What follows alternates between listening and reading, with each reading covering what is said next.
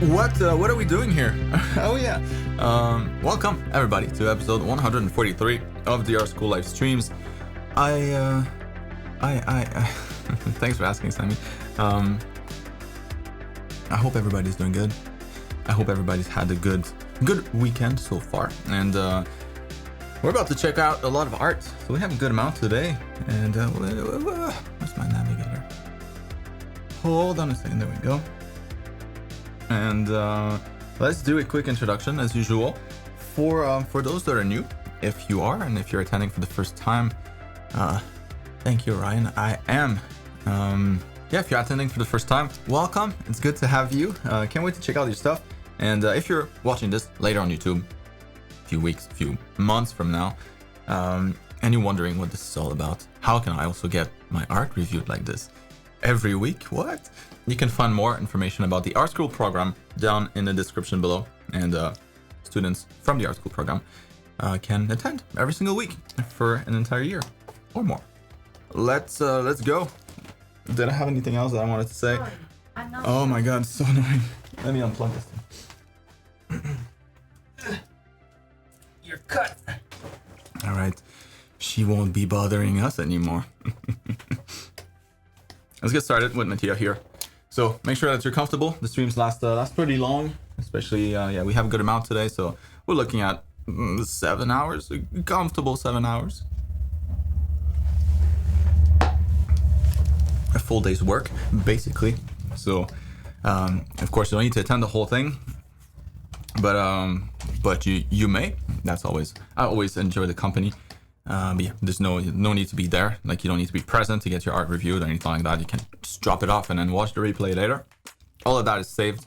So there we go. I think that's it. And let's get started. So Matthias here. So it's been a long time since I posted something. I was very busy to say the least. And I really miss both Marc and the guys in the chat. Oh, that's nice. We've missed you too. But I never stopped drawing. I'm just proceeding slowly. I completed Anatomy 2 and I'm now starting with the assignments. And here's my friend Muscle Dude. Yep. What up, bro? So I know for sure that there are a lot of mistakes. This is my very first attempt. I've never done this exercise before. I would like to know your opinion about the construction I made. I left the original at the bottom so it could be easier for you to show us the proper construction. Overall, I'm finally learning and understanding anatomy, so really thanks. Awesome, man. Awesome to know. All right, so also apologize ahead of time. I know it's very stuffy.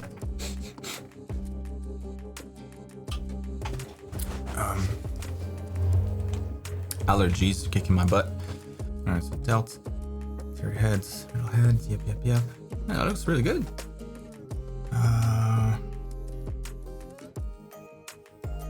So from the front, yeah, I mean this is a great model too, right? There's a lot of information in here, so yeah, perfect kind of reference if you're starting. You want to find somebody that's ripped where the muscles are not going to be too hard to identify. And then you increase difficulty by choosing models that are not as ripped, where the definition is a little harder to spot. But that's really well done. Yeah, here like you probably want to like bring that latissimus dorsi just a little higher, like the one in yellow here. Let's use the same color. There we go.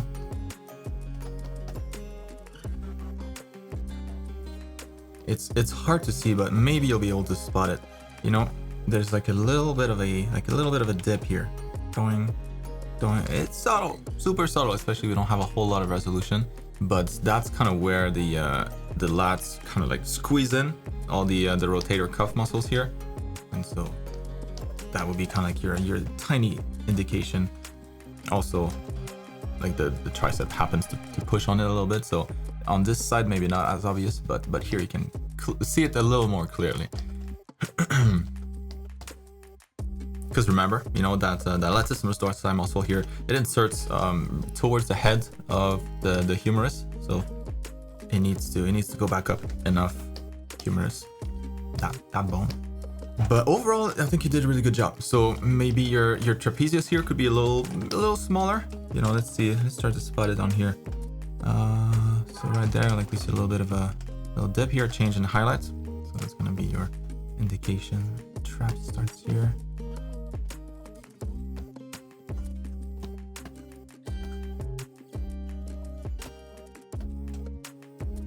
So probably continues down. Something like that. That's pretty close. Yeah. Yours is pretty close. Maybe it goes a little low. But yeah, so maybe like have it stop right there. Like right here. And you can have these this column of muscle reach a little further high, but a little further high up. But that's about it. I think he did a really good job here, Matthias. Other than that, everything's well well spotted. Good stuff. Keep it up.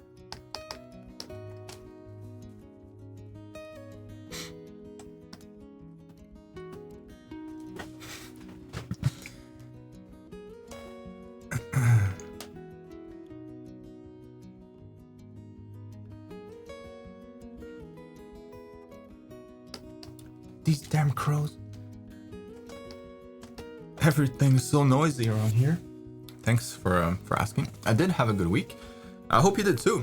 I'm having that's not all what's written. I've again been working on figure drawing. I've made figures using a bit more challenging references this time to increase the difficulty for myself. I also made my first figure sketches from imagination. Just let me know what you think of these and what I can improve on. Wee.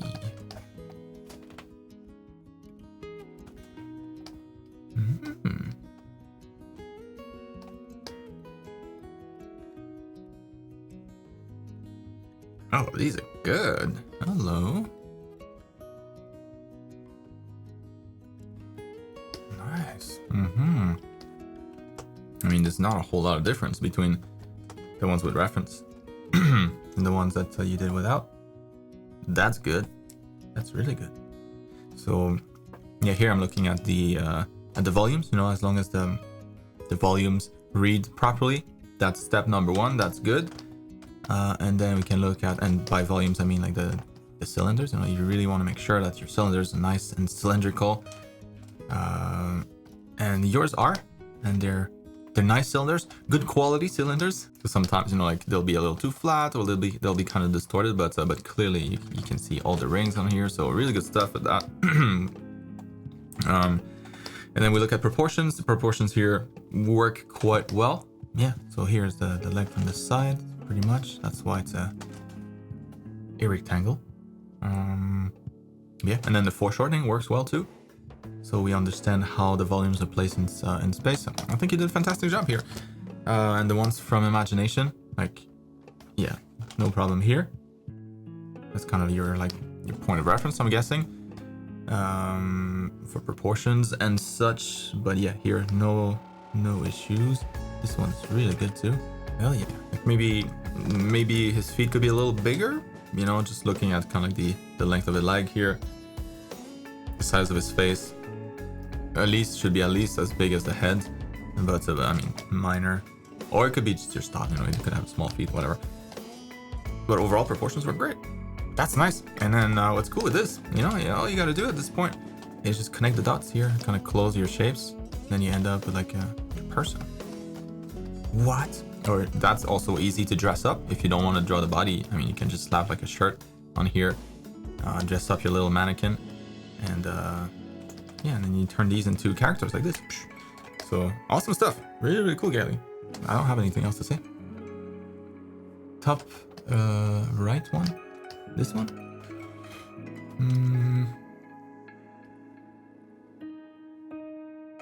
I mean, I'm guessing like the leg continues here, right?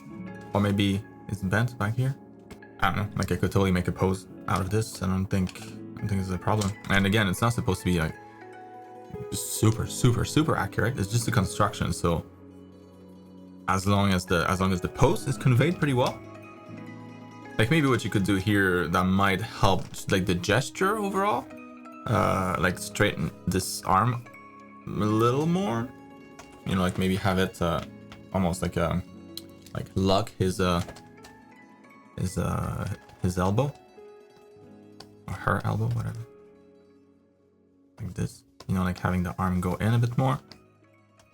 Maybe make for a more like comfortable pose. Otherwise, it's kind of awkward, like about to bench press, about to do push-ups or something.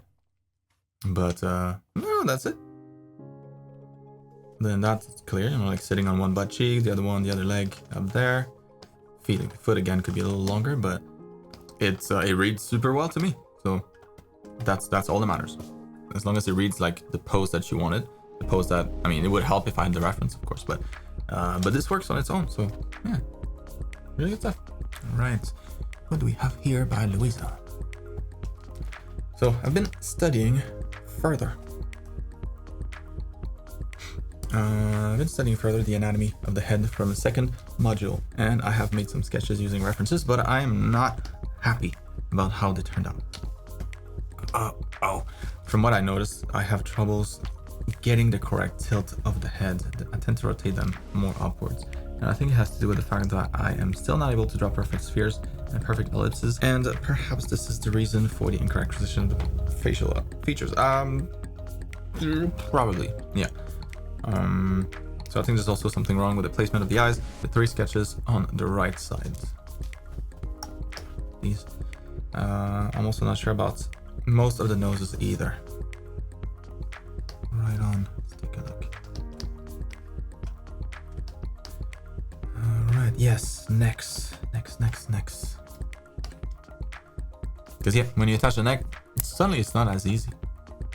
The neck position it can be kind of tricky at the beginning. About the tilt,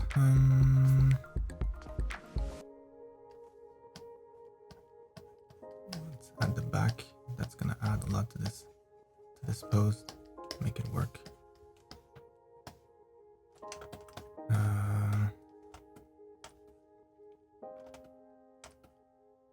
So when it comes to like the tilt of the head, not super important. You know, like what we're trying to do at this point is observe facial features, proportions, and kind of like a variety of facial features. So like the perfect tilt, you know, it doesn't really no difference if this is in the right angle or not. For this particular exercise, that's not really what we're looking at, you know. Of course, like we want the overall kind of position of the head, but I would stop to worry at that after that. That's it. What's really important is just to get a head that's kind of in the same position, that kind of has the same features at the same like proportions. Oh, maybe you mean the angle? Oh, that's okay. I was thinking you meant this tilt here. Right, so you probably talk about the like the perspective of the head, maybe. Because yeah, like this guy here, like this one's pretty much just facing us, you know, straight ahead, head on. Yeah, head on. This one here is a little bit high to the left, to his left. The one thing that you want to focus on here is really the perspective, because if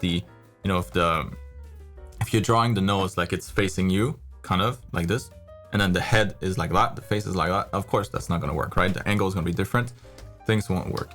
So, but these noses, I mean, I haven't seen those 3 on the right here, but the 6 here on the left that I'm looking at, they're really good. Like that one's really good. It's pretty solid too. And we're not, you know, aiming at recreating a likeness here or anything like that. It's just getting the kind of like the essence of the portrait. Yeah, that one's good too. Maybe the eye's a little high, you know, like he could there. His face here is a little lower on the head, so you got the mask here. Take this shape. In your case, it would be a little longer to be able to grab everything. So it's just like shrinking that distance there.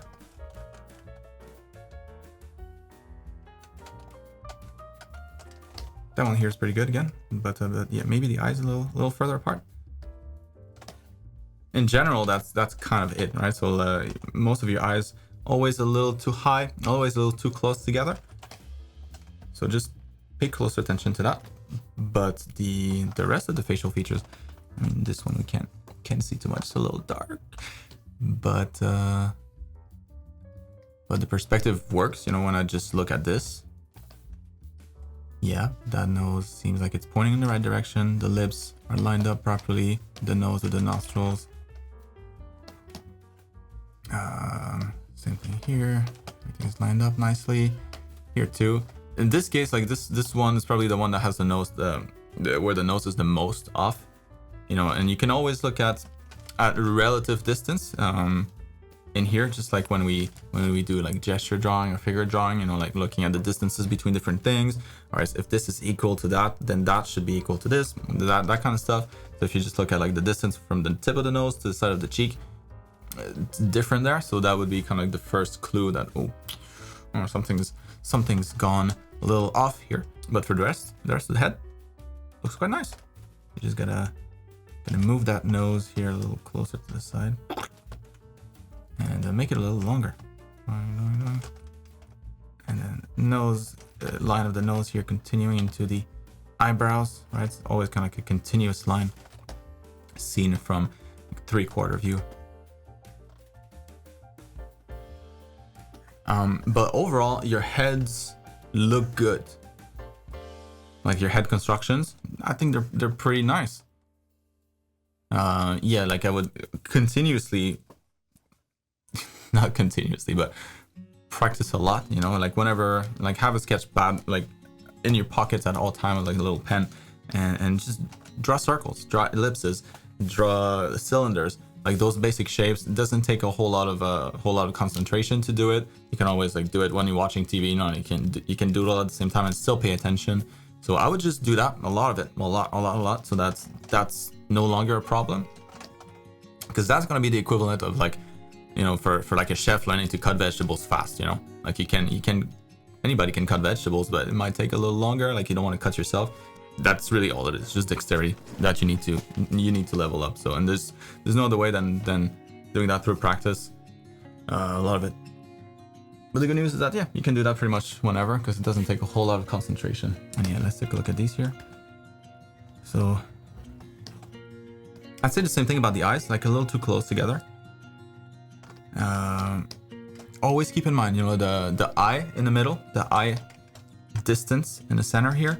And it's not just the eyeball, it's kind of like the whole eye that you need to consider. So like from the corner of the eye to the other corner of the eye, that's the distance that you need to have in the center. You need to have that buffer in between the two eyes. This one here, do we get that? It's pretty close, you know, it's not too bad. But it's still a little smaller here than it is. So could definitely slide this to the left a bit, maybe that one too.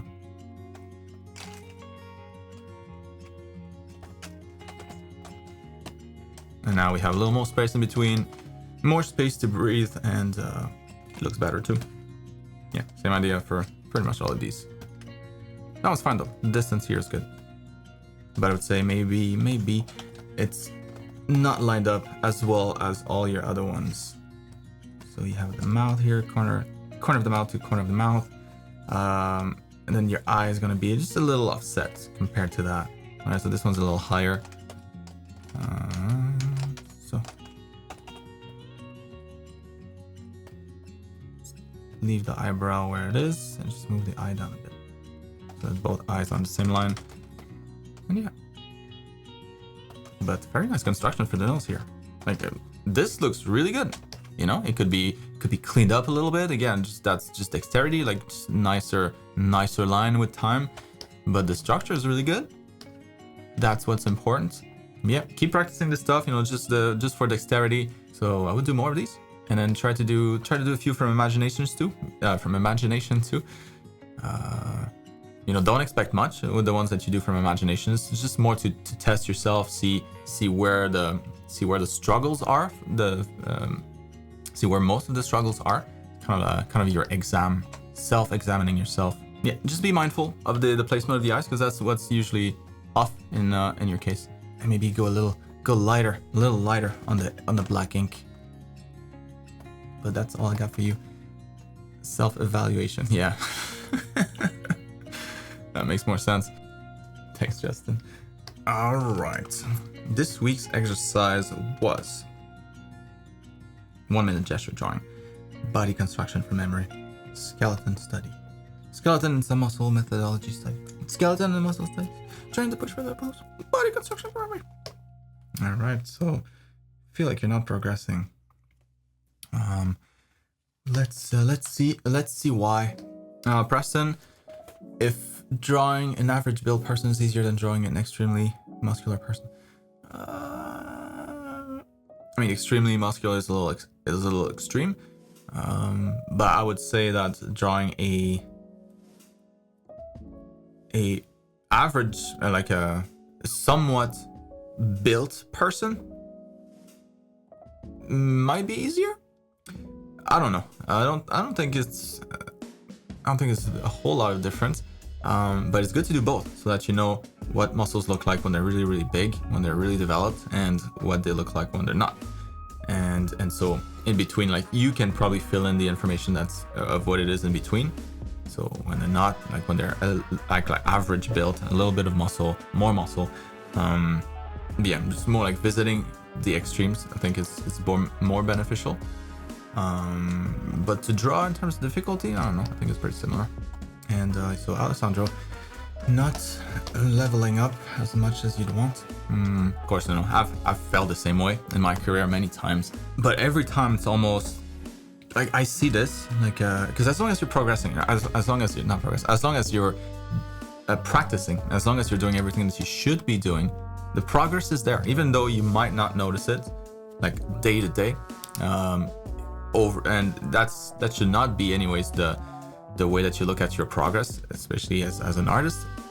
Maybe if you're trying to lose weight, day to day might make sense, but as an artist, it's really more, it's like building muscle. It's if you go to the gym, really, really big session, like you just destroy your muscles, and the next day you're like super, super sore. And then, you know, like the next day after that, you're like, all right, now I'm back feeling good. And then you look in the mirror and you're like,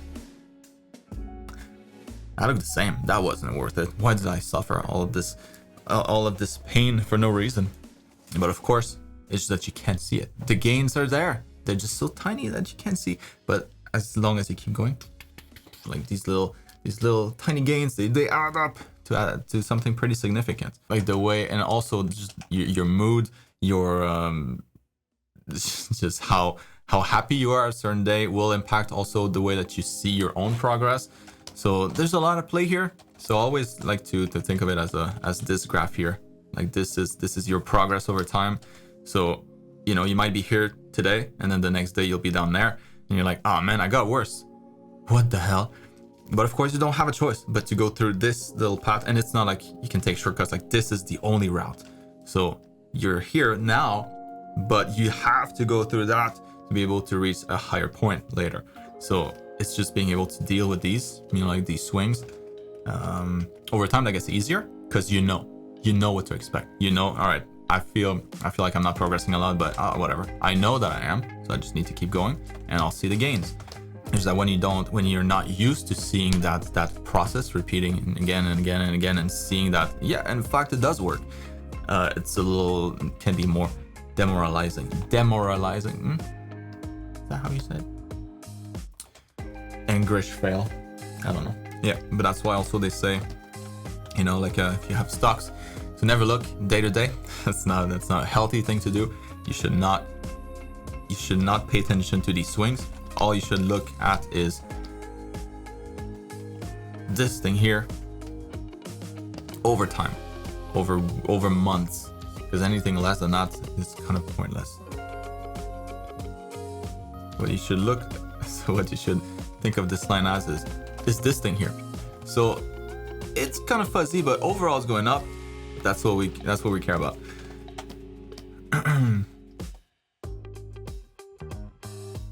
But anyways, let's take a look. Maybe there's something that you're doing horribly wrong, and we can address something that's slowing down your progress. But honestly, I don't think so. All of these are. I mean, this is a really good regimen. 1 minute gesture drawing to warm up. All of these are really nice. And so there's another like an invisible thing that you can do, which is just to observe better. You know, like we talk about this in the program, of course, but throughout the day, you know, like looking at your own hands and like always trying to place, like to pin reference points on people's bodies, like not for real. You don't want to go to jail, but looking at your hand, you're like, all right, so this is about the same size as this. Like I'm doing this all day long, all the time, looking at different, like the length of different things. Oh, so if I want to figure out the length or like the width of my forearm, that's about the length of my index finger. Oh, interesting. And like that kind of stuff, you know? So you can do that throughout the day. You know, you see yourself, you see other people, if you live with somebody else. And that's a lot of information. That's a lot of progress that you make kind of silently, not doing anything. So it's kind of the equivalent of, you know, like looking at being a spectator at a game or like a football game, but not knowing the rule. Playing the sport, of course, you're going to learn. You know, you don't have a choice but to play a sport, to learn it, to be good at it. But if you're just watching the thing, if you're just playing and you don't know how it works, of course, you know, you're not going to get good results. So you need to practice the thing and also understand what's happening, understand the rules, and looking at the body. Observation, really, it's the equivalent of learning the rules. So even though you're benched, you might not be practicing right now. I'm not doing anything, but by just looking at things and analyzing stuff and looking at, you know, observing as much as you can, you're still improving. You're learning the rules. So it can definitely get to a point where you have higher standards than what you can deliver. that always kind of sucks, but it's normal and it always happens. So let's draw another curve. I've mentioned this before too, but time, skills, your manual skill, like your technical skills will, you know, improve this way. So it's never like a straight line. You know, you go through different things, but it goes up over time. And then you have your observing skill of observation. That's similar to this, but doesn't necessarily follow the same thing here. So I don't know exactly, you know, what the curve is, but let's say it's like that. Sometimes they don't overlap. So you might be at a point here where your skill of observation is higher than your technical skill. So like, you know that what you're drawing is not correct, and you're like, what's happening? I don't like this. And then a little bit later, like, you'll practice more and more and more, study more and more and more, practice. And then at some point, this is the sweet spot. That's where you feel really good, right? So you're like, this is my max level, but I nailed it. This is perfect in my view. Amazing. I'm great. And this feels good.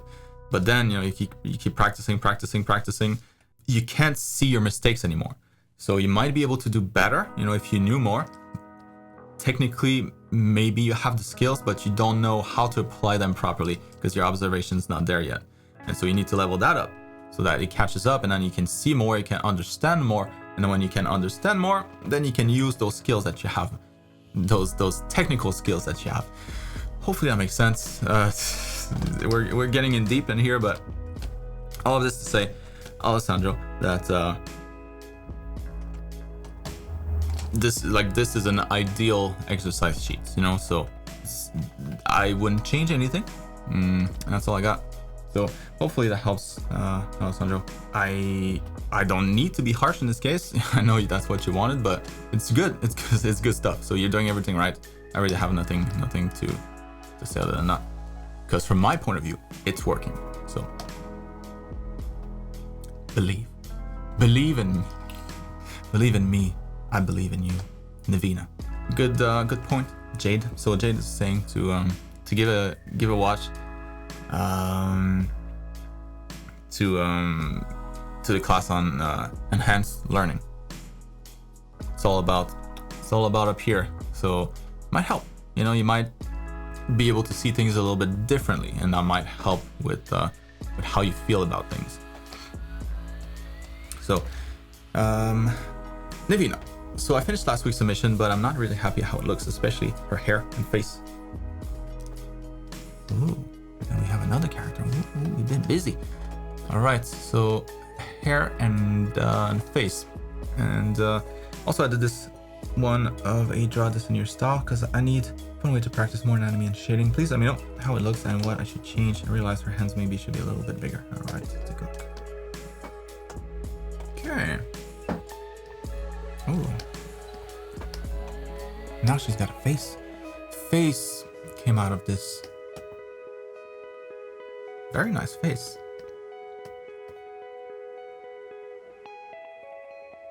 So one thing that you'll always struggle with, you know, when you're drawing skin of different color, you know, if it's not the usual skin tones, skin is really hard to get right.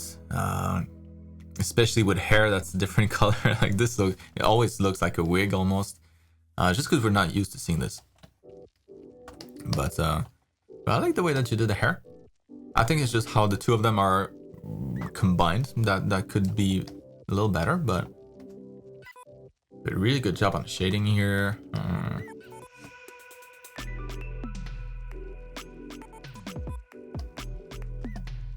Yeah, good job on the pose too. It feels more balanced. Cause yeah, that was feedback last week that she would probably fall on her face, but now she feels like her center of balance is being, you know, properly preserved.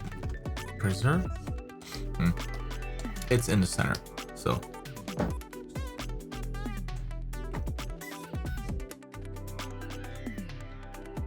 yeah, I think that falls on here. That came out very nice.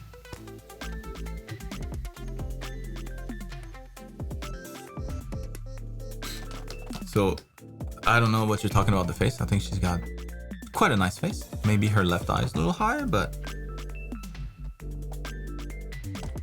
by 1 pixel. But nah, she looks good to me. Well structured face. Shading works. You could have a little more up here.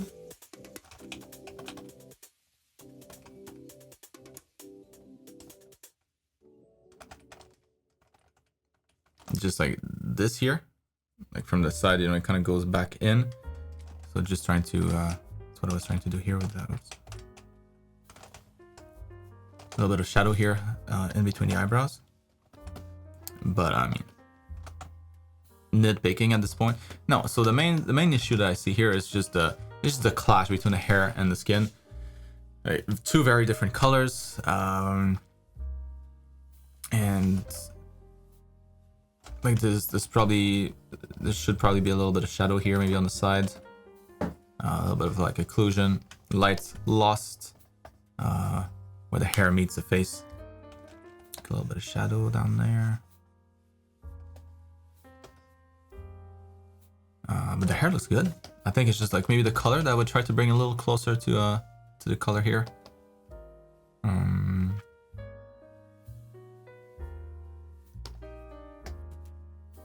Because it kind of works like in design, you know, having a bunch of shapes repeated. Same idea with colors too, and it helps to share colors. So maybe it's just the shadow color that we share. So maybe if the shadow color from this thing here is a little bluish, maybe you can use the same thing here for the hair as well. Kind of have something that ties them together.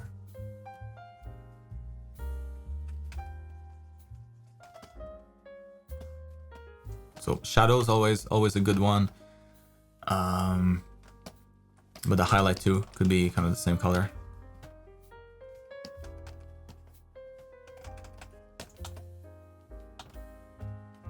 Or the same intensity. It would also help if the lighting was a little more coherent. So if it were clearer where the light is coming from, like it's coming from here, yes, but why is her cheek kind of bright? That would seem to indicate that there's a light coming from this direction too.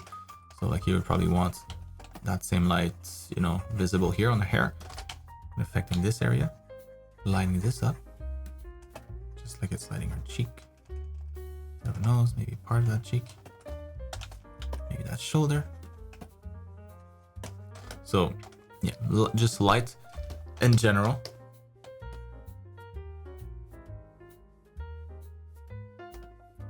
Would help to kind of bring this together. But anatomy wise, I think you did a really good job. Shading was good. Colors look good now that we have some nice gradient here from cool to warm. I think the feet's probably the weakest point in the anatomy. Like they're very short, and they're just lacking a little bit of body here. The heel sticks out a lot more usually, kind of like this side. And gonna get the body of the foot, and then like the toe should be a little longer too. For like she's pretty tall to match the hand, the size of the hand at least a little more. But overall, I think he did a really good job.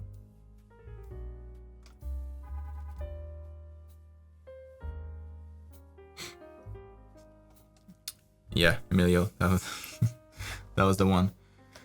That was me with hair, or whatever was left of it. This one here.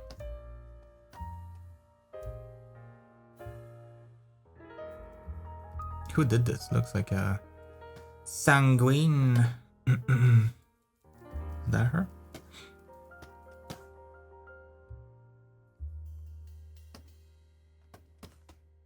Nice ref. That's nice.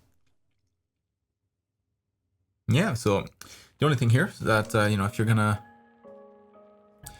shade to this level and try to represent like the muscles here and the like in the shading, you just need to push it enough. So it works on the legs for now, but like the stomach here feels like just a flat kind of surface. Maybe having some sort of indication here, like where the ribs are, you know, they would probably deform excuse me, deform that surface here and therefore affect the shading. Where would the ribs be? You know, so ribs, and then you can have maybe part of the abs here, slightly visible.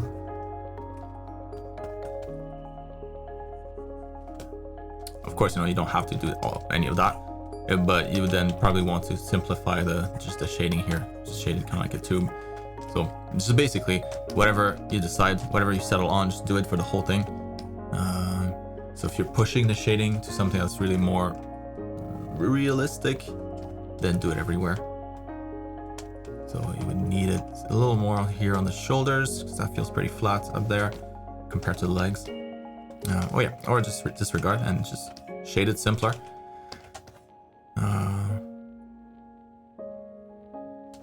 Where you don't have any of this.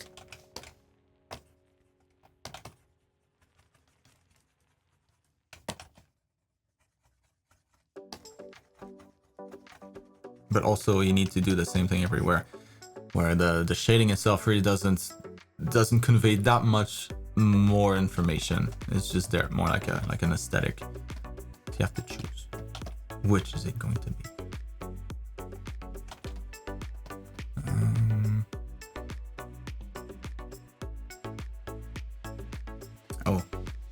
Oh, so this is metal? Yeah, maybe.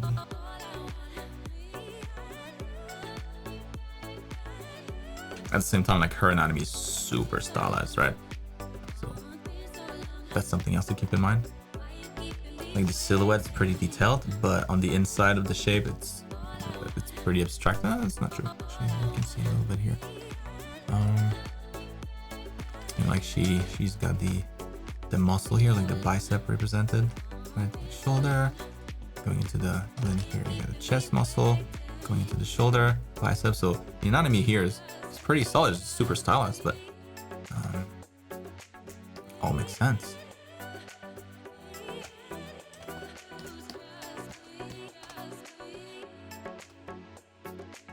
But yeah, anyways, about this piece in general, you know, materials, sure, important, but I would focus more on the anatomy first, because that's kind of what sticks out initially. Like her shoulders a little too wide. Hips look good though. Like that hand looks nice. That's a great reference. So workflow here, you're doing everything that you should be doing. So very nice. Yeah, it feels like in her case, and like the arm is coming close, coming towards us a bit more. Yours feels like it's a little dislocated, so let's bringing it closer.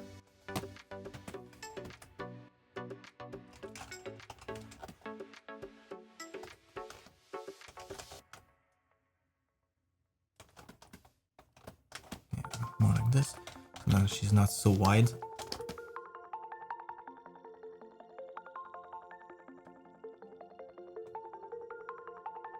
Yeah, but overall this looks great. So anatomy first, make sure that everything here works. I would have on a separate layer, you know, just to, because she's pretty much naked, you know, there's not a whole lot of clothes on here, so the anatomy is going to have a lot more importance. So I would focus a little extra on that. And if I were you, what I would do is draw. You don't need to draw every muscle like super detailed, but I would draw the anatomy on top here. So like where the muscles should go, where they attach, like just approximately where things should go, kind of rebuilding the anatomy in a sketchy way. But this is going to give you a lot of information for your shading. It will help a lot. You know, like where do you place the highlights? Oh, you know, maybe at the top here where the bicep is kind of this little sphere there, and then down there maybe not a whole lot of light, but up here maybe there's more light. And you can do the same for everything, for every piece. It helps a lot. And then you can just erase that, you know, once you're done with your shading. Just get rid of that layer. But that's what I would do, because that's what's missing here. Just the tightness of the anatomy. The pose is nice, colors beautiful.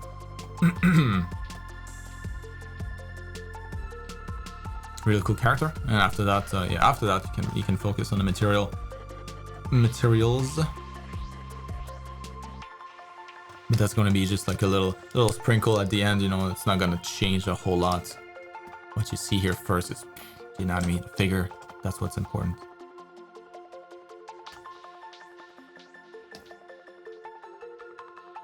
Yeah, like the muscles, you know. And your legs are pretty good. It's just here it's weird that the leg's getting wider. It should probably get narrower. But anyways, that aside, yeah, like the shoulders here, like just the shading is it's a little too flat. And like the biceps here, like it would stop at some point. You know, this feels more like just like the cylinder. The bicep would probably stop. The shading would change. You have the extra bulge here on the inside. Anyways, yeah, a bunch more muscles here. Your flexor muscles on the inside. So you don't need to draw again. You don't need to shade everything super detailed, but understanding where the muscles are so that you can adjust the shading just a little bit, I think would help. But really nice start. So moving on. Hopefully that helps. And who do we have next? Julia. I'm doing great. I hope you're doing well too. I watched a video about female body construction and wanted to try it right away. I don't know what to think about them at the moment. Any critique is welcome. Skilly man was given some muscles, hopefully the right ones. Let's take a look at Skilly man. Oh.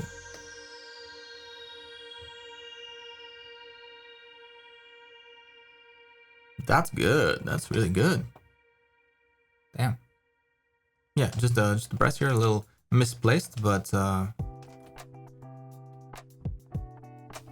nice, very nice. Yeah, you feel the volume, the proportions are on point. Maybe your forearms could be a little longer. Yeah, even if it's foreshortened, like that's not a whole lot of length. So arms in general, arms in general I think could be a little longer, but other than that, well. Maybe something that would help you remember it, but like all of these, you know, all of those tendons, rectus femoris, vastus lateralis here on the outside, vastus medialis on the inside, all converge into just one big lump of tendon covering the patella, the kneecap. So that's where all of this goes, and this is then attached to the tibia. But they all kind of go to that point, right? So that's where it attaches. If those are your serratus anterior muscle, you can just beef them up a little bit. You know, there's not going to be a whole lot of space between the ribs when they're present. They cover most of the rib and then some. So turn them into like fat ribs. Yeah, hell yeah. That's good. Otherwise, Julia. Amazing exercise. This stuff here, you know, not the most exciting, I know. But the amount that you learn every time you do something like this, oof, really, really good. Really good exercise. And these bodies are awesome.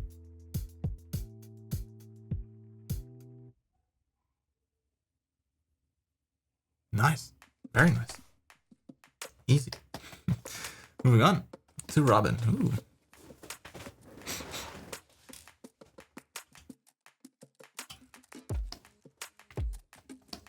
Robin, what do we have here? I'm doing good. Hope you are as well. So last week I injured my hand. Yikes. So I couldn't submit, but it is now slowly healing and I managed to start with this piece. Hope you're doing okay. So I think it was a bit too ambitious this time and went directly from the line art into colors. Not ambitious. You were too impatient.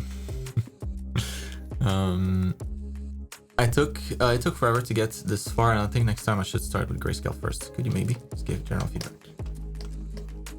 There you go. Yeah, so it's always going to take longer, right, when you haven't done a particular step many times. So it's the same as any recipe, you know, like if you look at a recipe for the first time, a recipe for cookies or something, you know, the first time you look at it, you have to read everything. All right, okay, so how much? Okay, so this, all right, and then how long do I need to cook it for how high?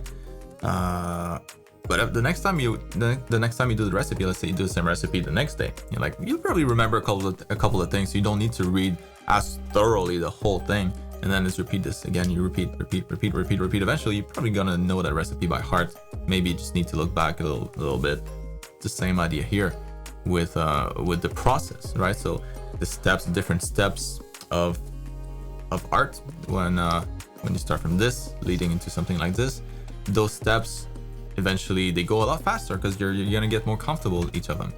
And so yeah, at the beginning, especially if this kind of like one of the first times that you go from line art to colors right away, that's a big step. It's like skipping a lot of pages in your recipe, and then suddenly you're lost, like, oh boy, where am I now? And you have to figure out a lot of stuff on your own. You have to go back and then do this, and then you waste time. So yes, highly recommend that you start with grayscale first, so that you only ever worry about one thing at a time, or as few things as possible at any given time. Because when you're doing this, so I don't know, you know, maybe you went into just colors and then you added the shading afterwards, or I don't know that you did the whole thing like final at once.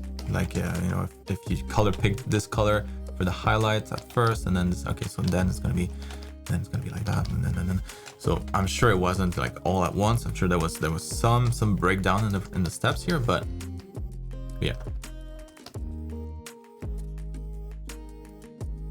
Working on it using the steps that I show, you know, that we see in a program, it's definitely gonna help just make sense of the whole process, and then you know what you're good at, what you're not as good at, and then the whole process eventually goes a lot faster.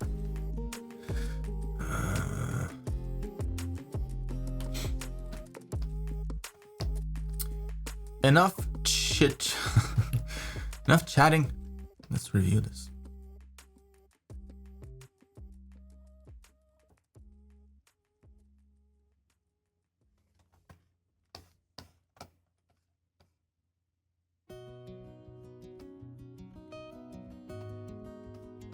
All right, lineup looks good.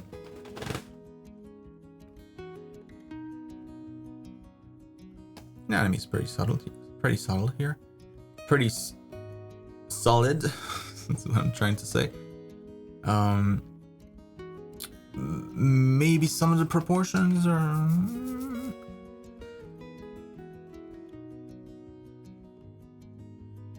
Like there's two things at first that stood out to me. The first one here is just like the length of this forearm versus this one here. Like, even if this was foreshortened, which doesn't seem like it is that much, just because of the angles here and the shading, it would still be a little longer than that.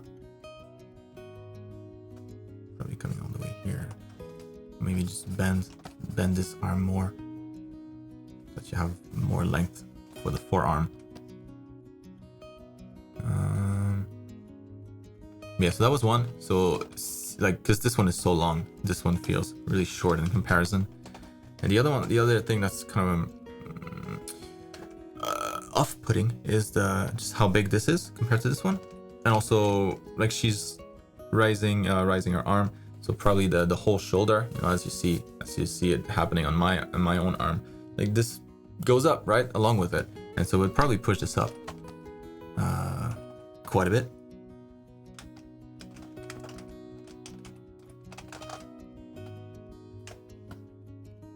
So maybe deforming that might help sell the pose a bit more.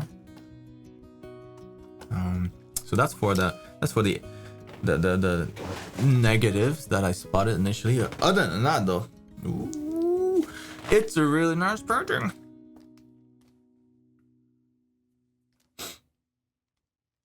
Yeah, love the lighting in here.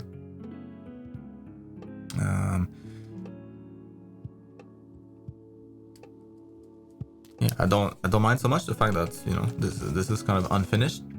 My eye rarely goes down there anyways, so definitely stays more around here. So focal point I think could be improved. You know, like I'm rarely noticing my gaze go to her face. I think there's just not enough contrast here. It's almost invisible. So I would definitely do something for the face, like maybe make that gold shine some more, or like something to make the face pop. Yeah, I think that would probably do it. Like whatever little gold thing she's got there, just make that super shiny. A little bit of glare. And now it's like, oh, something weird here, something different. It's shiny.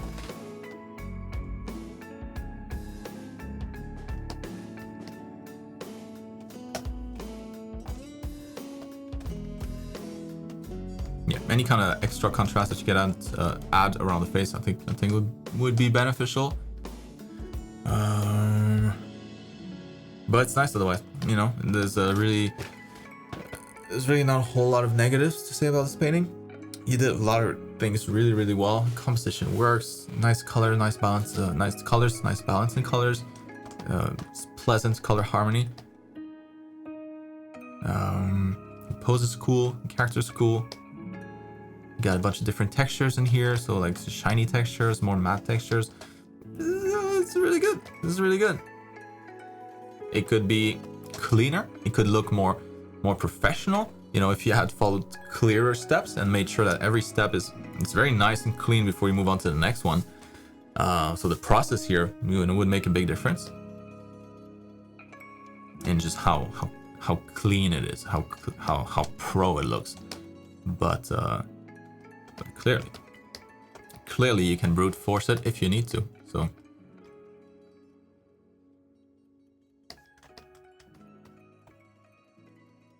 yeah, I like it a lot. Just a little more polish, you know, on the sword here, and kind of overall. Yeah. I used to do that too, you know. So I did not have a good process when I was when I was younger. So I see myself in this. I can't really bash it because I used to do the same thing. So I'm just telling you that following a stricter process will help with the quality in the end. But that's all I got.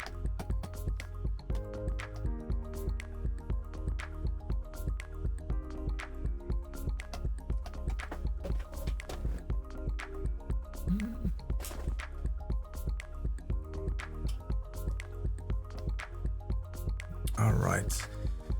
I finished the rendering. Finished rendering out version of Celine. One is the full body, and the other is just a bit zoomed in version. What do you think about the quality? Is it good enough? Good enough for what? Good enough to be hung at the Louvre? Good enough to sell? Good enough for commission? Was this a commission? No, right? So this was your... Yeah, this was your OC. Oh. Oh.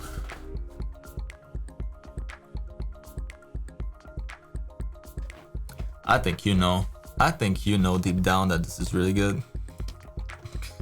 You don't need to ask. Maybe like that hand's a little small. Uncomfortably small compared to this one. Like that one's a good size. You can see the fingers have like some thickness to them. This one not so much. So yeah, maybe make that hand bigger. But with proportions everywhere else, like everything is the same size. That's nice. Beautiful colors. Love the difference in material treatments. Bruh. That looks sick. I think he did fantastic here.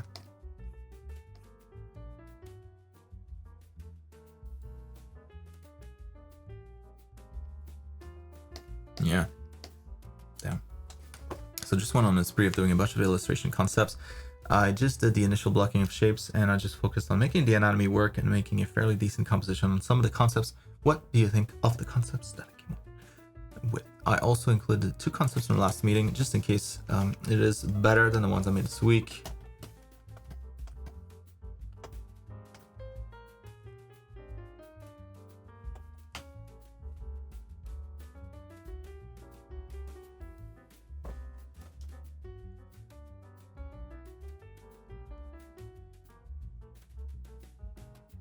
Did I miss a question in the chat here?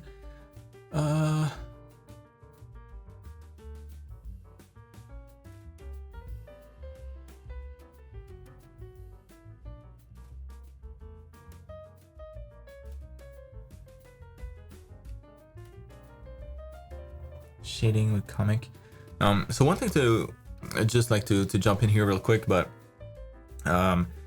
like shading in like a comic style, you know, like with the just black ink, right? So there's no gradients, there's no opacity difference. It's either black or white. That's definitely more of a recipe thing. It's just a style. The logic is still there, so it's just, you know, just how you treat the shading. You just, instead of having like a nice gradient from light to dark, you just compress that into like a straight line, and maybe you can find some like cross hatching or whatever to fake that gradient that you would normally see. But yeah, it's just a style thing. So if your fundamentals are poor, that style's not gonna work because you won't be able to pull it off. It's based off just real foundation, you know, real fundamentals. It's just a style, just a layer that you add on top. That's all I want to say about that. But yeah, so let's keep reading here. I still don't know how to make a good background, so it's a bit of a hit or miss on some concepts. So if you can suggest something that I can add to the best concept, then I appreciate it very much. Add a few phrases and sentences to let you know that the picture of the other. Okay.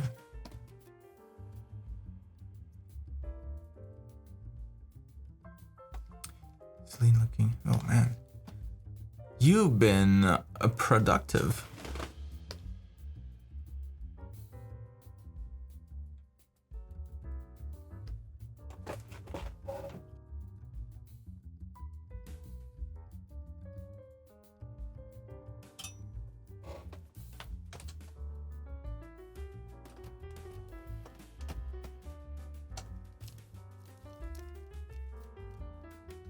Is that the right order? Hopefully.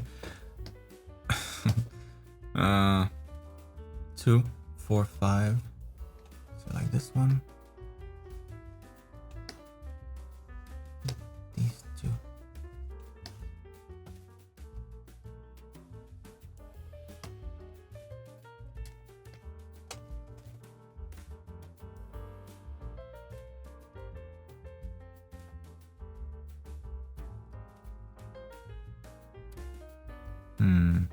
I really like, yeah. I would tend to agree with these. Like I feel like I've seen this too many times in anime, so maybe not that one. You know, I feel like these other three are. It's not like it's bad, but I feel like these ones are more interesting, a little bit. This one here has a cool pose, but just composition-wise, you know, there's a lot of yeah, it's busy, so you get a lot of stripes this way. Maybe a little too much.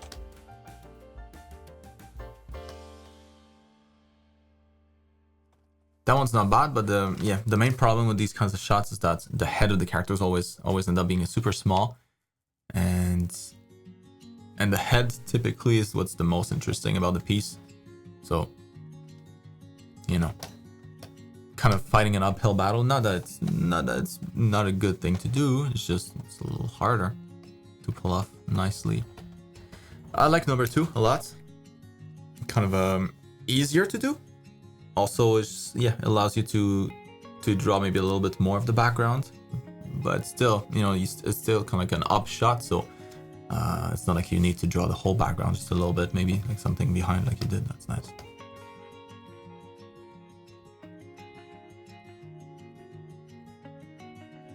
This one, the main reason why I'm not a huge fan is like if she were looking the other way, right? Like if I think if it was framed differently, maybe that'd be better. Because I always recommend that you avoid, you know, when a character is looking at any direction, always try to have more space in front of the character than you have behind. So like this is too much space behind her. Like we're always tempted to look towards where she's looking. I say this often, but you know, it's like somebody's looking in your direction and he points, you know, somewhere behind. Naturally, we want to look back, right? We want to turn around. What are you pointing at? And it's the same idea with art too. So when a character is looking at a particular direction, just the gaze of the eyes will make us do that, make us want to look at the same direction. And if you don't have much space there, it's kind of like done. You know, I can't get that information. It just makes it feel uncomfortable. It's like somebody's pointing at you, but like behind here, and you can't turn back. You're like, I want to see, but I can't see. There's just a slight discomfort. So, you know, if it was framed differently, where the frame maybe ends here and you extend it towards the front, that'd be perfect. Because now there's a lot of space in front, a little bit of space behind, so we can still see what's happening there. But that would make for much better composition. But I really like this one otherwise. Like this is probably this one. Yeah, 2, 4, and 5 are my favorites. 5, if you framed it better. Because right now, not so much. But if it were framed differently, yeah. That would probably be the one that I choose. It's dynamic. It allows you to do a lot of stuff in the background, a lot of cool stuff. That one's cool too. Yeah, that one's cool too. So I don't know. I don't have an answer for you. Like you choose. But yeah, maybe this one here has nicer shapes, more dynamic. Maybe I don't know. Like I'm drawn to this one for some reason. I don't know. You can ask to everybody in here. Yeah, you guys already voting. Awesome. Yeah, if you want to chip in, you know, anybody else that's watching, which one's your favorite? Let's help him out.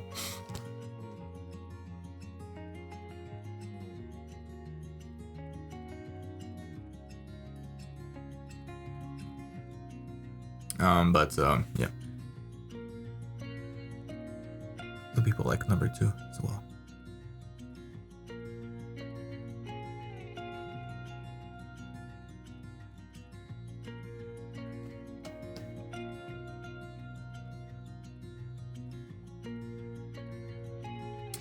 Because I kind of want, like, I would like to see, you know, the whole cape, because her cape is really nice.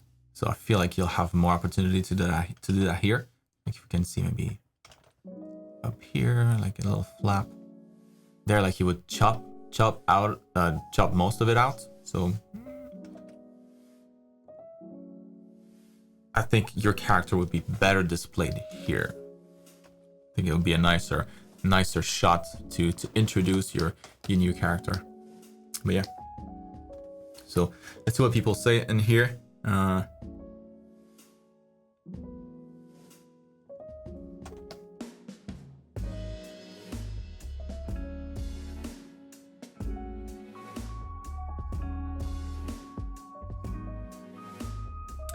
The background, I don't know. No, did you check the environment class? I'd have a look at that. And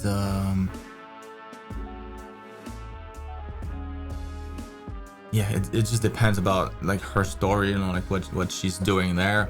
I don't have that information, so I don't know. I don't think I could tell you anything that would make much sense, because I don't know really the context. So I'll leave that up to you. Moving on.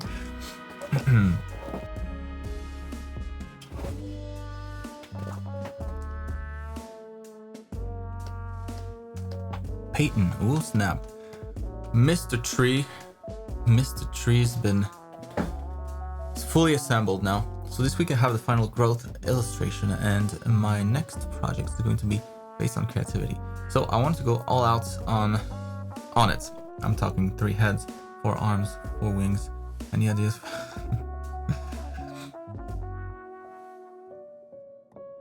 So growth is already posted, so try not to spend too much time on it. Got it. So this one was growth, right?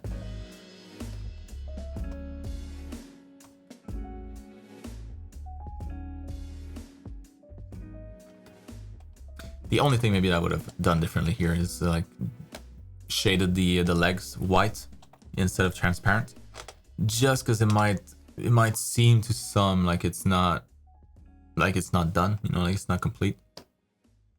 I know that's kind of the idea here, but yeah, maybe if it was just like white, and maybe if the background too was white, like partially around here, maybe that would help sell it better. I don't know, but it came out nice in the end. Like, I love what you did with the tree here, little shadows. We got a little blue with the warmth of the lights. Yeah, man, that's really nice. I hope you posted like a close-up shot like this, because this looks awesome. All the details in here, like the trees. Look at this, man. Nice. I'm seeing a lot of pixels, but through the pixels, I can see the gold.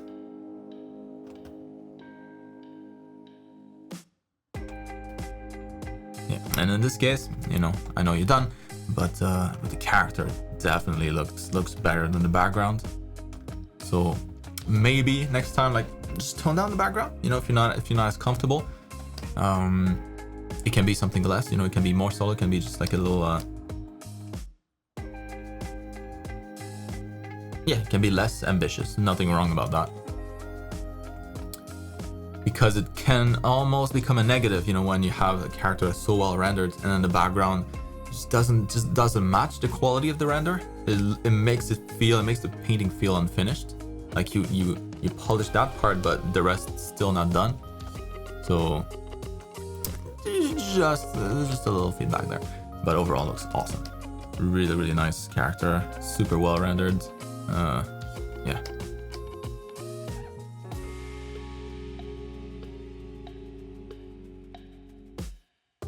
What are you guys talking about? The inside of the leg? Oh no, this.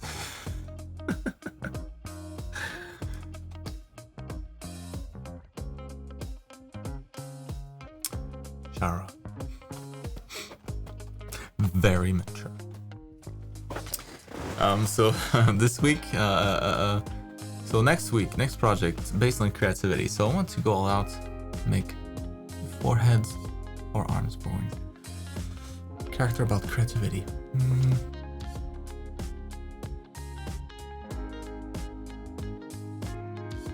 Wouldn't that be more like a the definition for volume, like just the amount, the quantity. Creativity, I feel like it'd be more like the arms themselves are like a little weird, you know, like they have like maybe some maybe the form, they're really big, like a bunch of graffiti on them, maybe some of them like partially transparent, translucent, like a bunch of different materials, maybe like a yeah, like a Frankenstein of a bunch of different things all mashed together.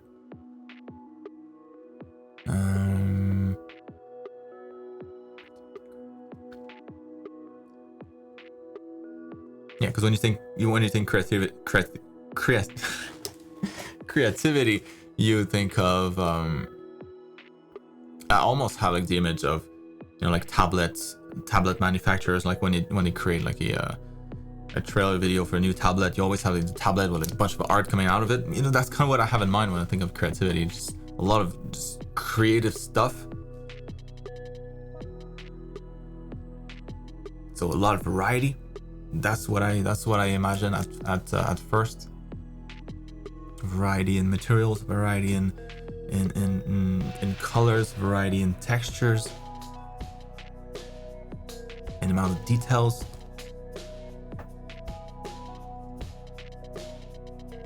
And kind of like exploding, you know, like so much creativity just comes exploding out of the person. I don't know. Just a couple of directions maybe to explore. Maybe you hate all of those ideas. I'll leave the rest up to you. Moving on to who's that? Who that? Don't forget to put your name. So that's all right. So this week I have been doing some perspective and animals anatomy studies, but I have struggled a lot with the environments, especially leaves and natural environments. I am also not very happy with the animals that I draw. I think they look kind of ugly, and the pattern not even the same. Do you have any suggestions?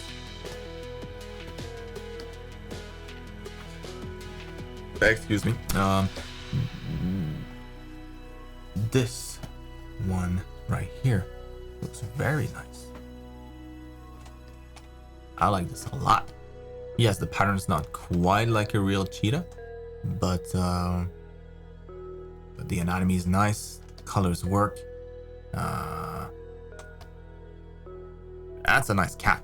I think you did a good job here. This one, I don't know, it feels like it's slowly coming along. Overall, like, proportions really good here. Let me check. Yeah, it's almost perfectly spot on. So proportions so far, really on point. I'll prove it to everybody else.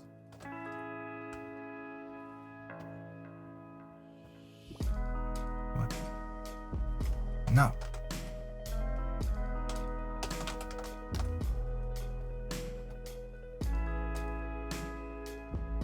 Maybe different.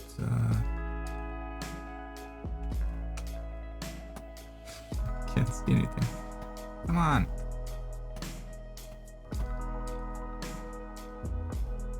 Whatever. Believe me, it lines up almost perfectly. So he did a really, really good job here. That's the most important portion, so that it looks like the real animal.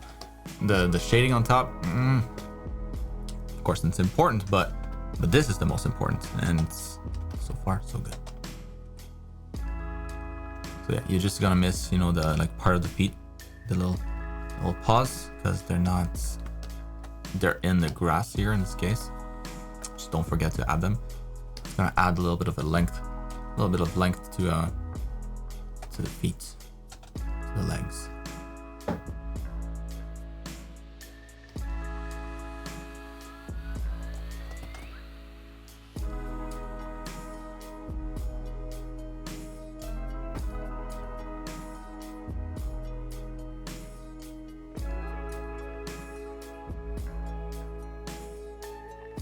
Yeah, wouldn't it be easier, you know, if the background was white?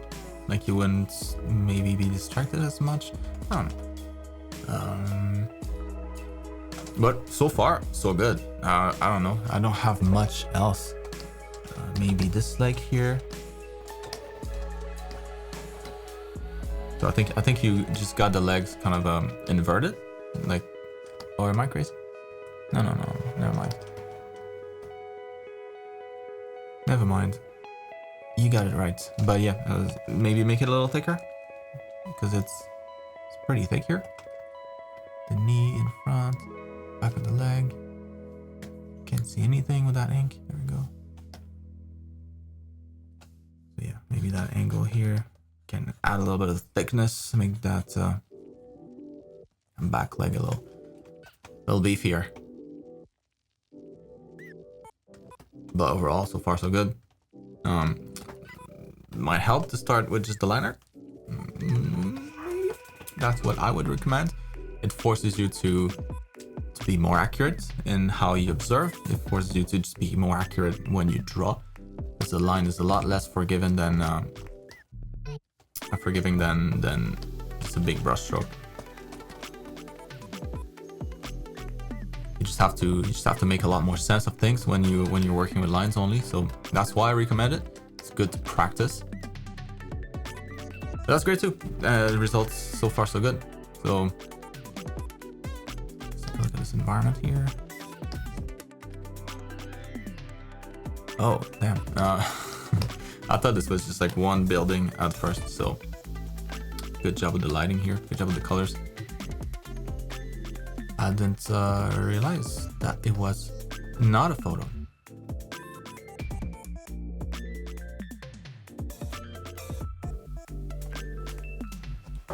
Peace out, Scott. Thanks for swimming by. Well, swimming by? Swinging by? Swim out of here.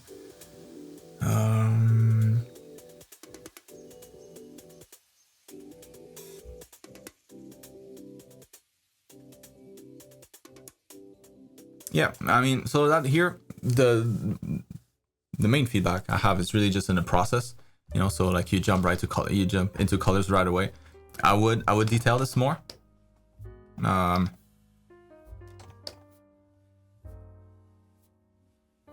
Yeah, like just draw all the details, and after that you can do the same color pass the same way that you did here. You know, start with kind of just the big overall colors, and then you go to medium, and then smaller details. So the same thing, you know. You don't need to erase any of this, but I would just, you know, hide the colors for now. Go back into details, like really just work your way around all of that stuff.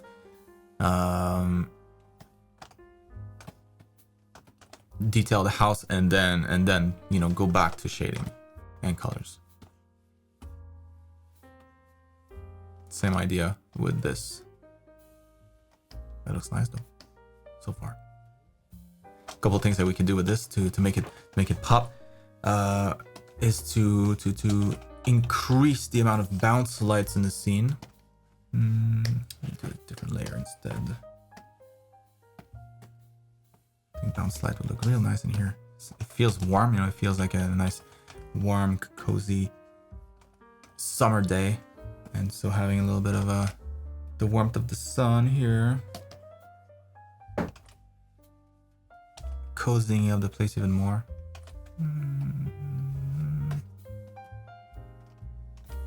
Maybe too much.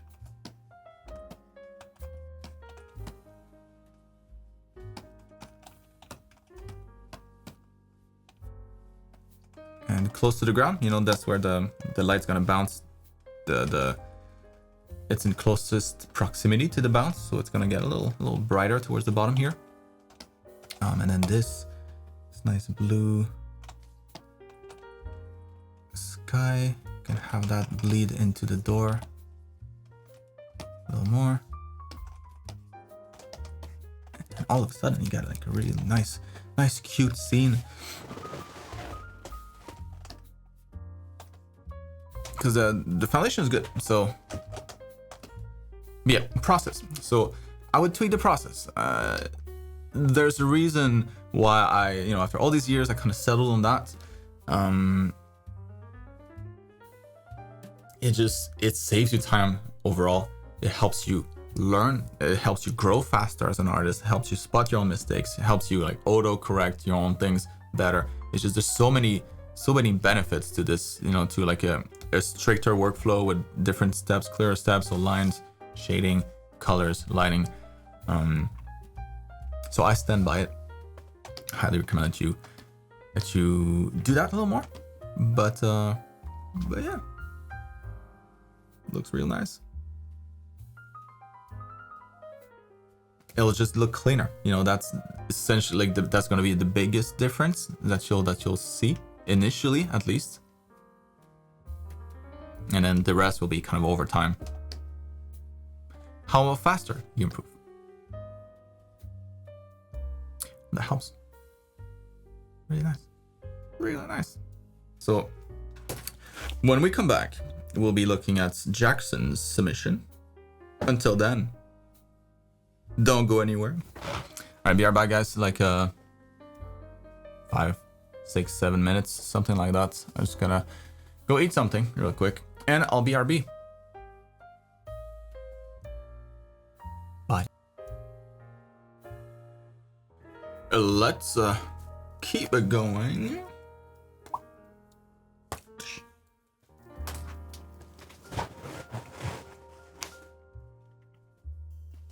Had some delicious chocolate chip pancakes. Now I'm full of energy to keep going. So let's resume with Jackson here. And let's get right into it. So I am well, Jackson. I hope you're good too. So I'm working on this creature design and I can't figure out why I don't like it. If you have any advice on how to improve the design or rendering, let me know. Also, I'm struggling with making the shadows look realistic. Right now, the creature doesn't feel grounded. If you could show a better way to paint a shadow, that would be awesome.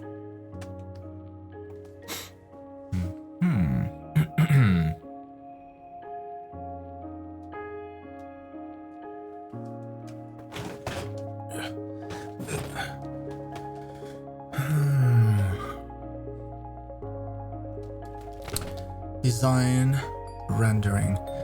Improve the design.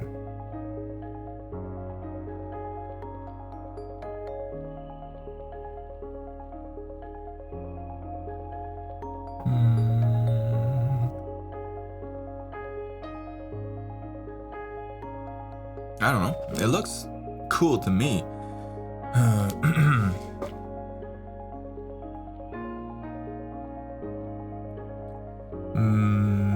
Maybe it could be a little more, like maybe his joint here, like the shoulder joint, could be a little more pronounced, a little more visible, so we know like clearly where his arms start. Like we can see a little bit here, but maybe push that some more.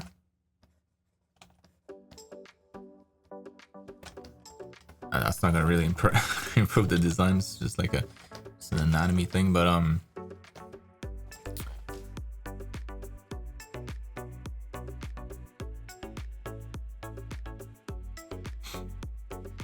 yeah. So looking at things in order, anatomy, check, looks pretty good. Proportions, pretty good.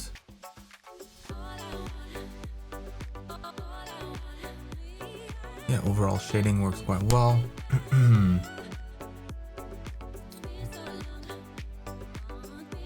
So, design-wise, I don't know. This guy looks pretty dangerous. Probably some, like his long, sharp teeth. Is probably a carnivore.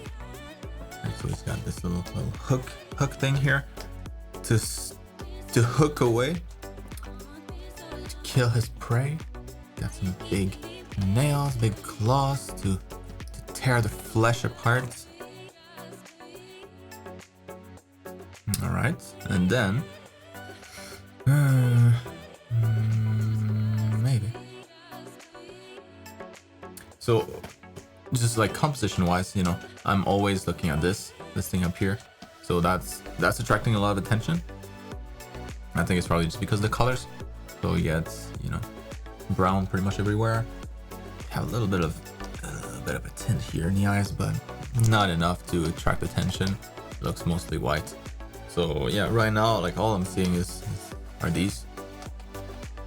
not that it's a bad thing, but maybe do something similar in the face. You know, maybe he's got like a clown nose. No, I'm just kidding. But like, let's say he's got maybe his horns here also red, kind of the same idea. Or are these not horns? Oh, those are more like fins, huh? So kind of translucent a little bit. I see. Well, so if that's the case, you know, if the light is able to go through this, it's probably not that thick. And the result is that it makes the creature feel like it's on a smaller scale.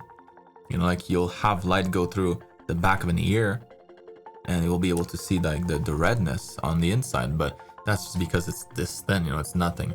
If this is like a big dinosaur, big creature, and it has like some thick fins, the light's not gonna be able to go through that. So maybe just take that out, so you're not gonna get that extra red here. It's not gonna catch attention. Like steal the attention away. Stop stealing, fins. And then yeah, maybe you can do something with the horns then. Make those redder, not nuclear red, but something like that. Or maybe it's just like the skin on the face is maybe a little thicker, or just got more color to it. Whatever, it doesn't need to make a lot of sense, as long as it makes a little bit of sense. But yeah, just something to make his head pop a little more, because right now the head just doesn't read as the focal point quite enough.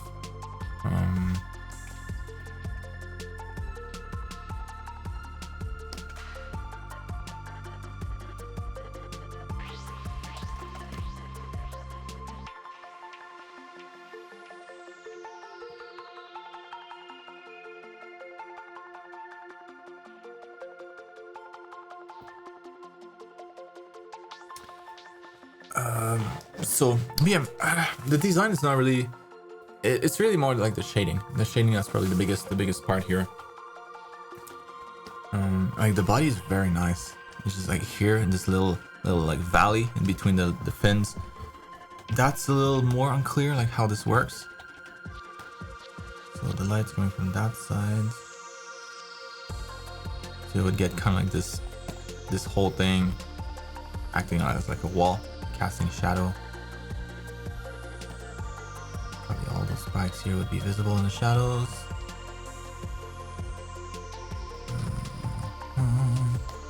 Like that.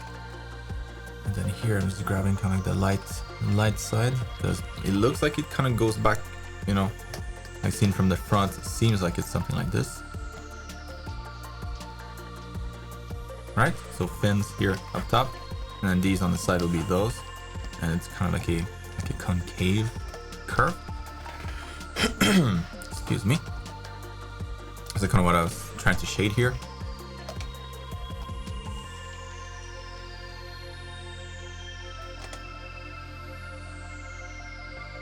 And then yeah, you'll probably do the same with these. I mean,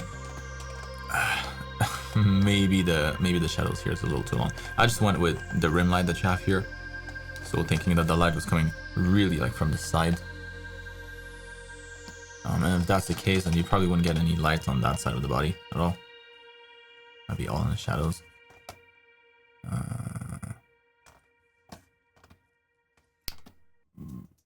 Maybe not the most exciting way to shade this character.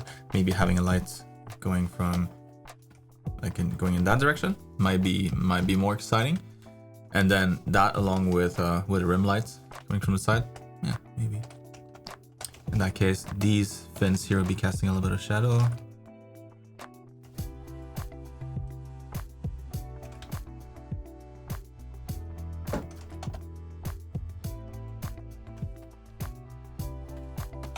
And then, instead of being dark here, it will be all bright, because the light will be shooting at it more directly.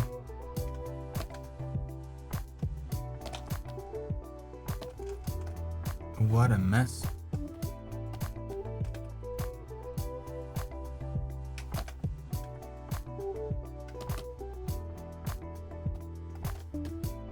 what a mess this is turning into. But yeah, so, and then these wouldn't be casting shadow on the other sides. So there'll be nothing here.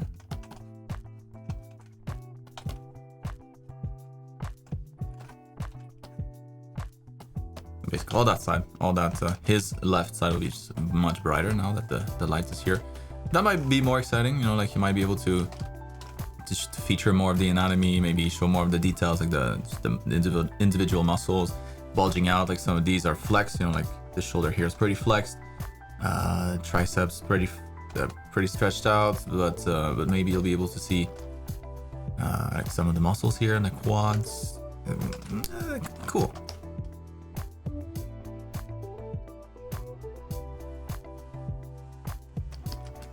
Yeah, lighting here probably gonna be the biggest contribution to making this look more wow, more of that wow factor.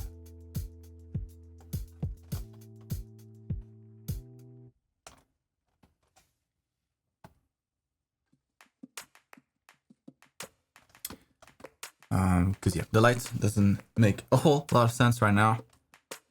So that's one thing, and then you were asking about the shadows too.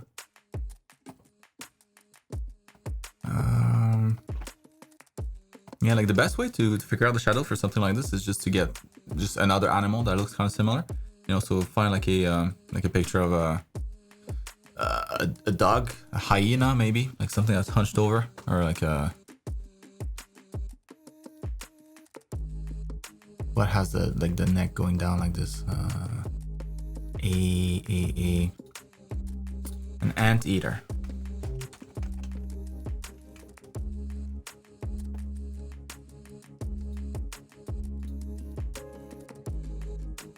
There you go. Trying to find one of these that have like a shadow, and basically use the same shadow. It's similar shape.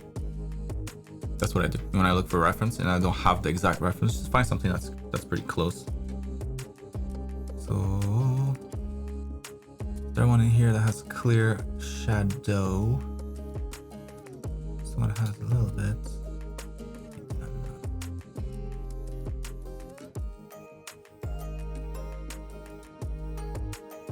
Like this already gives you kind of a hint, you know, like okay, the legs go like this, and then this is the mass of the body. You can see the nose kind of going here. So like you kind of build it up like this. Maybe you get lucky and you find like one reference that's exactly what you want. That's not bad, but nah, there's not enough light, not enough shadows.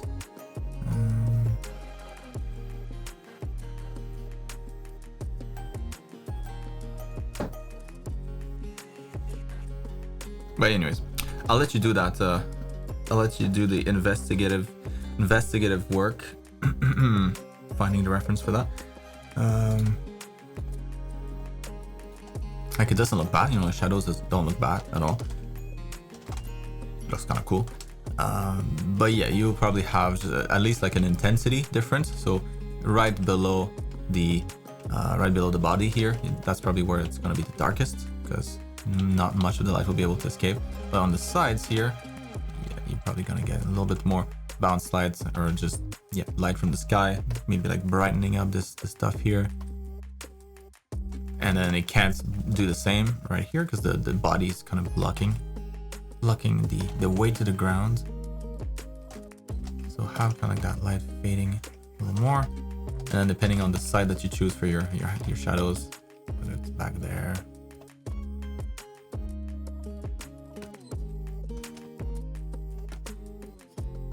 or in front like you had it before, find a reference for it. That's the best way to go about it. And an anteater might be a good one, or something that looks like that. A dog might work too.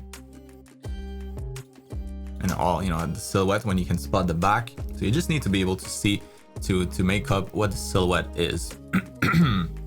So let's say, where's my reference? There we go. So let's find like a basic shadow here. So let's say we look at this guy.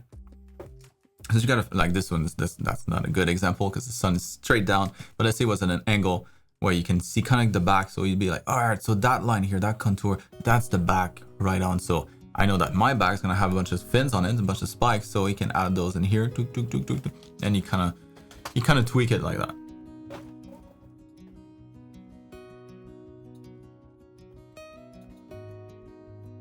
Because you can try to wing it, but if you want the best results, always use a reference. Even if you don't have a reference, you can always make your own reference by finding something that's kind of similar. Anyways, moving on, Jackson, hope that helps. But yeah, a little bit of colors here is going to go a long way. Like colors in the head, just to help the design, help the reads, make the head maybe more menacing. Another thing to keep in mind too is like when they mate, you know, how do they attract the opposite sex? Do they do like a funny dance? Do they have something that, you know, like uses a lot of space, something that looks imposing, something that's full of color, like a peacock, whatever it is. Always like something cool that you can think about to add something to the design. How do they lure the other sex? What's sexy about them? Moving on to Alexandra here. So here's this robot guy again. The clothes have more details now, specifically the shirt. And I gave him a pair of sneakers. All of his clothes are necessarily unnecessary after all, so might as well make him wear some nice shoes. Damn right. I was wondering, is this good for a character design sheet or does it need something more? I feel like sketches of the different angles of the head would be rather helpful. Maybe even showing the hands holding something and being functional. If so, should those side drawings be polished for a clean line art would be enough? What about the presentation too? Sorry if these are too many questions. No. All of it is kind of related anyways. So yeah, if you want to use this for your portfolio, I mean, already it's really good, you know? So that's awesome. That's way more aesthetic than this guy is. Just the color already. There's more stuff going on too, so it's more unique. Yeah, I really like this. That's awesome. Got some nice shoes too. Hell yeah.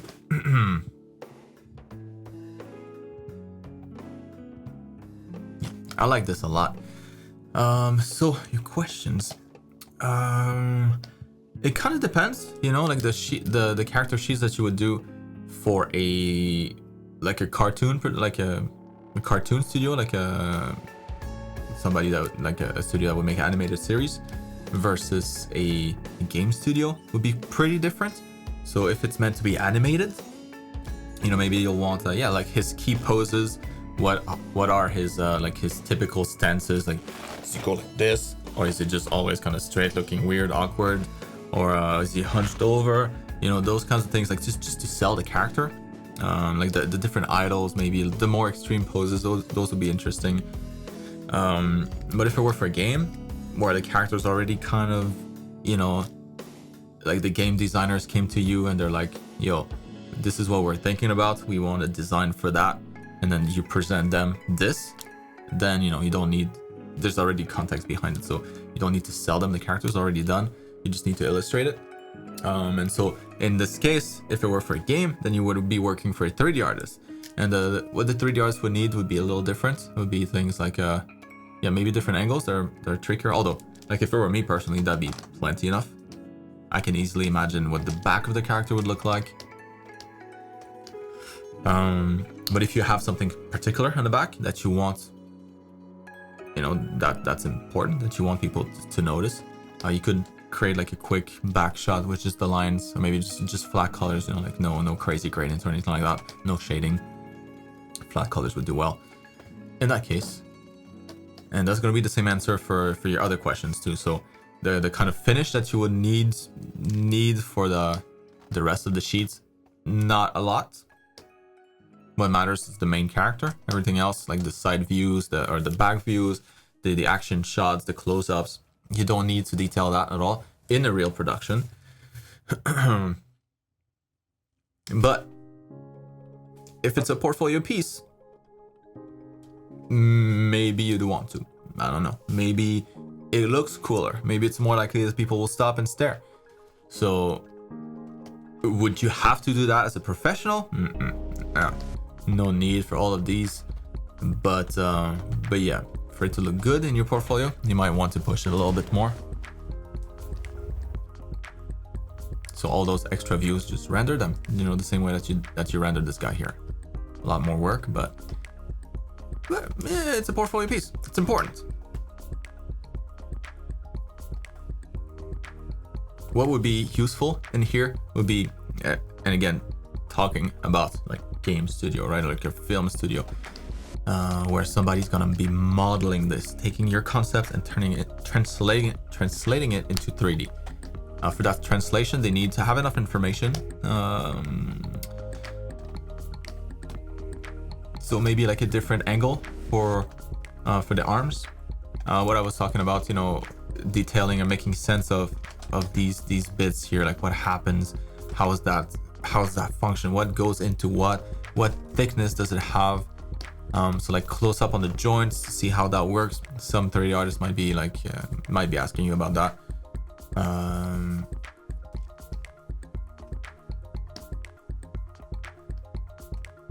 So yeah, you can think to yourself, you know, if you were to sculpt this in clay or in 3D, where would you have more troubles?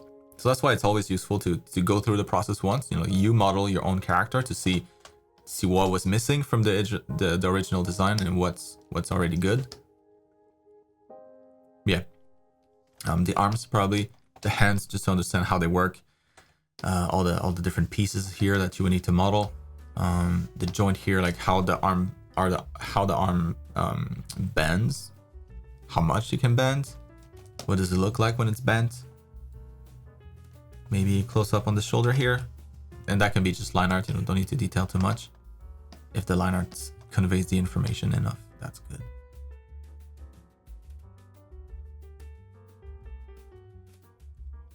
Yeah, in this case, you know what I would recommend for this to look like a nice concept sheet. I would do a back view. You don't really need to in this case, but typically for characters you will.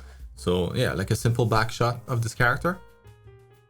Can be flat colors. Don't need to do shading for any of the other detail bits. But colors I think would be nice, just because it would look nicer in the portfolio. And then yeah, close up on a bunch of bits. So the arms, the mechanical bits too, that might be a little complex to model. And that's for 3D, right? If it goes to an animator, so somebody that's gonna build like a little puppet out of this to be animated in 2D, then that would be different. So you would want to focus on the poses, on the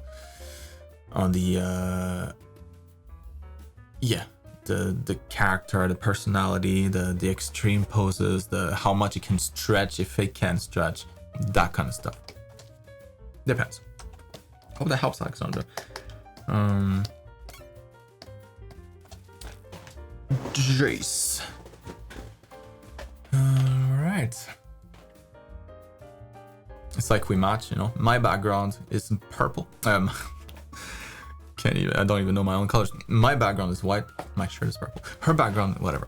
I have just came from a short art break and I want to continue with my studies. In order to refresh my skills, I have painted a little portrait to stay in my comfort zone. Ari from League of Legends, and it would be awesome if you could give me some feedback about my construction, since this is my main focus at the moment.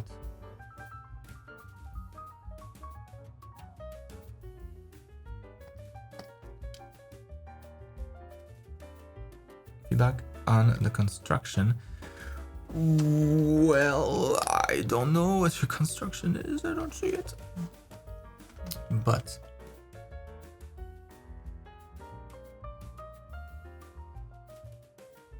it looks good. Something in the shading of the hair though, like it feels like it's a little too flat here. Like it doesn't feel like it rotates, like it follows the contour of the head. It looks more like it kind of continues forever, like just a panel of hair. Woo. I think that's just gonna be like just shading here, making sure that we feel like it's more like a sphere, right? So everything that's on the edge is a little darker. Everything that's facing us more directly is a little brighter. So brighter spot here, darker spots here on the sides. Just give it volume.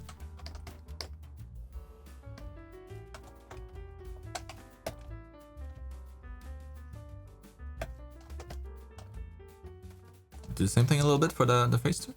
But that's a really nice face.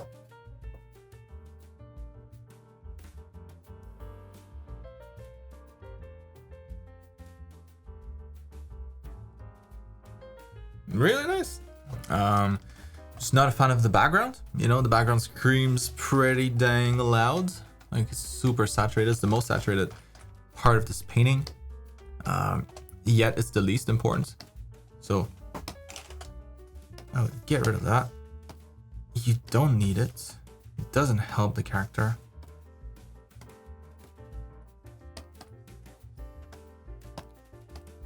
Such a stupid way to get rid of the whatever.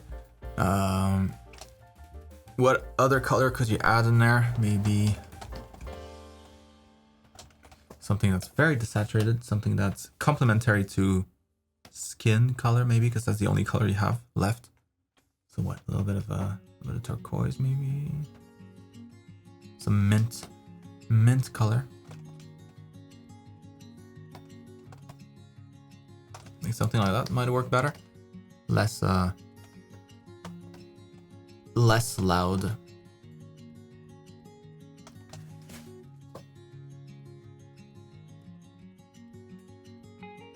It looks nice. It looks really nice.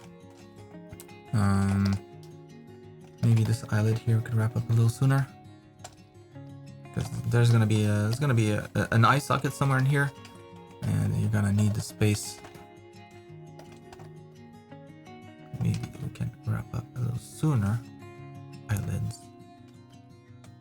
But that looks really good. I don't have a whole lot to say other than that. The shading is nice. Proportions are interesting, you know, different, very stylized, but it kind of works.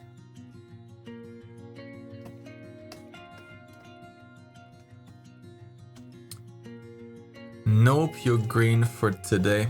Instead, we're gonna stick with mint green. That's much better.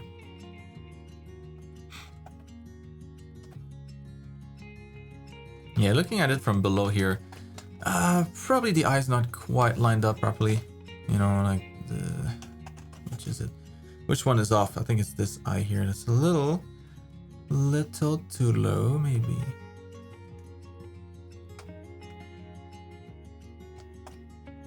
And it's not in the right angle.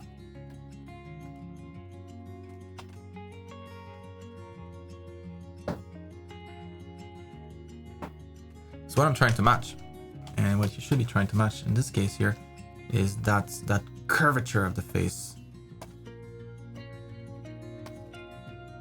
And making sure that the eyes land on that line too.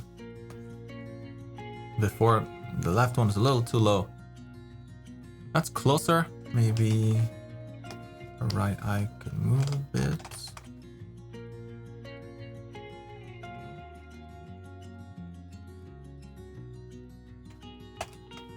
Maybe that one here can. Yes. What?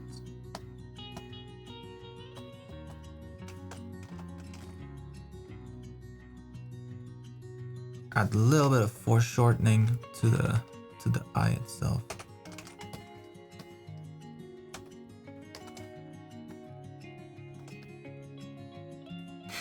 Now she looks like she needs a little bit of sleep, but yeah, if you fix the shading on this, I think it'll be a little more accurate. So that's always something that you can do, like flip the image so that you have more of a objective. Yeah, like it's almost like a refresh on what you were looking at. It allows you to be a little more objective about how symmetrical things are, because you don't recognize the face as much when it's upside down. So it's a lot easier to abstract it to just the volumes that it is. Maybe the eyes a little high, maybe a little tiny bit lower might be better. Or something like that. So, of course, I didn't save it. Let's see the before and after. I need to start using layers better. Horrible. Alright.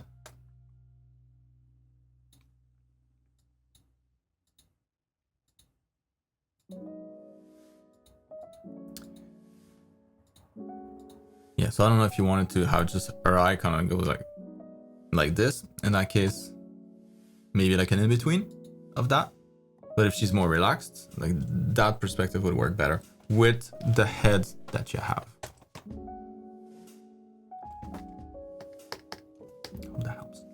moving on to Tomas. This week, I've been practicing constructing the head. Did I miss anything in here? I did. Other topics like the rendering, etc. would be cool too.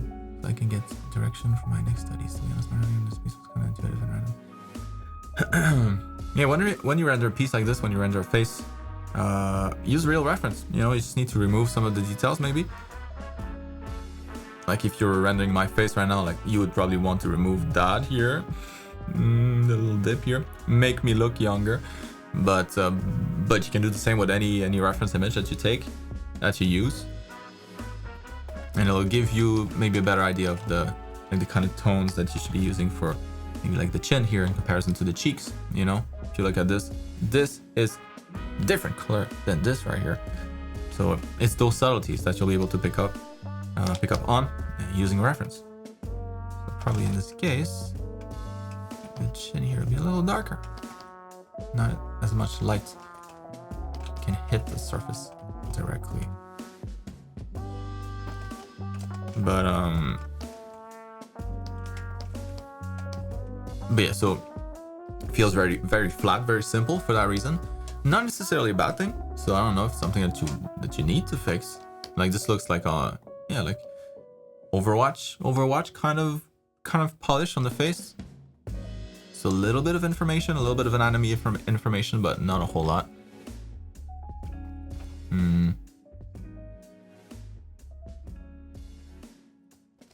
Use reference, always. This is going to get a lot easier when you do.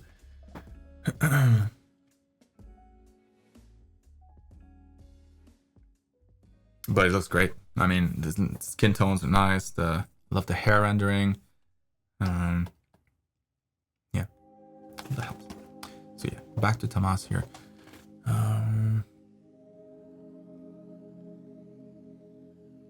I'm writing this. I noticed that the ears are positioned to back for some reason. Yeah, ears a little further back, but not that big of an issue.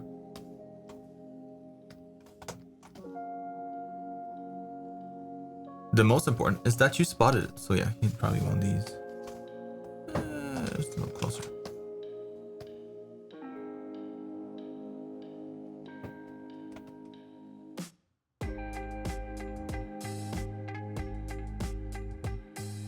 Yeah, those are pretty good. If I were you, what I would recommend is to, like, when you draw your ellipses for these, you know, like for the construction, draw them completely. So I would really avoid like doing just that until that becomes easy, until like you get it right at all times. Until you do, practice doing the whole thing, the entire ellipse, so that you know, is it correct? You know, is it in the center first? This one isn't, so I would undo that and try again. So down the middle, there we go. And then you want a perfect ellipse every time. So every time you draw one, every time you do one of these lines here, draw the whole thing, and then once you're happy with it, then you can erase the part that we can see, right? The one at the side on the line on the other side of the sphere. And then you do the next one here. The next one underneath is going to be a little smaller, right? Because it starts at the third here. But that should still be a perfect ellipse. When you have it, you can get rid of the stuff that you don't see. And do that all the time. So make sure that these curves here are correct, because those are the most important. If those lines are off, the construction is pointless. It's gonna look off. Most important in all of this, more important than placing the facial features properly, more important than the shading, more important than anything else, is to get this damn construction right. And yeah, all ellipses that can easily be double checked, as long as you just draw them all completely, and then you just gotta erase the bits that you don't need. Because yeah, like this one here, they're all nice, you know, like overall, like I could create heads out of all of these, no problem. Maybe this one's a little round. You could maybe make that a bit longer. Make the whole head a little narrower. feels pretty round. Yeah, like for this one here, that one's a little bit more off. So if you were to draw the eyes in this angle, your eyes would be a little wrong. You know, if this is the eye here, that's the eye there, that's the mouth. That's not quite right. Normally you want that curve here to really wrap up around the sphere. So it would need to go up some more before it kind of goes on the other side, on the opposite side where we can't see. And now with this line, now you'll be able to draw proper facial features in the right angle. So the mouth wouldn't be like this anymore, it'd be a little more curved, so it would go back up here. And that would be more accurate with the perspective. I mean, not a whole lot of difference here, because this is super messy, but you get what I mean. So I like that your lines are very clean, very clear. Just make sure that you can always continue them on the other side and complete the ellipse.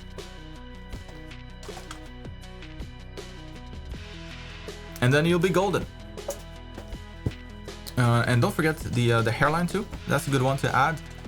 So you have that one here, but there's also the hairline. That's important to add in there.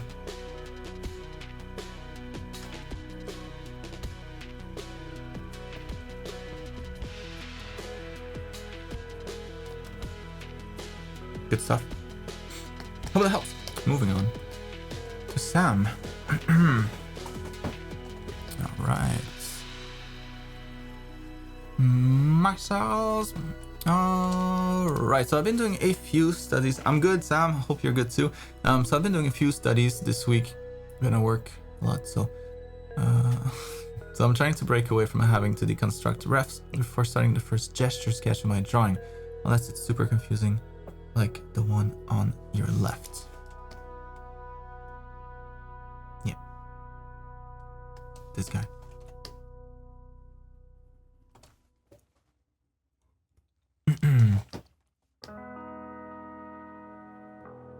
So I need some help with drawing heads in more extreme angles, as that's probably my most weakest link per se when it comes to the human body. If you don't need any apps, that'll be great. Or stock photo packs. I need them sweet rough to construct. Like another thing to keep in mind, you know, practice the stuff that you'll use a lot. Like if the more extreme heads like this, you know, like these angles, if that's the stuff that you're not gonna draw a whole lot, you shouldn't practice it a whole lot either. You know, spend time practicing the stuff that you're gonna get a lot of mileage out of. Is there? I'm trying to think of a good reference for that. I think the best probably is to go on like Sketchfab and just find a head, and then you can just rotate around it. You know, so like you place it in the right angle, or just like a body, whatever.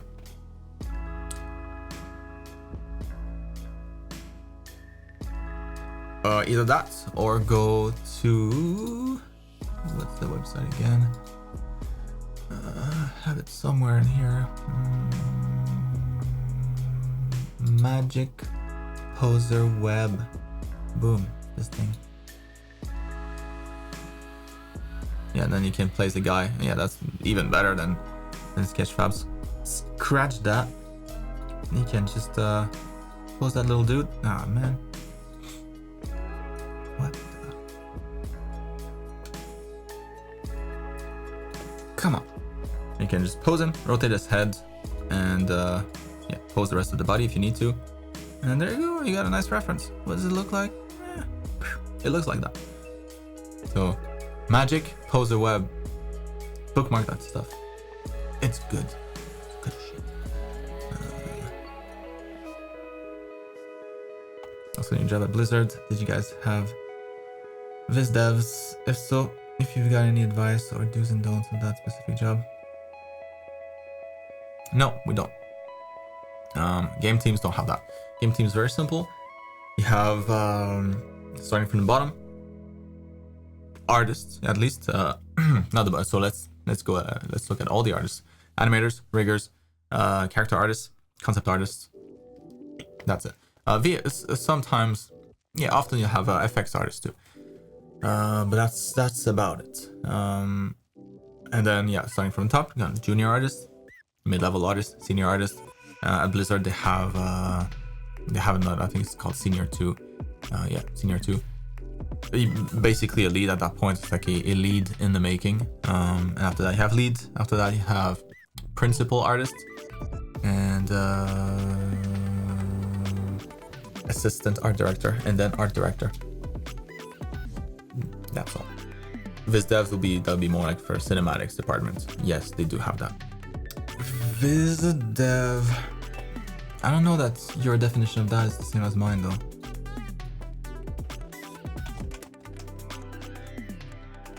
Because that job. That's not a job. But it would be like a what's the name? Like a color key artist. So you'll do like I guess that's the same thing. But like his job would be to, like, he gets handed a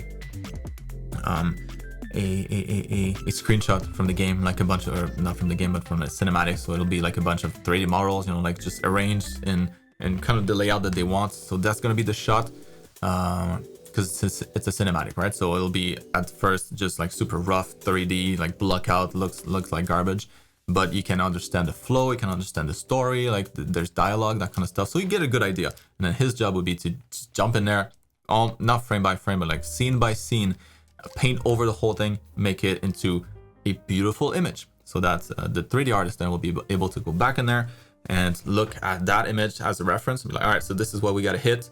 All right, put a bunch of lights here, but they do their thing, and then it turns out like the image that he's painted. So yeah, if you have a different definition of the job, let me know. We'll see, but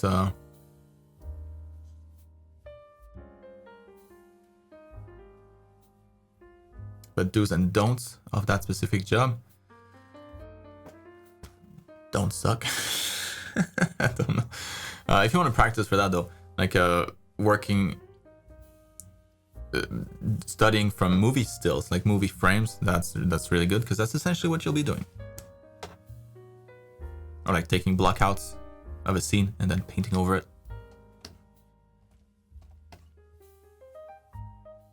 But anyways, regarding the stuff here, need some help with drawing the heads in moisture angles. So yeah, got that. Check.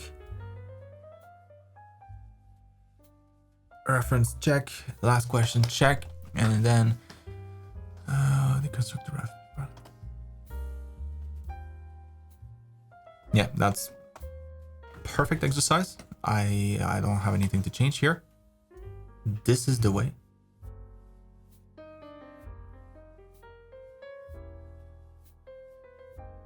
Yeah. The logic being that you understand the main volume of the body. So this is going to be good for like just your knowledge of shading, your knowledge of perspective in general. And you focus on the silhouette, on the pose, on the proportions. And after that, you focus on the muscle. So it's kind of like just like hands, and you go in there and you try to make sense of it all.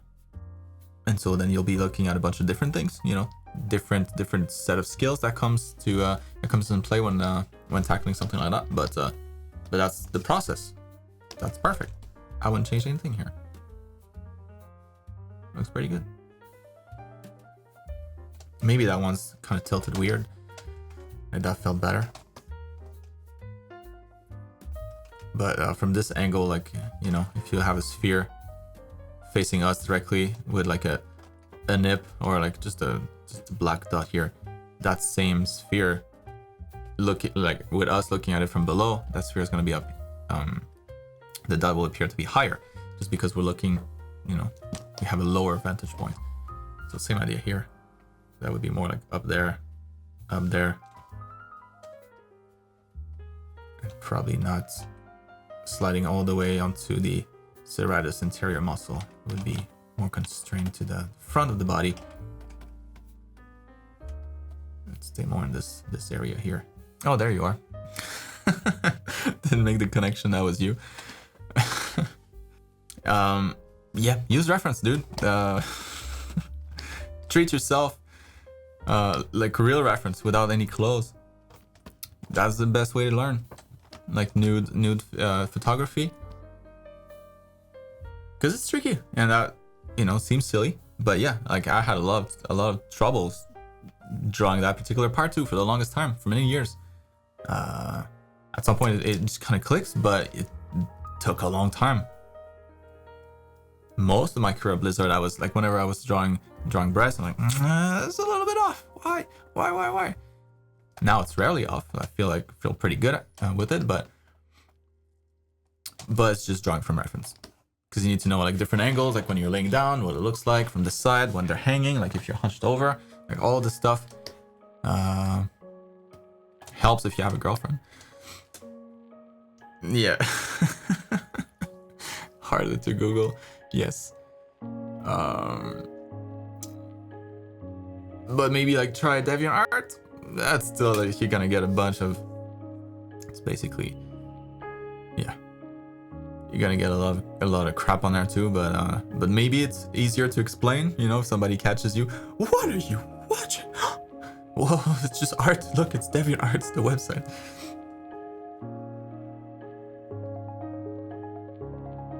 Yeah, nude photography. That's a good one to look at. It'll be more tasteful. Or you could probably find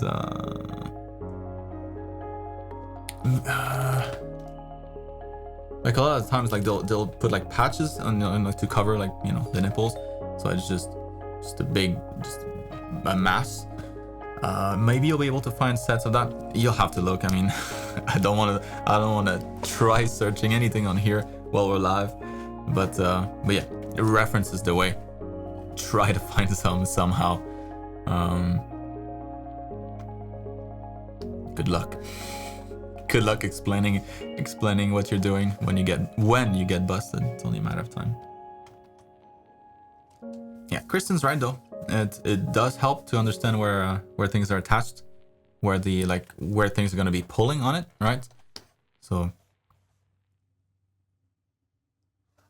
because seen from the front and what it looks like. Let's see, you have a torso, do a mini class on breast,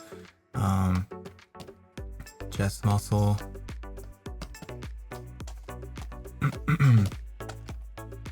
And the shape of a breast is going to be kind of like this.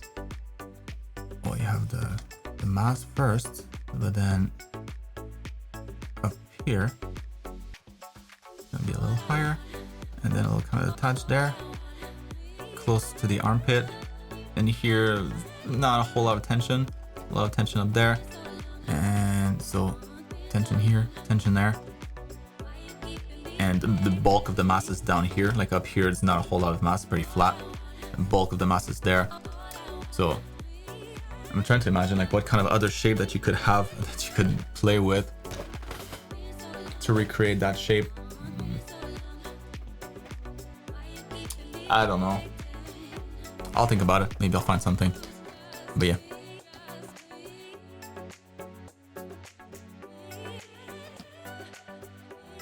These are awesome though, like for, you know, if we're talking about the rest. Awesome studies. Love these sketches. Nice, confident lines. Yeah, even going into the muscles here. I would draw the tendons though, like, because right now the biceps, like, it wouldn't just end like that. It'd be attached somewhere, and you would have like a little bit of connective tissue here, covering this part. So yeah, look at all of the components of the biceps, of the muscles here, to be really clear what they attach and all that stuff. But this is awesome sketch, man. Really nice.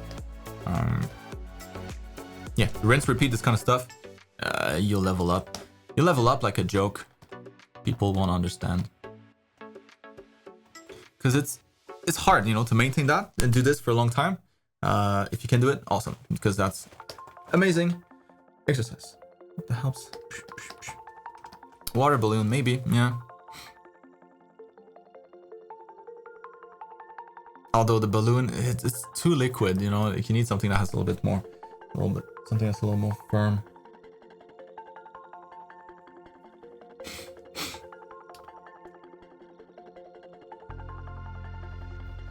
Yeah, I don't know.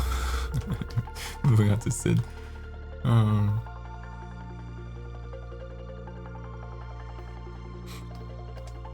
Oh yeah, back then, you know, who cared about muscles? In high school and learning muscles?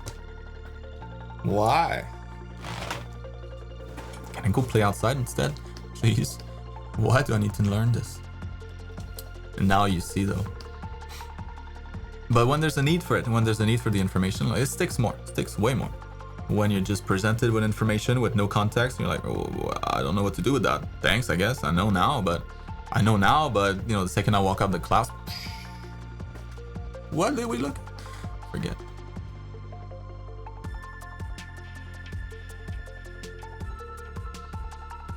Alright. Sid.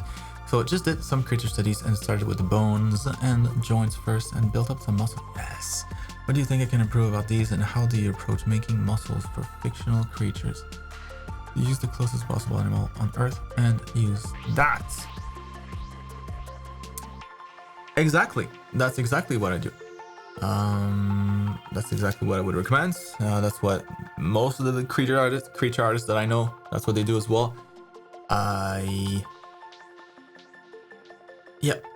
literally can't think of a better way. So, man, I'm not gonna have a whole lot to say about this. That looks awesome. I mean, just proportions maybe, like the horse got like pretty small back, pretty small butt, pretty small hips, pretty small back legs. So it just, you know, it's a little bit more of a bean shape here happening with horses. So a lot of disc pushing up a lot, and here sometimes it can curve a bit, but anyways, bigger back legs, maybe bigger heads too. Looks really good though.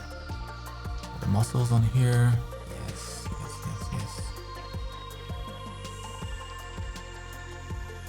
And like muscles for fictional creatures,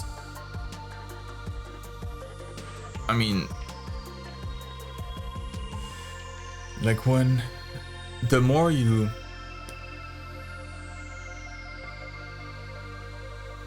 even if the creature's not real, like one way that I look at it, right? It's you have humans, and then you have a bunch of different creatures, like tigers, horses, and then you look at the difference between the two, like a human and a horse.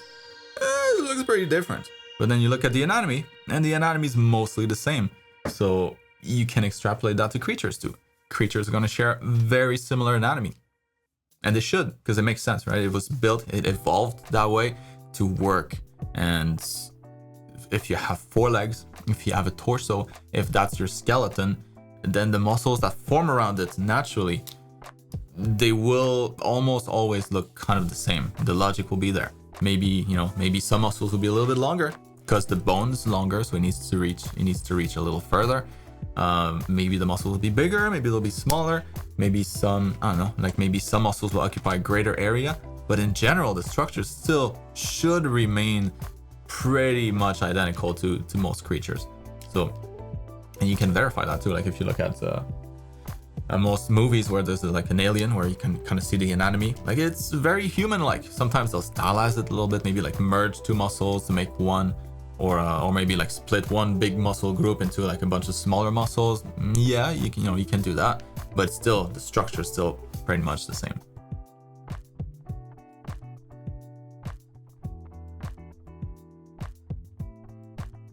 Yeah, and then to create new creatures, if we're not even talking about the muscles, just talking about creatures, same idea. You take animals that you feel, that kind of look close to the creature that you have in mind, and use that as a reference. Always using reference.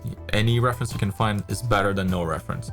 So try to find animals that kind of look close to it, maybe insects, maybe dinosaurs, whatever. But that looks awesome. Keep it up. really, really good exercise again.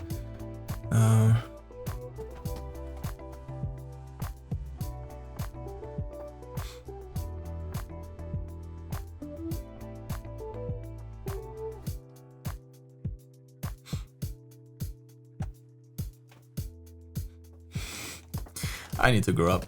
All right, Santiago. I hope everything is going good in your studio. Uh-oh. What the?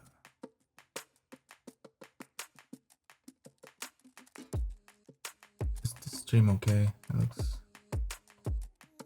this still going? What the hell?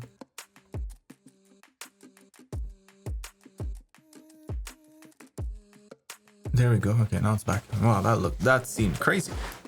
Kind of like it restarted. And anyways, Photoshop, Facebook, get it together, please. So working on this new painting of the same original character from before, I'm trying to better define my style and start working towards a more consistent portfolio on my social media. My goal is to grow as much as I can in order to really push myself to improve a lot this year.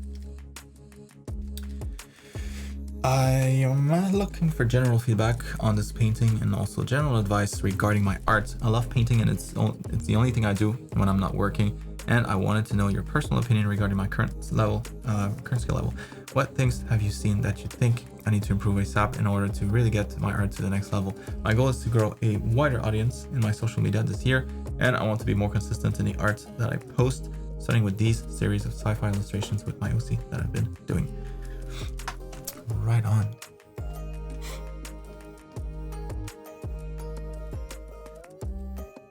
Yeah, that's really cool.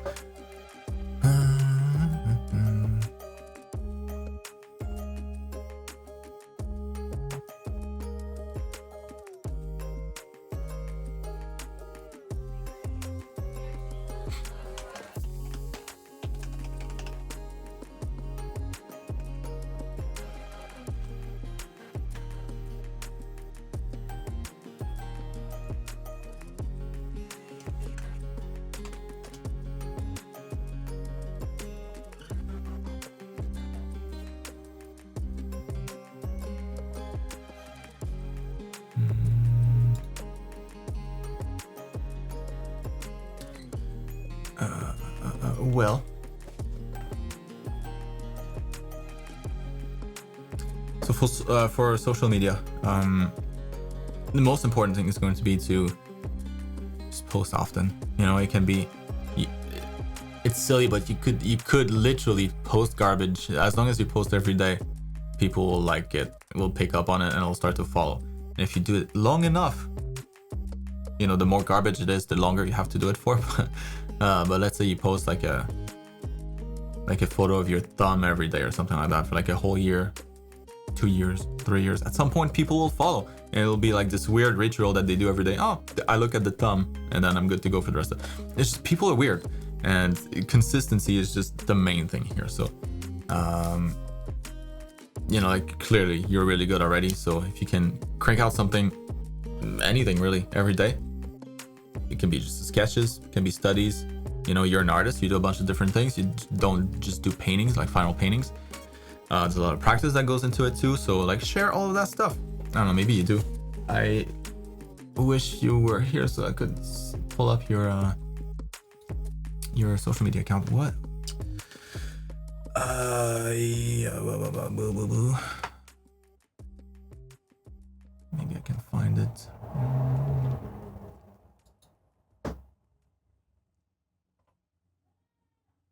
Ah, there we go. There we have it. Boom.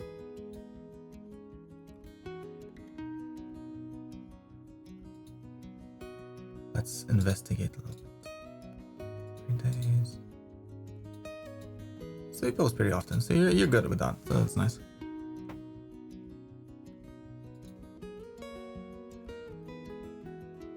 I'm trying to see like which one does the best on here.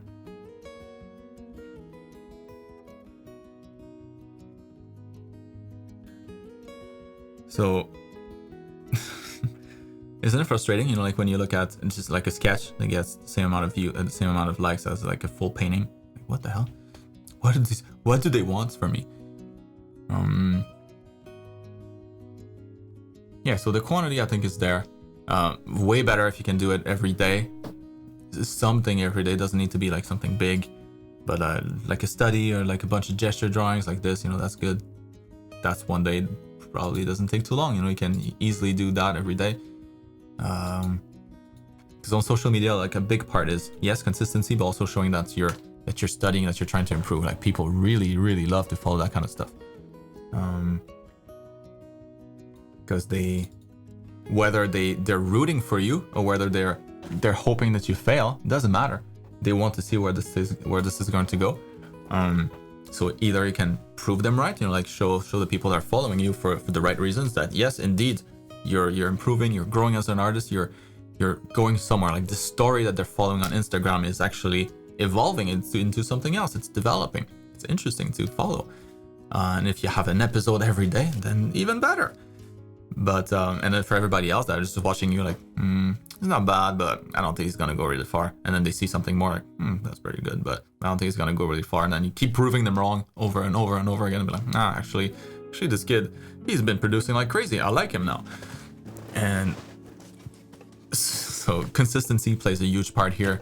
So trying to find like a good recipe of stuff to upload. Of course, you can't always be uploading these kinds of paintings, but every day, you know, that's not realistic. But like studies or like work in progresses, whatever.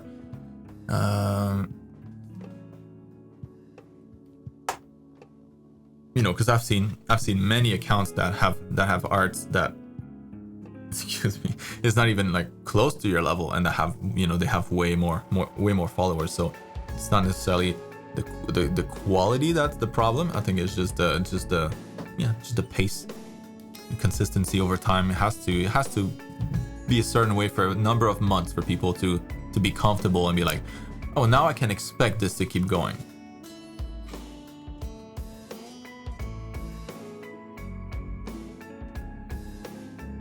So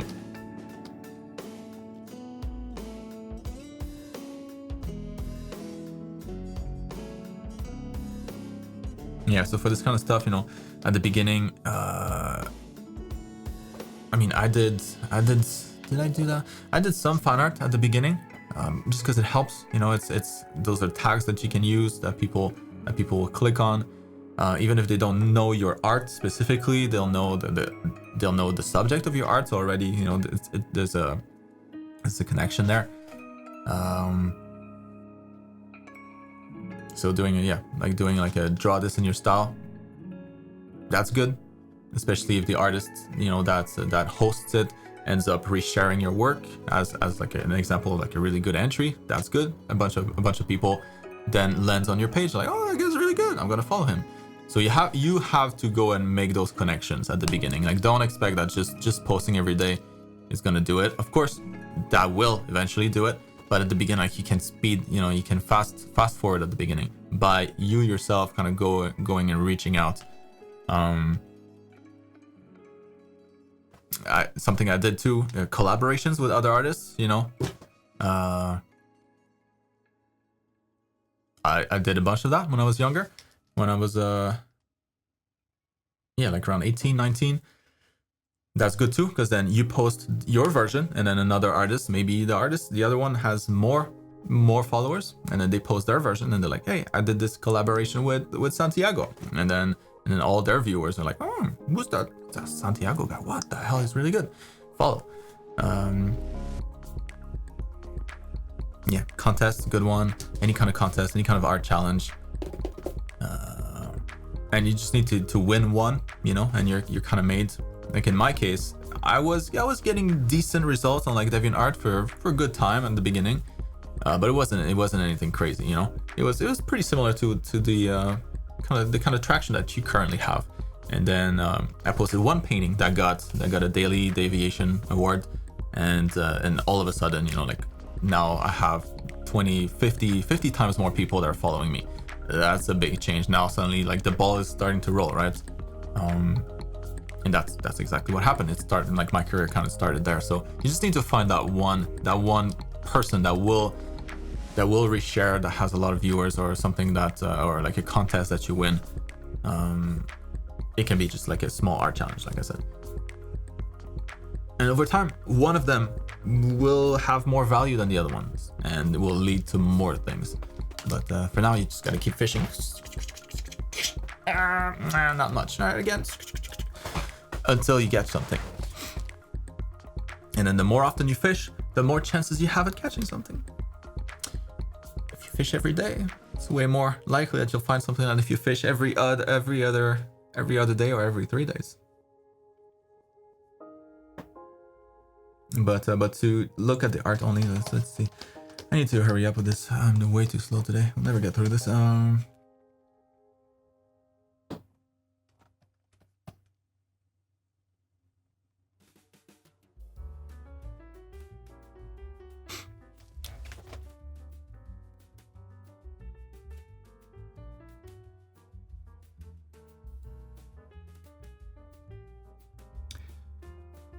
For me, and this is probably going to be like a personal thing, more my opinion than a real art advice. But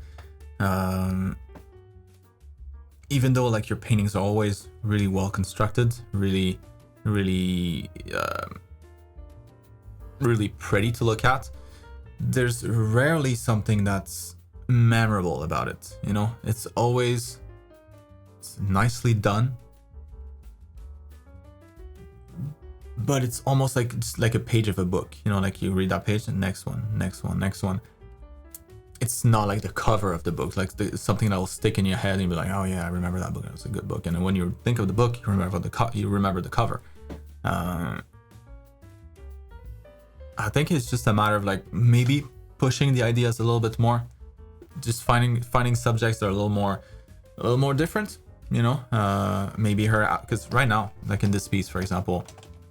If this is what I had, what I would want to change ASAP with this would be her outfit. Outfit's just not enough to it. It's too standard. It's too normal. I've seen this many times before. So I'd try to find, you know, she's a cyborg. All right, she probably wears some weird stuff. Maybe not. She's just got one leg. Wait, no, actually, never mind. She looks like she's got a bunch of mechanical pieces. Yeah, so she's a cyborg. Let's just go with that. She probably dresses different than humans. Maybe she's got some different fashion. So maybe you can look at like fashion shows and you know, grab some clothes and inspirations from that, different outfits. Same thing in her room. Like her room, maybe there's something different in there. Maybe it's something else that suggests like that's cool. You know, like the one thing. There's a little bit of storytelling in here, but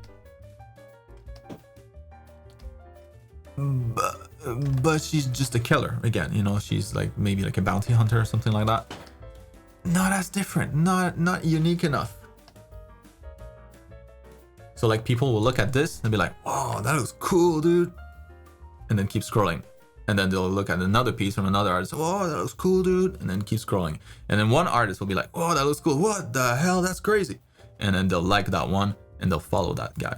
So you just have to find that one thing that's it's different. Maybe it's a little twist to it, like a little different angle, rather than just being like a pretty image.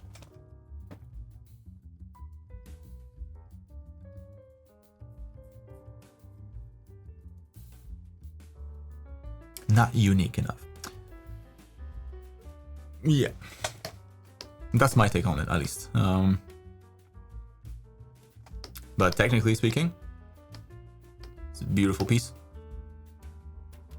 Awesome lighting. The lighting could be way better. You know, you could have a lot more ambience in here, a lot more mood. Like maybe if it was like dusty in here, or like the light here can be glowing a little bit more. You know, like build some ambience in here. Maybe some light coming through all of these things here.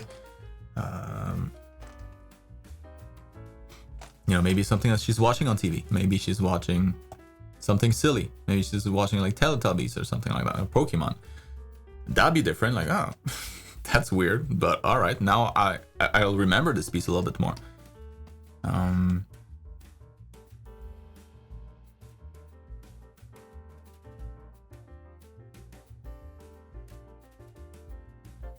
Yeah, technically, there's not a whole lot to fix.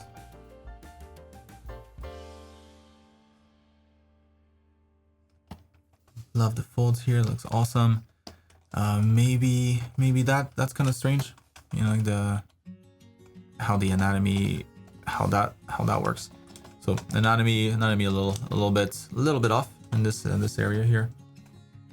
You're gonna have your delts attaching here, the clavicles. So front delt, middle head of the delt, then chest muscle, and then you're gonna have your armpit here. So yeah, a couple of adjustments here to make to the anatomy. Same thing with the neck here. You know, there's not a whole lot of information there in like the neck muscles, but there is in fact a lot of information. So like I would add that in here. Some more. Same thing here. Like what happens when you fold your arm? Like you get some. I'm trying to get the right angle for it, but you know, like you get kind of like this extra mass. Maybe you get that some more here, like how the biceps end in here, like the shading, making sure that's all nice. And the skin also doesn't really like the material of the skin. The color's fine, shading is nice, but there's no highlight, there's no specular. It'll be a little shiny probably, and that's gonna make the skin feel more aesthetic. It has a little more contrast all of a sudden.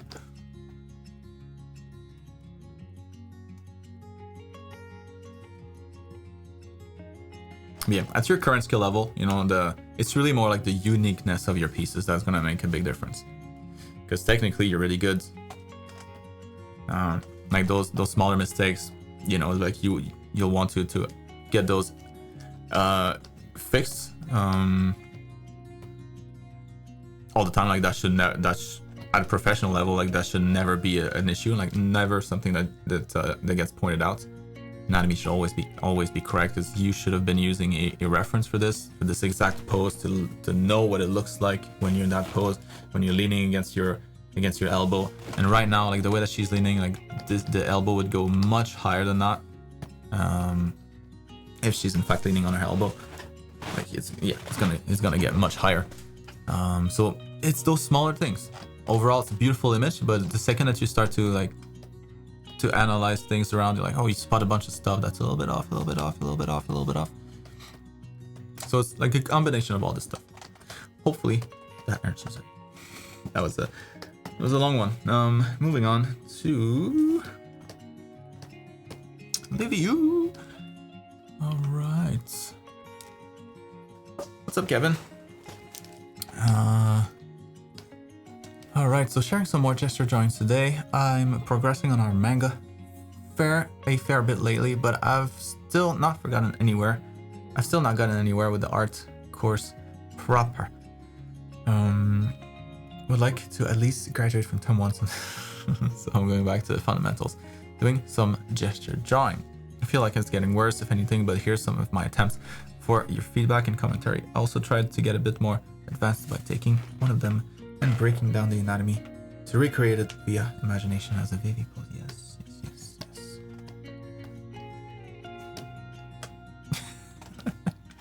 Was that you? I can't do it. Self-portrait.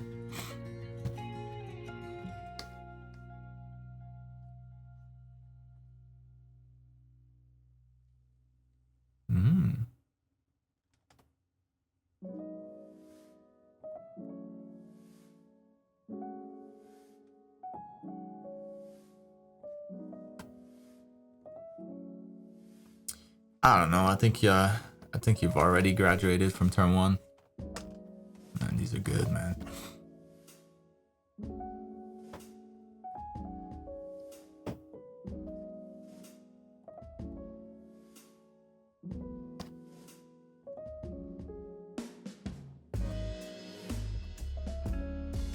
Already like suggesting lines instead of drawing the lines. Hello.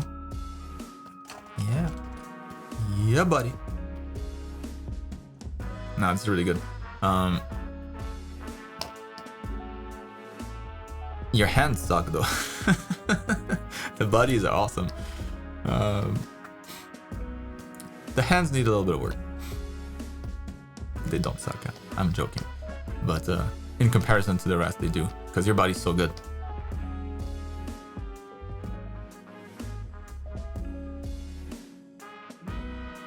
Yeah, it's the extremities, you know, the feet and the hands. Like if you had like beautifully drawn, not really selling the idea here, but beautifully drawn hands, even though they can still be simple, but you know, like if everything was accurate, if you had as much control over your hands and feet than you have over your bodies, clearly, like all these lines, nice and confident and significant. Like each line has a lot of weight, a lot of meaning. When you get to that level with your hands and your feet, that's pretty high level gesture drawing stuff. It's really good. Just like you look at the body here, like yeah. Oh. Oh.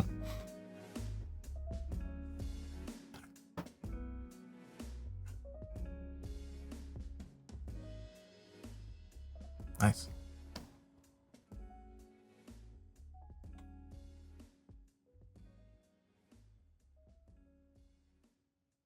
Yeah, and again, for gesture drawing, you know, try to use most of the time references that you know will help you, will serve you. So like there are some poses that like you might draw this. I've never drawn this ever as like a final painting or a final drawing. So I don't know. Like if I saw a pose like this, I'd be like, oh, that's cool. Maybe I'll use that as a reference if I ever need it, you know, for a painting that I need a pose like this in. But other than that, like, nah, for practice, not worth it. All of these are pretty good though.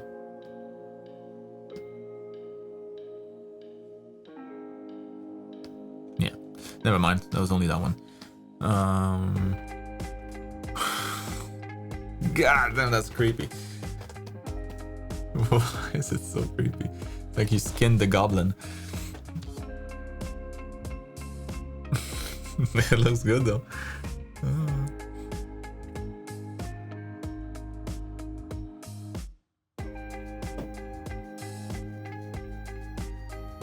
Yeah, hell yeah. The anatomy's on point.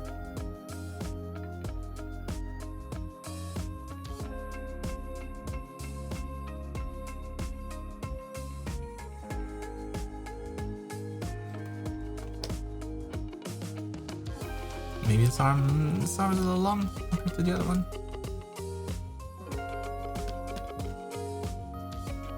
Is it?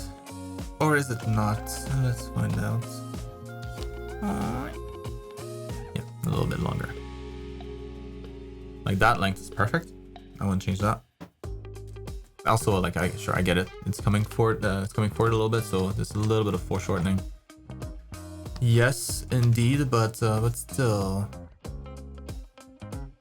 you would need a lot of foreshortening to reach this length. Maybe just a little shorter. Yeah, once again, body is really nice. The hands and the feet, not bad at all. But not as good as the body, so they stand out in comparison. There's a contrast there.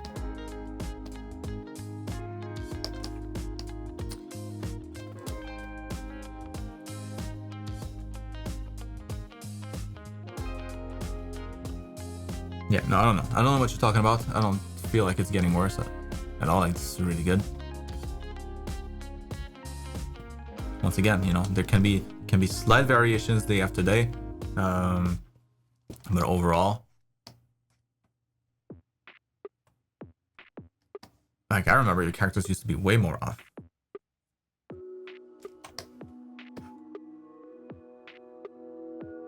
This is almost on point. Just like a few things that you need to iron out. I don't know, man. These are good.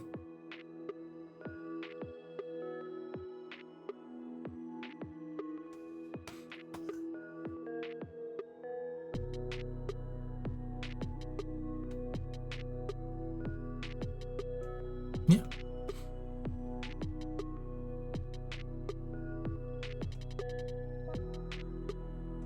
Yeah, nothing wrong here. Looks good to me. I mean, maybe her chest could be a little longer. But it's a stylist character, you know, so you can pretty much do whatever the heck you want. But yeah, if it were me, maybe, you know, just keeping in mind again that the pectoralis major is usually taller than it is wide. So I maybe would extend that down a bit so that her abs in comparison are not as long. But that's it. This is good.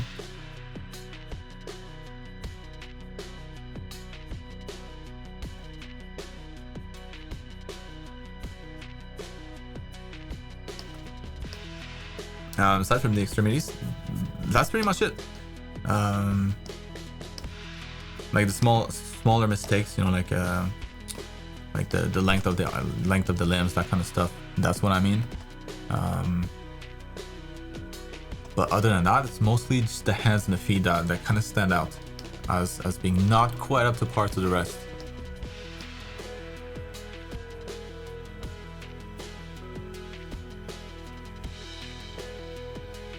And it's not like they're anatomically wrong. It's just that and maybe it's like this one, for example, that's just a little thick. Maybe it feels more like just like a rectangle. Foot will have a little more gesture to it. You know, there's gonna be a little bit more curves here. So you're gonna get like the heel inside, and then the toes going to it. So there's just like more stuff, you know.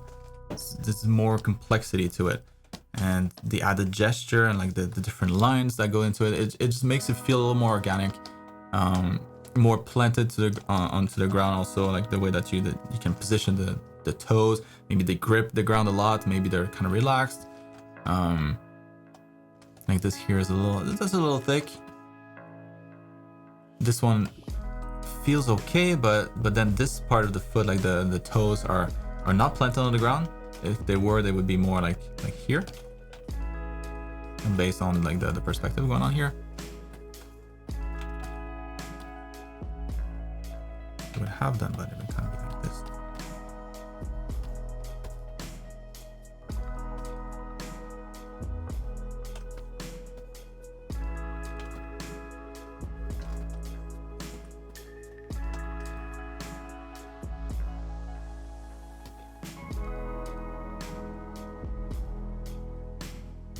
Yeah, but like I said, the rest of the anatomy is nice, very nice. It's the extremities. It'll make a big difference because those bodies, very nice. They have very nice hands, very nice feet to go along. Be quite impressive sketches. Joe, I hope your move is going well. Yeah,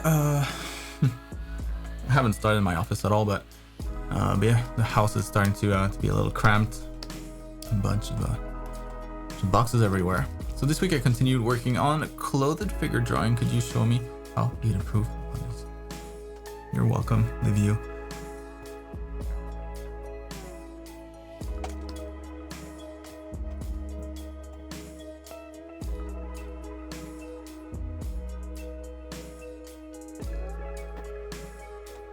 But the green outfit and the shirts, I was just drawing lines right on.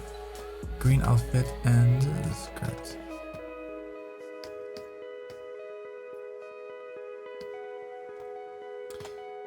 Yeah, in this case, it's going to be a little bit more limited, you know, the kind of folds that you get, because it's body tight. So you're not gonna get any kind of folds caused by gravity. So it'll be just tension points from one point to the other.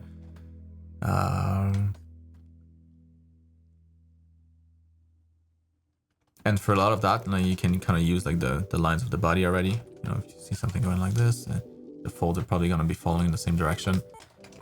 But what you did here looks really good.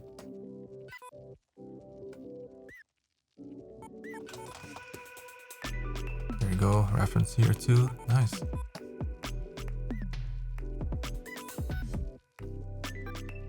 Yeah, I mean, you see, this is not a whole lot of folds in here. Around the shoulder though, like we can see maybe a few more, you know, like some kind of going in this direction, some going in that direction, and some other ones kind of going around the shoulder itself. So maybe you could add some of these.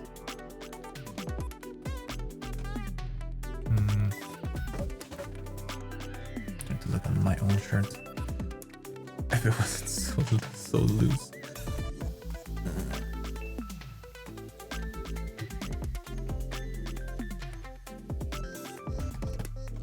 Yeah, maybe not from this angle actually. I think that's right. But maybe in here. Yeah, in here and probably get a bunch of folds.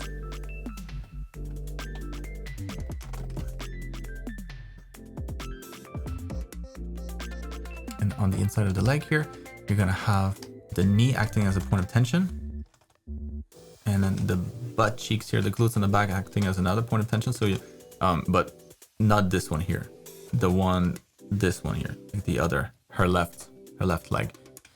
So you're probably gonna get a bunch of tension going across like that. So from here to here, so you might get a bunch of folds, kind of going across.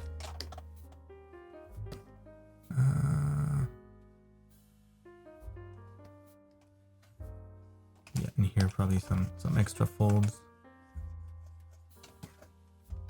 But overall that looks really good. Yeah, I would just match the values more. You know, like this is pretty nice, pretty dark as it should be. So that leg's actually quite spot on. It's more like the stuff here in the front. Maybe I can go a little darker, like in the darker folds. Can go a little darker as well. Like the skin goes pretty dark, so that's basically tells you how dark you can go with your values. Just do the same thing. That looks nice. Skirt, yeah, that's gonna be another one that's a little simpler. It's just like a big tensions kind of all around, right? So you're gonna get a bunch of lines going across. Let's simplify it maybe. See what we can do here. The main folds.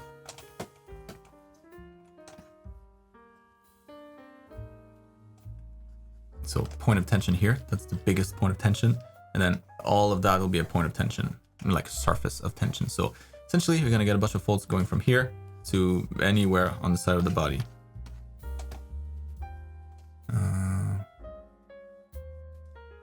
And up here too. This is gonna act as a point of tension.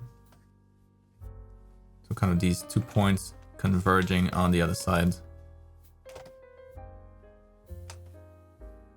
Yeah, and if it's like this, then yeah, you're just gonna get a bunch of smaller folds, not a whole lot, not super interesting. Maybe and again, like try to use stuff that you'll reuse in the future. So I mean, maybe you're gonna draw a bunch of pinup characters like this. If that's the case, all right. But maybe like shorts or pants might be more useful of an exercise here. Something that you'll be able to reuse later.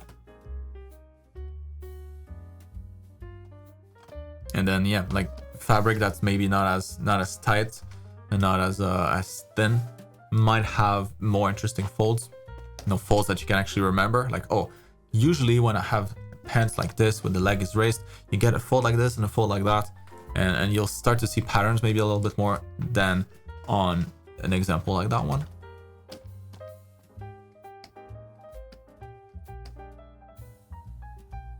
Those are tricky ones, man. I'm getting nervous just looking at this.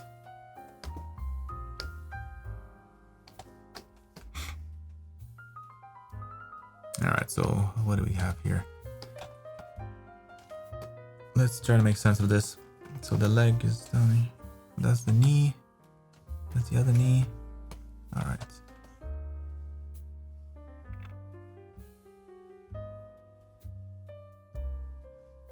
Yeah, and then that leg. All right. So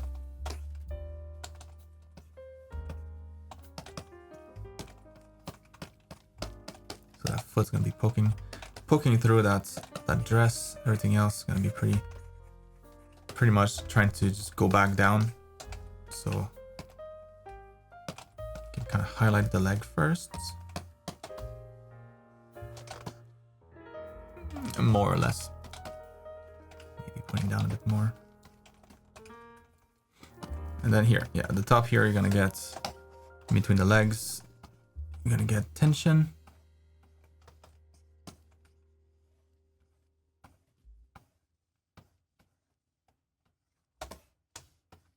And there's a lot of slack in here, so a lot of loose fabric.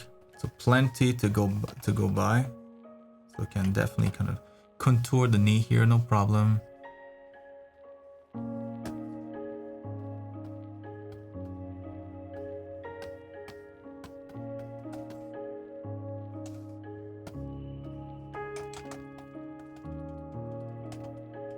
So point of tension, but the glutes a point of tension, gravity is a point of tension.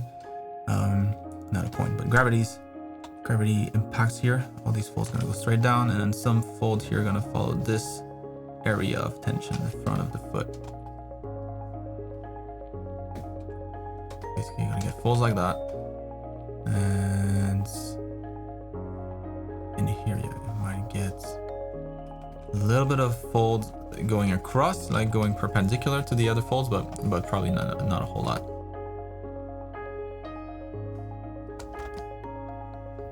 Yeah, like from a distance, you know, if you squint, that would look something like that. Of course, there's a little bit of cleanup to do here, but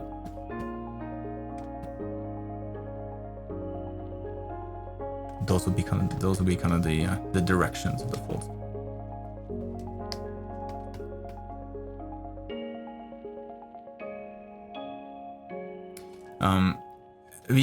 But if I were you, you know, I would focus on, like I said, on references that you'll use more often, on poses that you might use more often too. So, like this is a fun exercise to do to kind of challenge yourself, but it might be like too niche, like too specific to be reusable later. So I don't know how valuable something like this might be.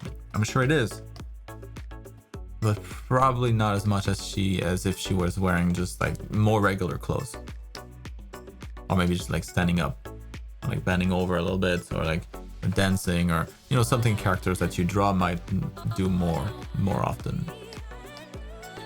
How often are you gonna have a character in that pose? Probably not that often. Anyways, what the hell's Joe? Moving on to Warren.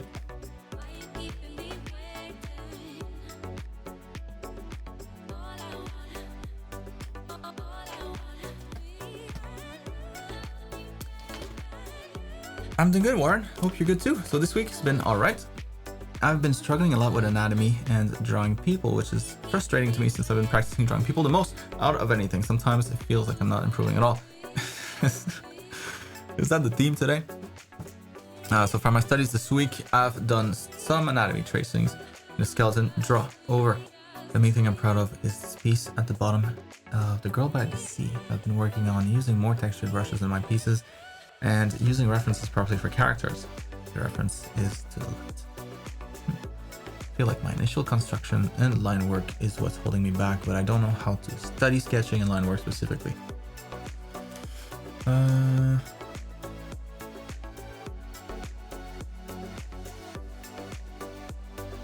Study line work.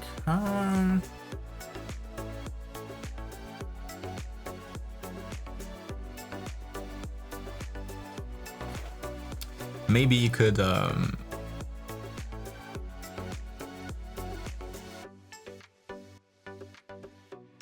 like what's helped me, I don't know that's gonna work for you, but what's helped me a lot is to like I used to trace a lot of muscles.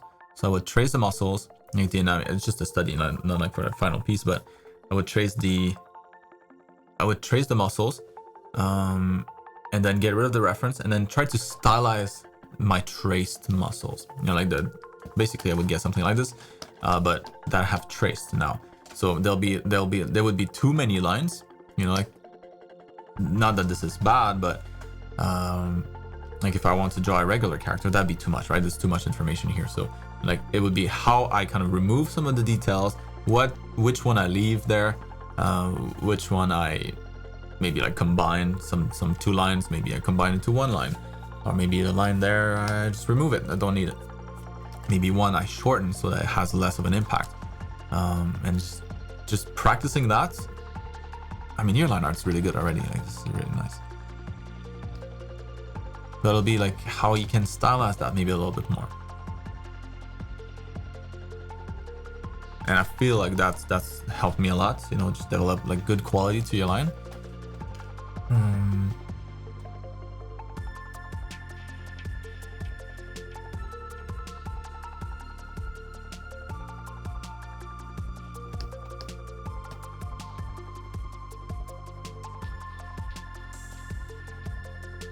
This is from my point of view, you know, it's kind of tricky because I see the progress week over week. Like I have more, I'm more distant to it than you are, right? You're always into it. You're always working.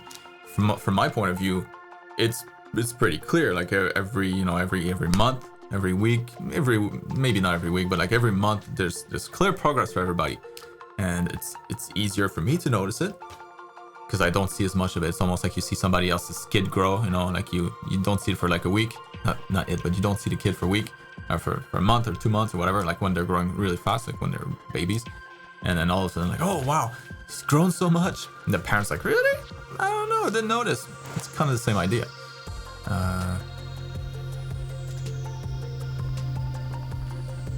Yeah, Jade, so like what I was talking about, for line weight a little bit.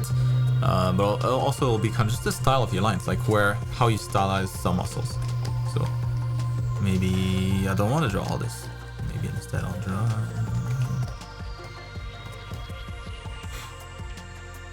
Maybe have it stop here, and maybe this takes over, but then it doesn't continue. Stop right here, and then maybe continue there. Kind of just that to imply the extensor muscles. So like you would have the 4 extensor muscles in here, but I don't draw them, just kind of draw the contour of it. So it'll be like those kinds of details. That's what I used to do a lot of. It helped me, but I don't know. It's more like I don't see the concern, so that's my position. So it's a little harder to answer this. How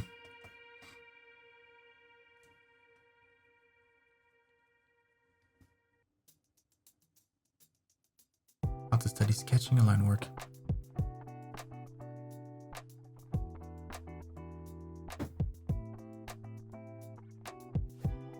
Look at other artists that you really like, how they treat their lines. You know, how they simplify stuff. Maybe like Western comic book artists. I don't know. You're into anime, so maybe not. But yeah, like different animes where maybe the mangas where the muscles, there's a little bit more thought gone into it. Where it's stylized, but also kind of realistic. You know, like maybe not. I'm trying to find. I don't know. Whatever. Maybe not like a Pokemon type of character, you know, like the characters in Pokemon, just stick figures, but something that's a little bit more accurate. I'm trying to think of an anime that's like that. Like maybe like the sports anime, they're really good because they focus a lot on the body. It's not about monsters, all that stuff. It's like it's the animation of the characters doing the sport, and so the anatomy has to be tighter. So maybe different sports animes or a sports manga, you could look at how they treat their lines, how they simplify the muscles, what do they draw, what do they not draw, how they stylize their anatomy with just lines.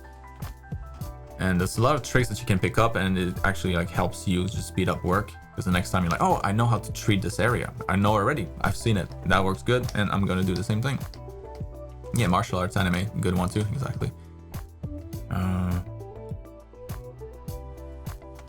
So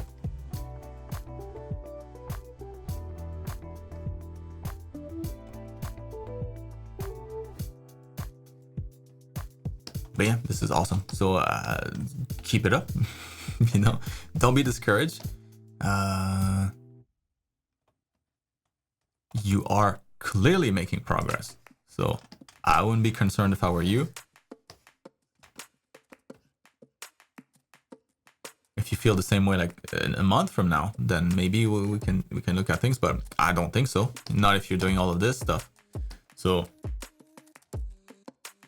that one looks really good too. Good balance, good anatomy, good. Yeah, there's not a whole lot to. I think you could do a lot of this. You could do a lot to this with very little work. Yeah. Once again, with just lights. Let's try to. Yeah, it's a nice balance. It's a nice scene. It feels like you kind of want to hang out over there. That looks nice.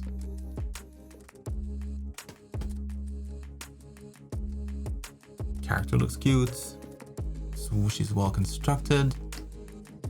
Proportions are good. Maybe like the colors, you know, you could play with the colors a bit, so it's kind of the same blue everywhere. So maybe changing her jacket, maybe to change changing the blue here. Maybe it's more turquoise. Maybe it's more purple, like just a different blue, like something that clashes a bit more with the background. Because right now, you know, it's the same color. But yeah, other than that, let's try to bring in some sunshine in here.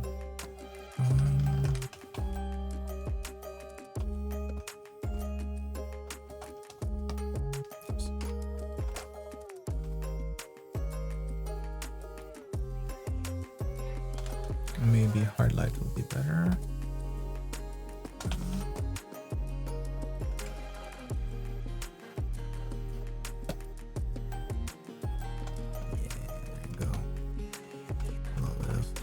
A little bit of orange. And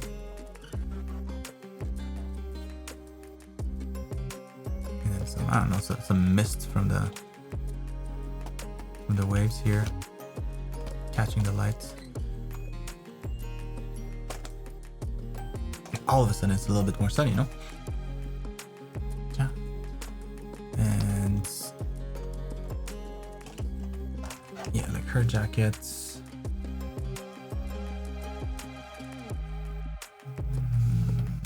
Try to maybe warm this up a bit.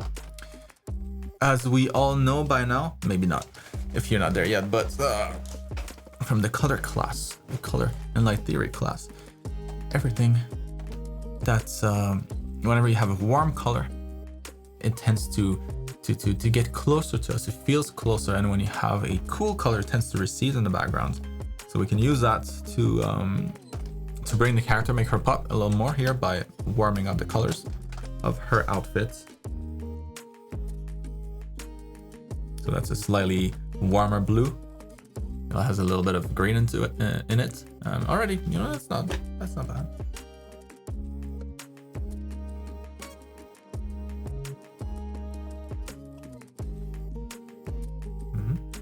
Oops, wrong layer.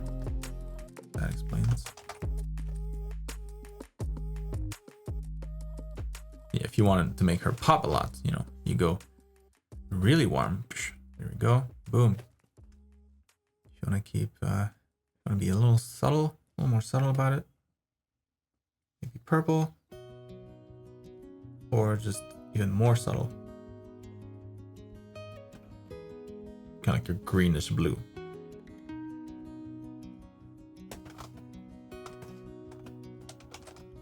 But yeah, that's it. That helps. Moving on to Carl. All right.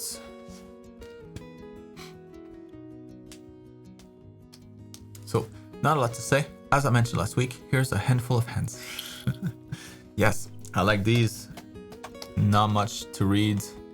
My favorite.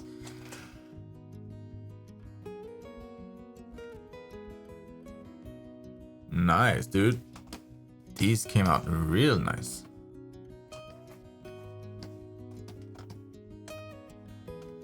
Hey, hello.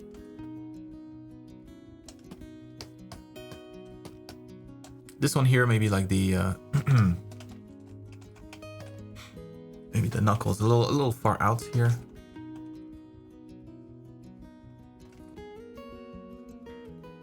Probably the joint would be a little closer. more like this. Get rid of that thing. But yeah, other than that, looks nice. The fingers maybe a little chubby, a little too thick. There you go. Not a big deal.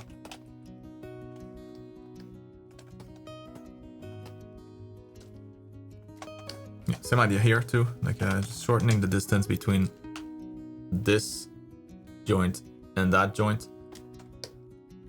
You know, if you look at the relationship between like maybe the distance here to the wrists and to the tip of the first knuckle, it's not the same. You know, this is a little shorter than this is.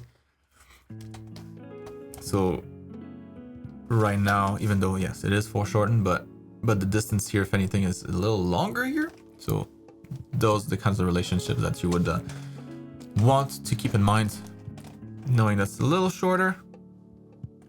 Maybe let's chop it here. So considering the foreshortened part of the hands, so that might be in reality a little longer. Yeah, that probably work better. Something like this. Maybe you can have it stick out more. There you go. A slight angle.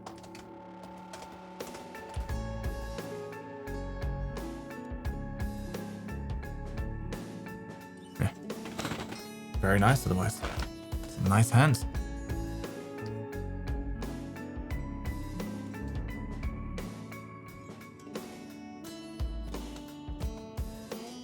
I don't have a lot to say either, Carl, other than do more. Those look great.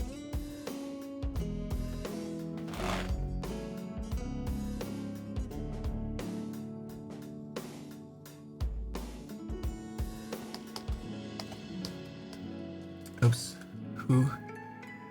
Who was this?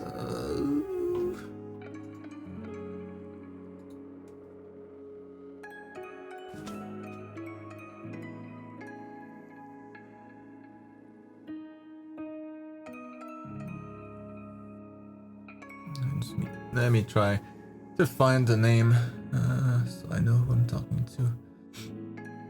Ariel. All right. I'd like to hear your thoughts about the anatomy and 3D forms of those. There we go.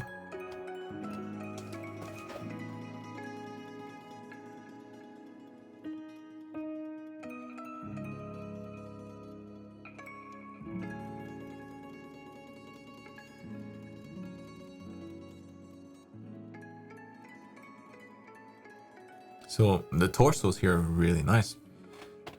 It's just gonna be the hips that's mostly problematic for these characters. Those damn hips. Female hips, not easy to draw. Male characters is good though. That's really good.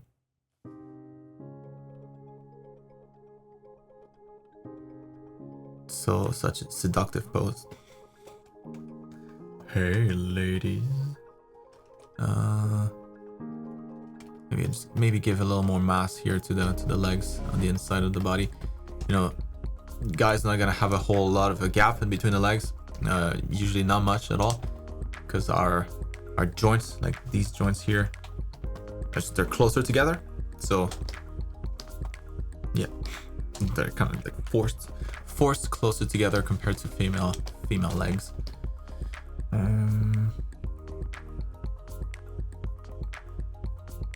Yeah, this looks great. Really nice. Nice information here in the head. Nice muscles. Maybe you can make his chest a little longer, so that his abs in comparison are not as long. It's not as high. Like these are pretty big. So we get tiny bits here, tiny abs, medium size, and the big boy down there.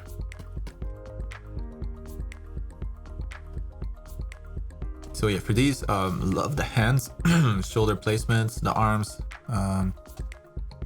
Here, no problem.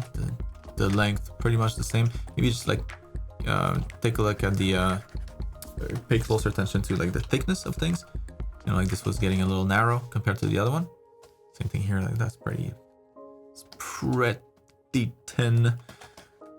Pretty thin. Could snap in half and just like,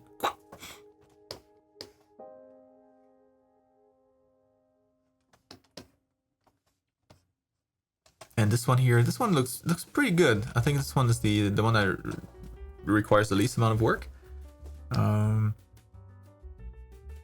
Yeah, just like that leg here in the back. Let's say that it starts right here. So let's say you have your hips there.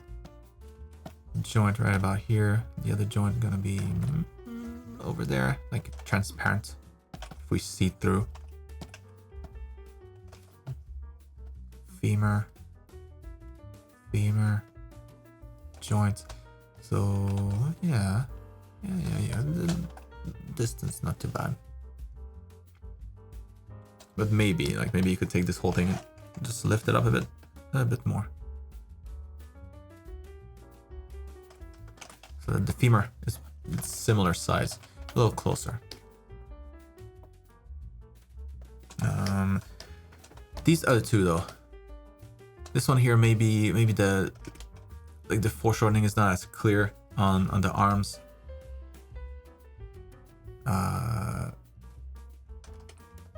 Yeah.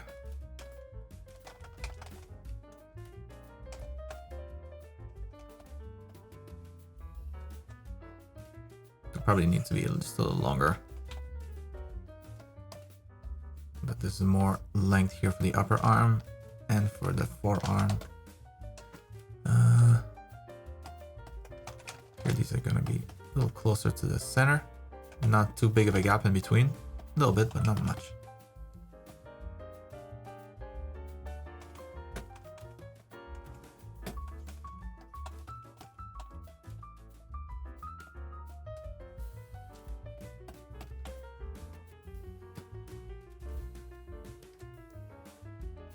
So it's more like if you're gonna do like small ones, you know, instead of, it's always going to be the same shape. It's just not gonna stick out as much, so the line just won't show as much. So, like a good way to think about it would be, so let's say she's got, let's say that's what she has, and then you want to make these smaller. You don't change the curve. Don't touch it. It's just like, just remove some of this here.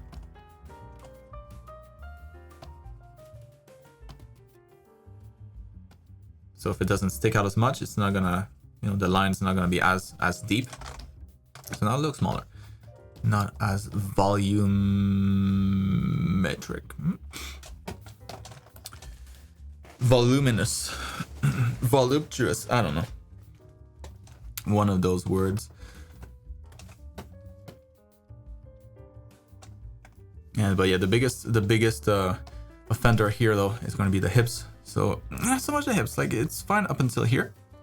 It's just like what happens there, you know. So that's a little bit more off. So if I were you, like I wouldn't worry about these here, like all your abductor muscles.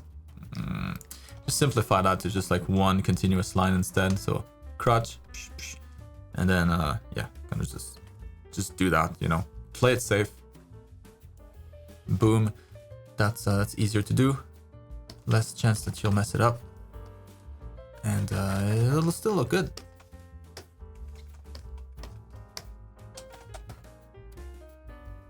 Same idea here. Especially like it's the curve here that you want to be careful about. When in doubt, just curve it, you know. Just a nice simple curve. Starting here from the indent that the rib cage kind of gives us. So like this little thing here. So from here all the way to the leg, kind of just one nice continuous curve. Don't overthink it. If you want to break this up, then well, you're gonna have your hips here, joint there. So then you get your gluteus medius in the back. So that's gonna impact the silhouette a bit. Like that. Gluteus medius. Here you're gonna get tensor fasciae lata. In the back, you have your gluteus maximus attaching onto the femur, and then you have all the hamstrings kind of starting behind that. So in reality, those are gonna be the bumps that you'll have on the outside, and then here you might have a little of a little love handles, or maybe it's just the obliques that are well developed. You know, oblique. So when you abstract all of this, it's pretty much just a nice curve. So just do that. Or draw each individual muscle and really, you know, make out what this is, what's happening here. Oh, what's up, Warren? You're more than welcome. Right, moving on to pair. Thanks for the tip here. I'll try to remember that. Pair.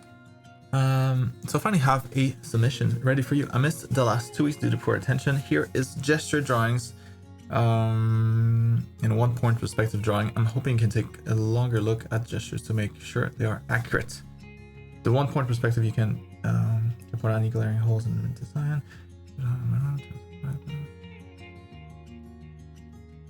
Although I look forward to the character design, as this is what I spend most time doing.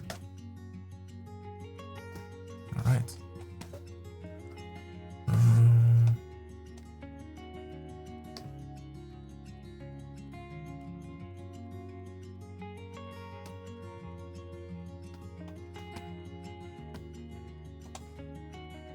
Ooh, nice and lively lines.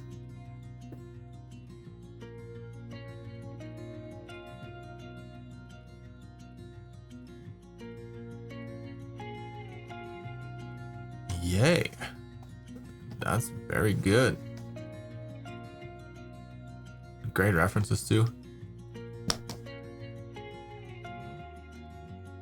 Yeah, like more common poses, so like you could more easily turn this into like one of your drawings. Very nice.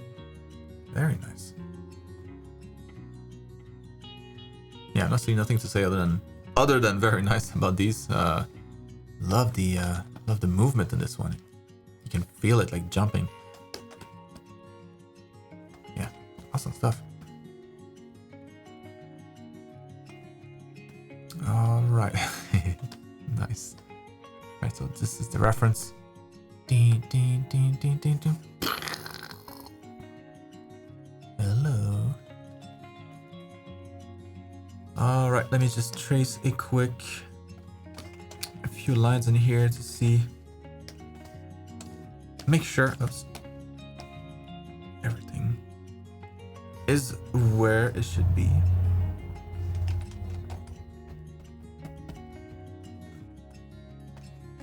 Horizon, vanishing point, and let's go. Table, yes. The bed, yes. The little box here, yes. The little carpet thing, yep. The books, the shelf, lights. Right on. No problem here. All right. Well, whatever, I guess.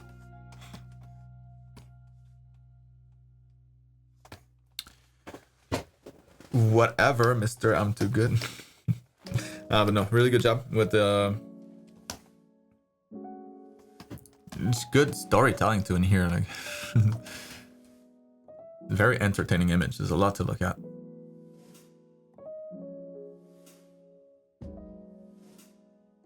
Yeah, you did a really good job.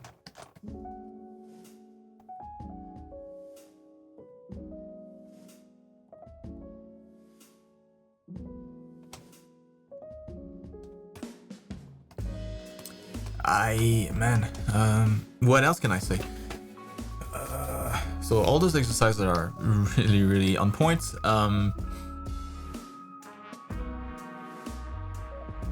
Yeah, I think there's really no issues here. So just move along, keep moving along to the next classes, the next terms, and see what happens. I'm really looking forward to see the characters and like anything character related, because I'm getting a good preview here, so I want to see more. Nice proportions here, nothing to say. Yeah, everything's on point. Maybe the feet look a little too much like pancakes. You can give them a little bit of thickness, but yeah, nice. And also, just a quick note, but the feet will be, you know, like you'll have the leg going like this, bones, and the foot will be kind of pointing in that direction instead. So you're gonna get your heel here, but the mass of the foot is always a little bit to the side here. So this is an exaggeration, but you know, it's not gonna be centered like you have it here. It's not like a table leg. Instead, it's always a little bit offset. So it goes in at a slight angle, and then the foot, like the mass of the foot when it's pointing towards us, always a little more to the side, to the outside.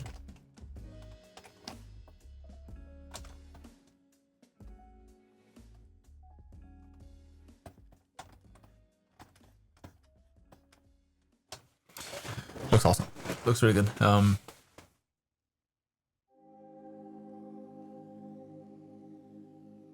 Yeah. I'll be curious to see, and maybe you've done that already, but you know, your characters are so good here from reference that I would try to build some of my own. See how those turn out. What you can do just purely from imagination. Because then maybe we'll be able to spot some things that can be worked on. Because right now it's hard to tell because everything is so on point. So moving on to Elijah. Elijah. This is my first greeting. Awesome. Welcome. So I've only had the class for less than a week now, and I'm loving it. Awesome. Really good to know. So I haven't spent too much time in my experience of drawing with land and cityscapes or perspective. So my main question will be whether any of these lines don't make sense or if any of my compositions could be improved to be more dynamic. Thank you a ton. Can't wait to dive into it more. Awesome, man. Man, I don't know. I don't know. I'm confused. Is that your girl? Or are you a woman? Who knows? Stay tuned for the next episode to know the answer. But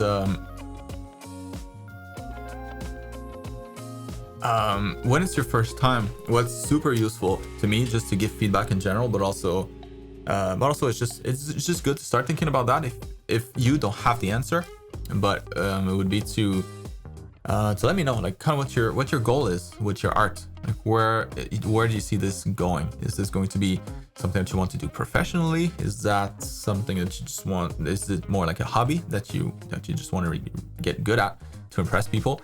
Are you trying to work on your own project, something like that? That's so that you need the skills for that to create like your own comic, your webtoon, or you know whatever it is. There we go. So, okay, so professional where? So like freelance, working at a studio for games, films, cartoons, like TV shows.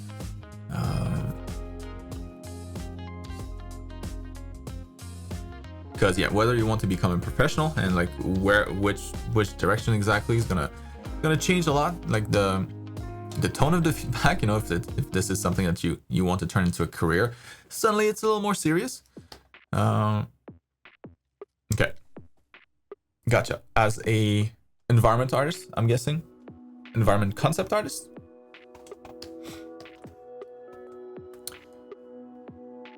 Please confirm yes or no. Yeah. In the meantime, while I wait for the 20-second delay of the stream and the chat to get the answer. Oh, really? Character? Okay. All right. All right. That took a turn. Okay. It's a character concept, right? Character design, that kind of stuff. Right on.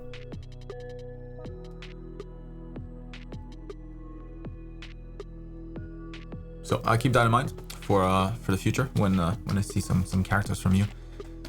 Thanks for the clarification.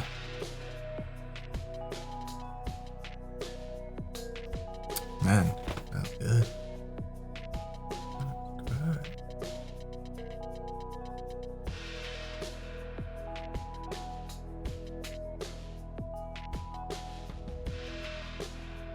I'm scanning. I'm not frozen. I'm just looking around to see if there's anything that that looks off. But first impression's really good.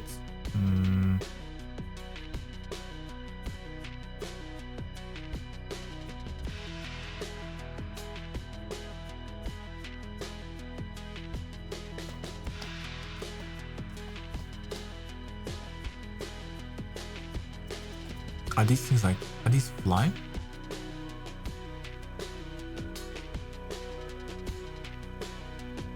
I'm guessing those are like hangings. Oh no, okay, so it's like a little, right, a little sign attached to them. Gotcha. I see.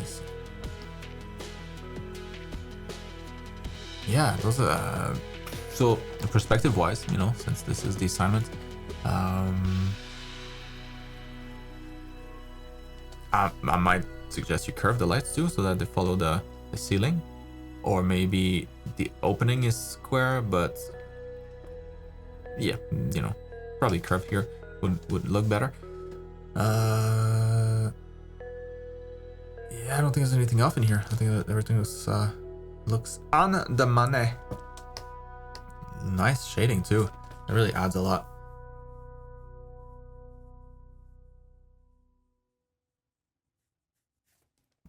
Yeah, I'm just not sure like what this one is right here. You probably would need something in there blocking the lights. Like something in a way on the outside, like somebody standing there, looking in.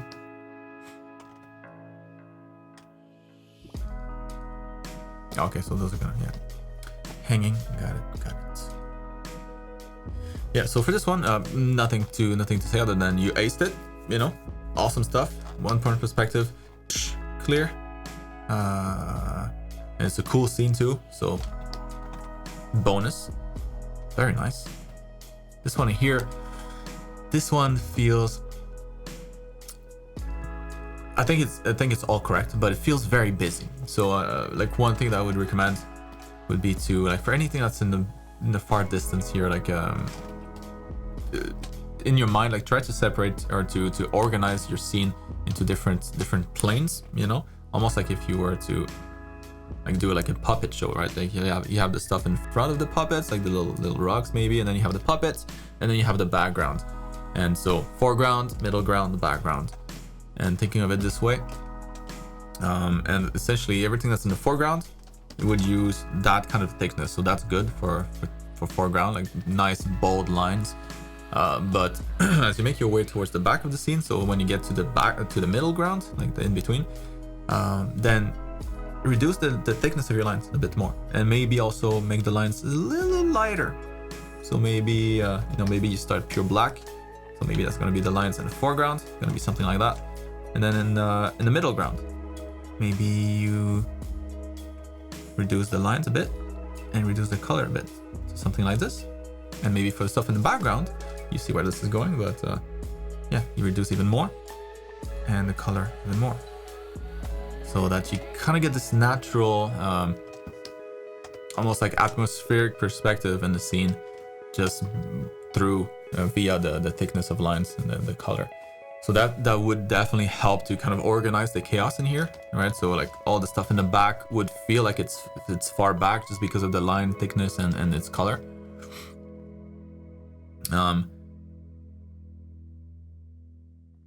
Yeah, and just color alone would make a big difference here. So let's just try real quick to maybe everything that's behind this is gonna be a little lighter. See what that looks like.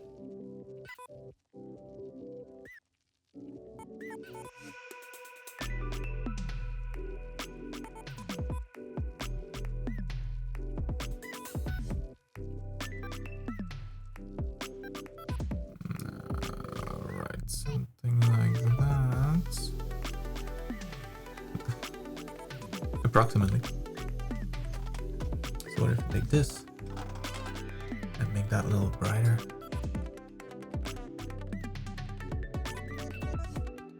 See what it does?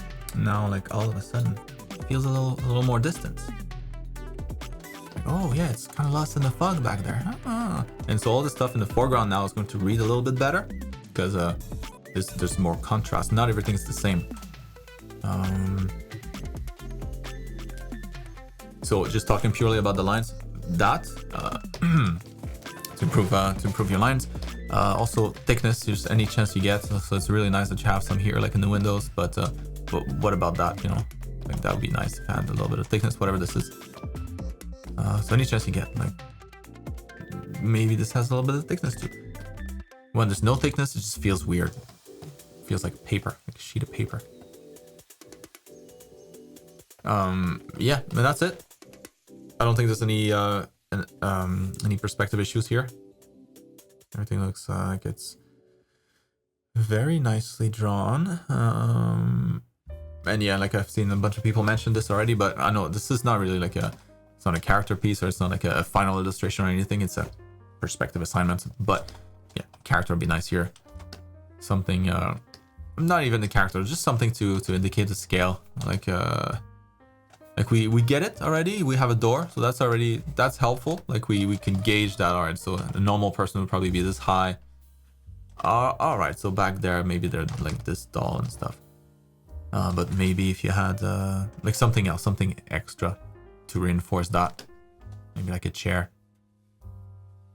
or like a little bench somewhere,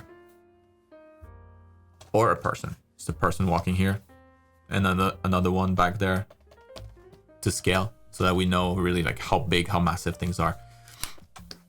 It just helps us with the just reference. It gives us cues, extra cues, clues, cues, one or the other.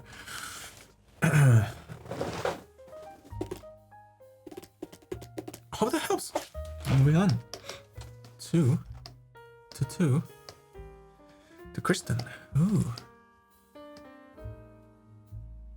Oh, nice. Got this skull in there? Hell yeah. Alright, so the past couple of weeks I've been studying facial anatomy. It smells very strange in here. It smells like a restaurant.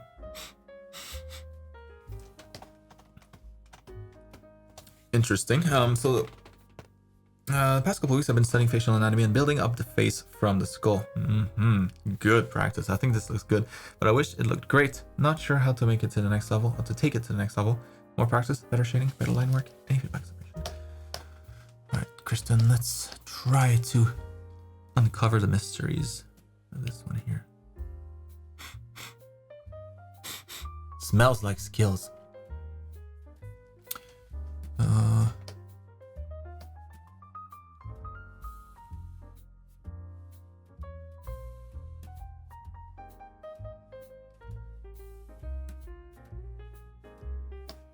Ooh. Oh, there's a little bit of likeness here. Nice.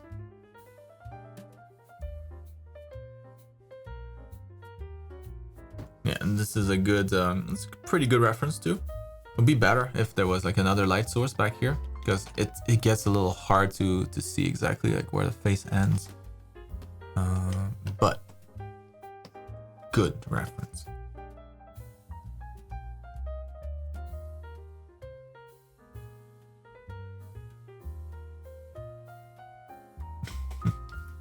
You're welcome, Pear. Sorry, Pear. I'll get it.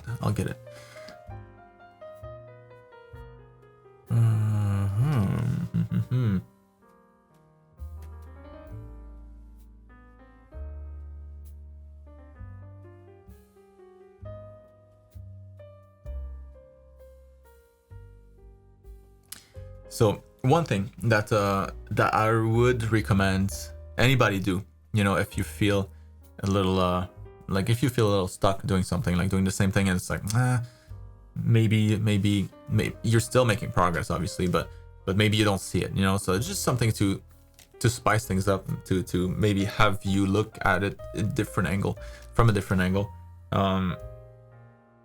Sculpting is really, really helpful in that kind of stuff. You know, even if you're not a sculpting class yet. Why is mine so dirty?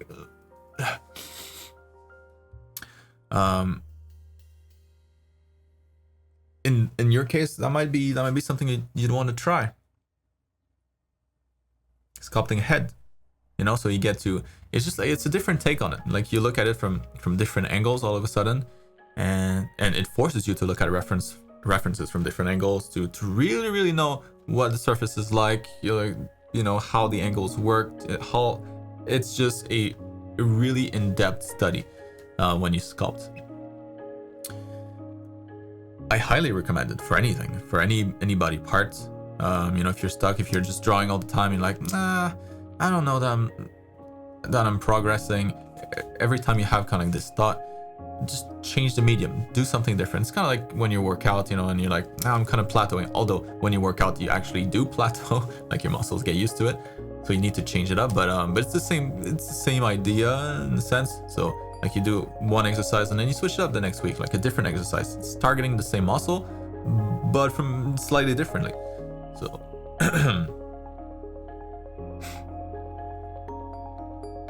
so I would try that. You know, if you have, it can be just regular Play-Doh. It can be anything, literally. Like a head is just gonna be like a tiny ball like this that you can just, doesn't need to be full size. And clay is pretty cheap.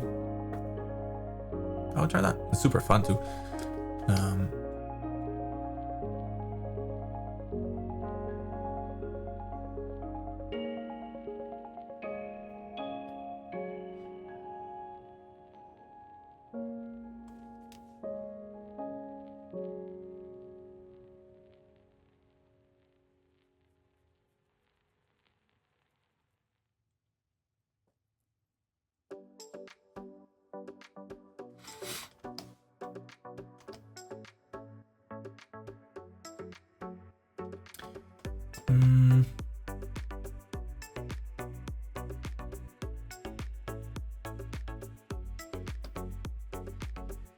Yeah, so you're right, Ryan. Like everything you're saying is yes, correct.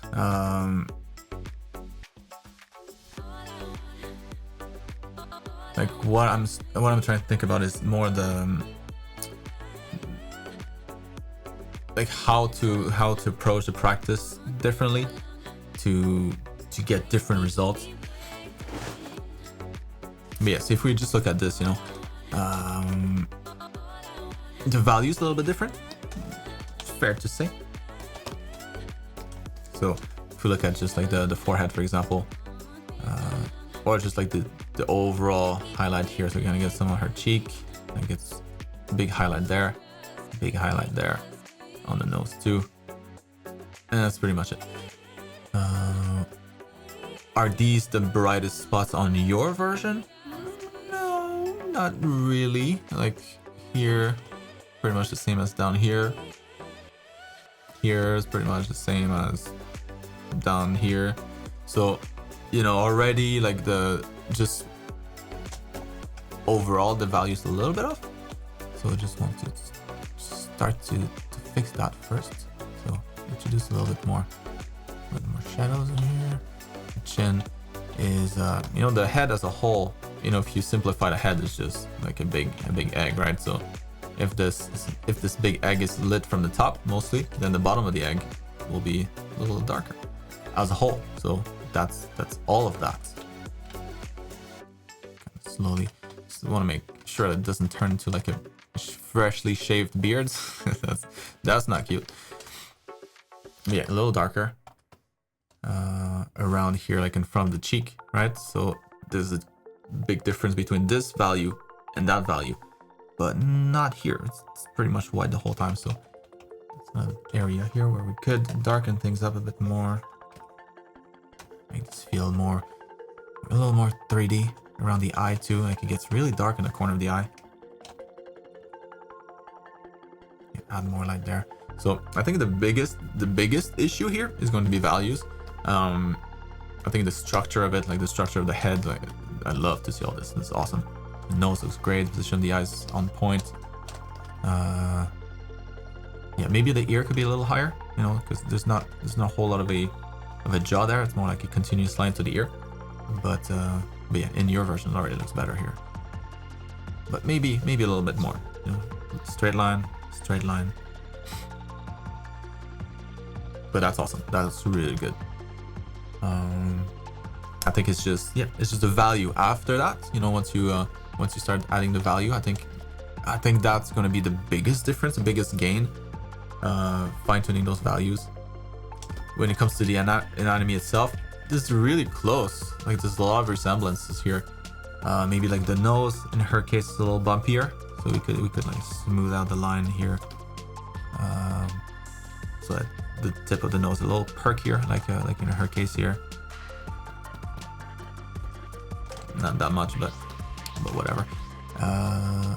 In case of her eyes as well, like she's got these really obvious like almond shaped eyes, but slightly pointing down, like from this angle at least. Like yours is a little straighter, you know, from one corner of the eye to the other. It's a straight line. In her case, this one's a little higher. That one's a little lower. So maybe we can rotate this entire thing. Uh-oh. Wrong layer.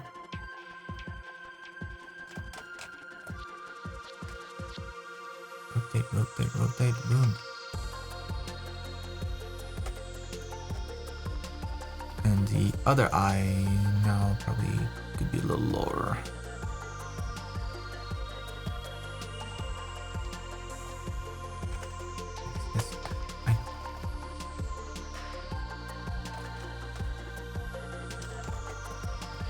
But small stuff. I mean, the biggest one is values. The structure of the face was really good. I'm just like nitpicking on it, but the biggest gain will be values, so I'd focus on that for the most part.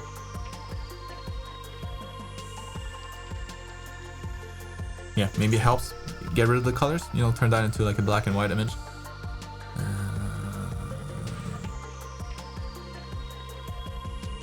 But that's what I would focus on. Hope it helps, Kristen. Really nice job with the construction in particular. Marta. I'm doing okay. I hope you're also okay. Unfortunately, I won't be able to attend again tonight as I'll be working. This week I have yet another commission. Jesus, another one?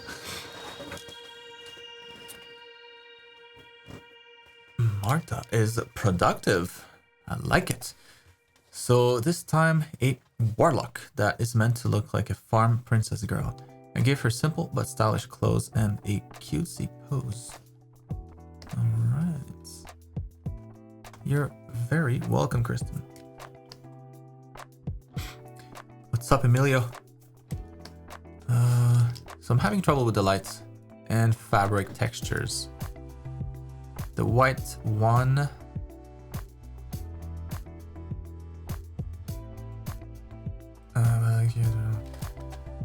okay. So the whites, okay, so this is satin.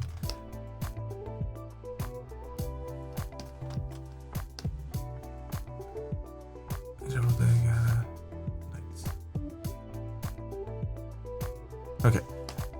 Okay. The pink overdress should be leather. The white satin.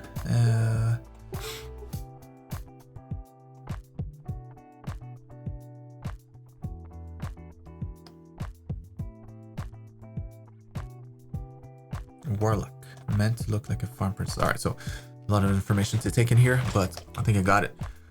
All right. Well, at first glance, that is quite nice. That's a nice image. Very nicely balanced. My first instinct, you know, looking at this would be to just make the frame a little, like, pull back a little more, so that we see more of the environment. So this is more of a buffer between her head and the side of the canvas. And here too, like, this is pretty close, feels pretty cramped. So either expand that.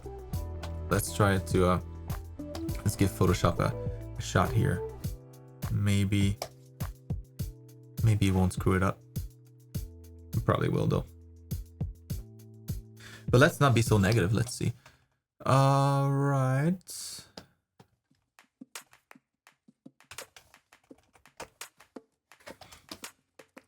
Let's do fill.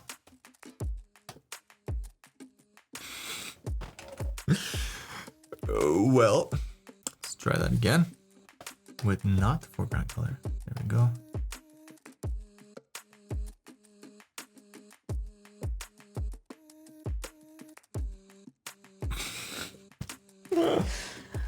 We nailed it. Well, that's not working. All right, let's try again. Control J.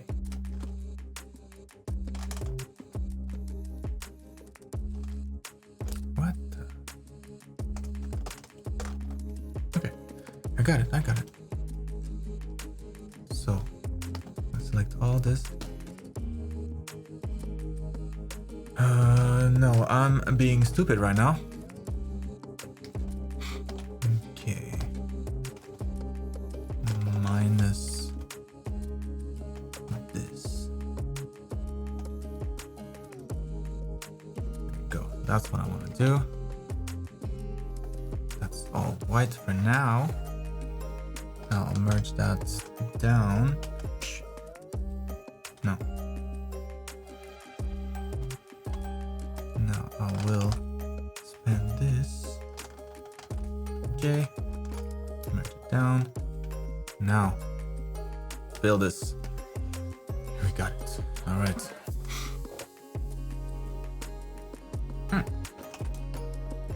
There we go. That's much better. For free, freebies. What happened here? There we go. No problem. So now the framing works a little bit better. She can breathe a little more in there.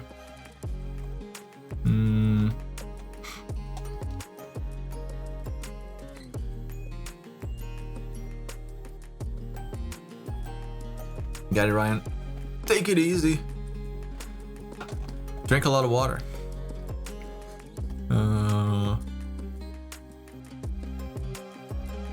Yeah, so that was the first thing. It just felt a little cramped, so composition better now. Other than that, the composition's awesome. Love how you laid out all the elements in here. Colors feel nice. So a nice purple and yellow and greens and warm colors, cool colors. Maybe one thing that I might point out, since you go pretty dark here on your values, right? Like the shadow's pretty dark, basically black. I would go as dark on your character too. Otherwise it feels kind of weird. Like there's extra contrast down here, but then the contrast is different for the character for some reason. So maybe just like going here in the areas where the light can't escape. Back there, maybe back here, underneath that little thing, maybe like in between those little lacy bits, and the seams. Maybe part of the hair here is a little darker, maybe not black in this case, but in the gap between the fold here, like the sleeve and the shoulder thing, underneath these little flaps. So it would just be to bring in that kind of extra contrast. It's nice to know that everything is kind of just pastel-y color. It's just that the background's not like that. So the background goes heavier on the contrast, and so you just want to make sure that it's kind of coherent everywhere.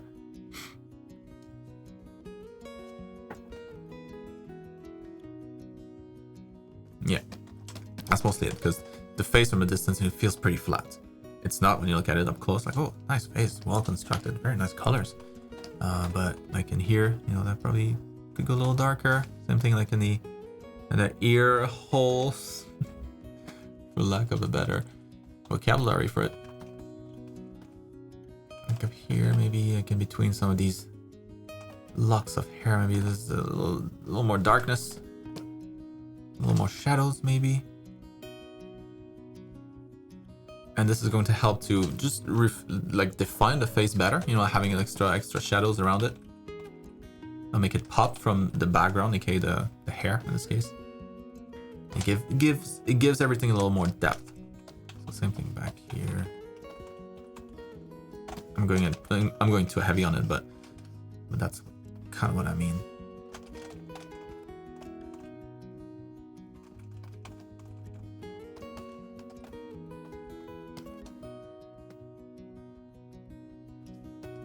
just so that it matches the foreground. So that's that. Dun. What else?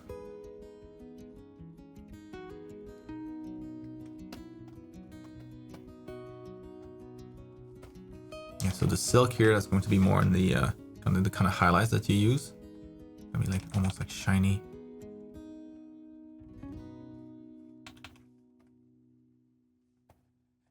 A little extra shine to these folds, so you can add that in between the transition from the light to the shadows, or maybe like a little pass. Doesn't really matter. It's kind of just the reflection of it, so it can be pretty much anywhere. But yeah, that'll be it. Like some just extra bits whenever you have a fold, whenever you have like a change of plane. Essentially, you're gonna get like a slight corner, and that's where the light's gonna bounce off of. So you're gonna get just a little more that kind of stuff, a little more contrast, a little more reflections in your folds if it's silk. And if it's leather, kind of the same idea, a little more shiny.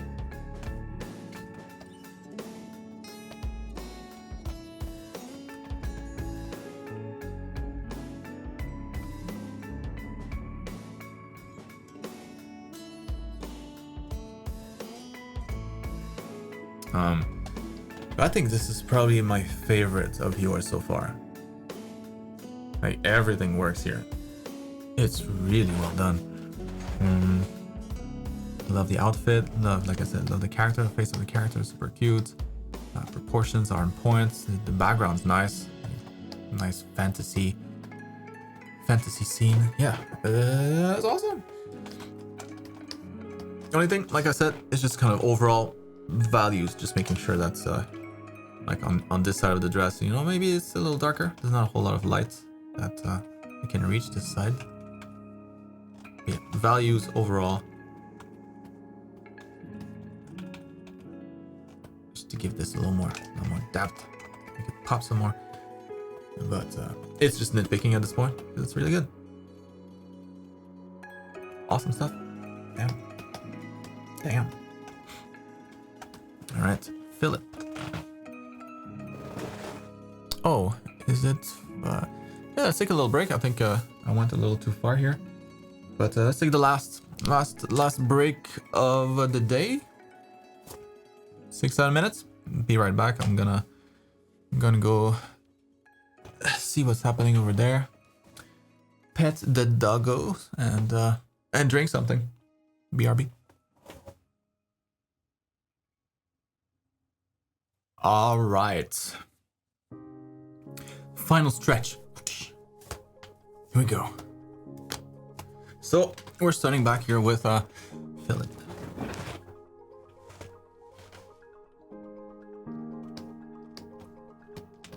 Let's just go right into it. So this is a painting I made last week, and I thought, and I would just like to hear your opinion. It was a very hard battle with perspective.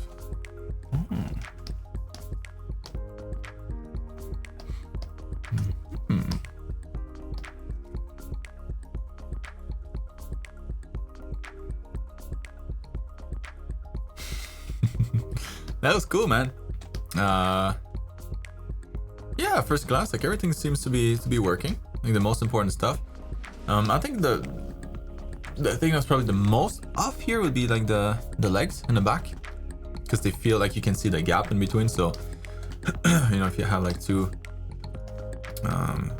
cylinders, and you can see the gap from the front, maybe.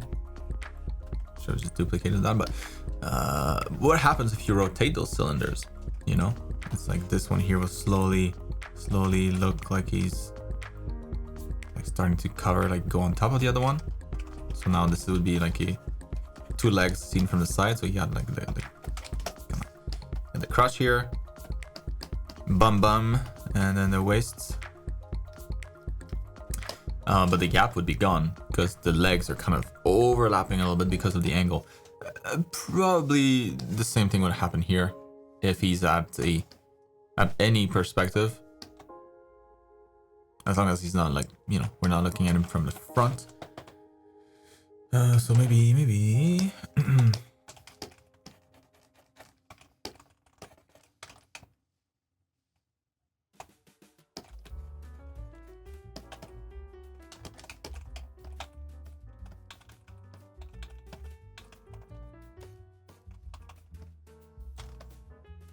Like something more like that. So yeah, overall, I think you did great. Like with the hands, especially. Like this really feels like it's in perspective. I feel like maybe like the back legs we don't get that as much. It's very successful. The foreshortening very successful in the like, top of the body. So, what could we do? Let me try something. I don't know. Maybe it won't work. It is a tricky angle, but let's try it. So I'm almost gonna try like a big, because he's just, you know, basically he's basically flat at this point, right? The legs, the arms, the legs are kind of all on the same plane. So you can almost trace like a big new layer would help, a big square around it, and almost like deform that square in 3D. So that's gonna be the perspective of the square.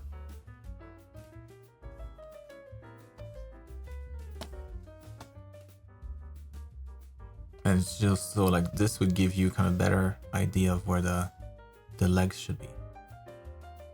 The legs are in the middle, it should be somewhere around here.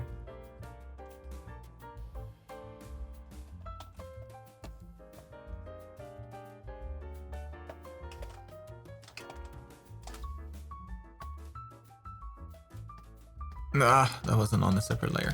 No. He's lost his legs for good. So yeah, now that I undo that.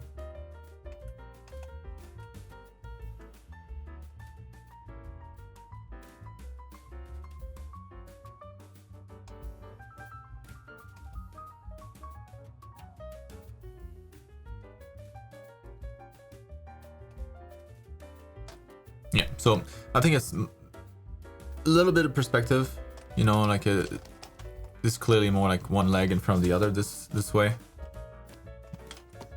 So first cylinder, the other cylinder is kind of behind that, kind of maintaining that kind of, those are the knees on the same line, right? Based on that big square. Just like the elbows here are on the same line, just like this thing here is on the same line. So just maintaining at least kind of like a flat perspective like this, that works. And based on that basic grid, and then the legs, yeah, the legs can just do whatever, doesn't matter, as long as they both do the same thing, both are kind of the same length. And overall, I think it's just going to be mostly just the length of the legs. It was a little too short because there's not a whole lot of distortion this way, like on this plane. It's going to be the more in depth that we get that distortion. And so it's really just making sure that the things are kind of overlapping properly. And if something is far in the distance, that it gets smaller, just like what you did with the hands here. So that was, the hand here was probably the toughest to get right. Yeah, I think you did a good job. So the leg's going to be pretty basic, you know, like foot. But yeah. So similar to what you had, it's just that they're a little longer, a little bigger. Closer to the same length you would have for if the character was just kind of standing, you know, not much perspective distortion that way. That helps. Love that what you did with the fur, like the how you painted those colors. Hold on. Look at this fur here, all these colors. Ooh man, that's tasty. Yum yum.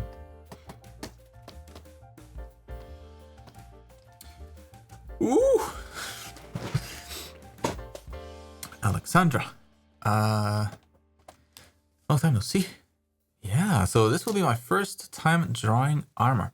I'm not sure where to start. What I have so far feels a bit too smooth and clunky. I also plan to make this floating lady appear more spectral, translucent, and eliminate a bit of light. How can I best achieve that? So, emanate a bit of light. Okay, yeah. So the logic that you should keep in mind for things that are kind of translucent a little bit is it's almost the exact same as shading. So everywhere you would have shading, you know, like every area that would get dark just because it's kind of going away from us.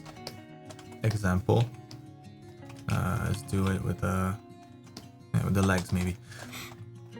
So the translucency will be more apparent in the center of the mask, where we see, like, when we can look through it more directly, there's less skin to look through, essentially. You know, it's just one layer here and another layer on the other side. So right here in the center, that's going to be very translucent. But as you go towards the edges here, where the skin, instead of looking at the skin straight through like this, now maybe the skin is a little to the side here, so you have to go through all of that to get through the skin. Most likely you're not going to get through it. So like the sides here, we're going to get much less translucency. So it's going to be more opaque, essentially. So towards the center of the masses, where you can see, like, through the volume more directly, you see it's more translucent. When you see when you look at a surface that's not as flat, you know, compared to the camera lens, as parallel, if the surface is going away from us, then it's more opaque. So to make this translucent, you could we have what, white behind, so let's just say that this is a white environment. So there's going to be like another leg in this case, so we'll add that later, but let's say we'll just worry about this one leg here for now. Make her a little translucent. Translucent here, and that's considering there's nothing inside of her, like it's just water. If she's got a skeleton, maybe that's going to be different, but yeah, so we removed a little bit of translucency here, and then there's a leg behind, so that's going to bring back more opacity. So we can kind of erase it from there. It doesn't look like anything. Let's try this again.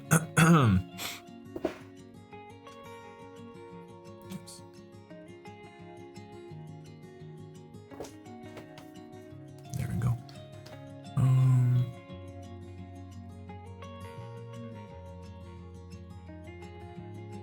But that's the logic. So one thing with translucency is that it works much better when everything is dark. So when there's light going through it, when it's just like an opaque environment, you'll get what I got here. So not super exciting. Maybe let's do it with something that's a little more obvious.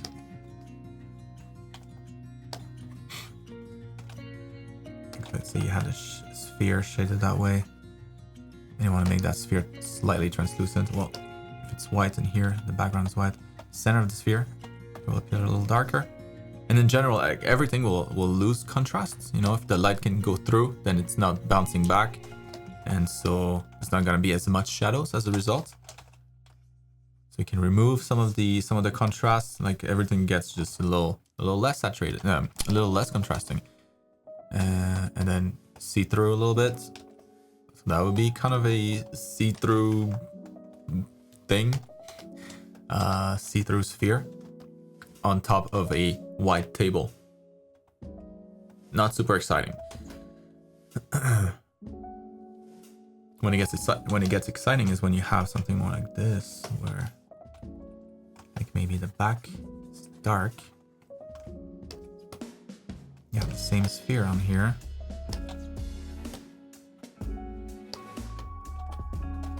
And then maybe there's a light behind. There's a light shining, like a neon light, like a purple.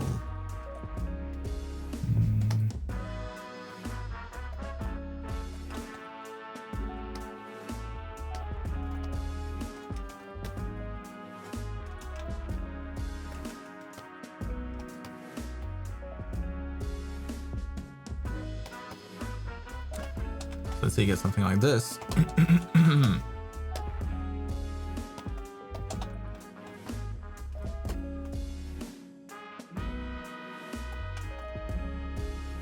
Now it's gonna be more interesting. So like it's about to get slashed by a lightsaber or something. And now the translucency will be a lot more interesting.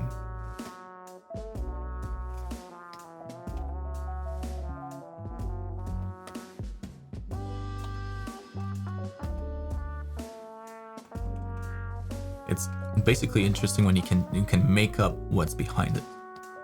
When there's more clue as to how translucent it is. So now it's more like a bubble, but to make it more or less translucent. You know, the clearer you can see the object behind, the more transparent. The fuzzier it gets, the more translucent, more opaque.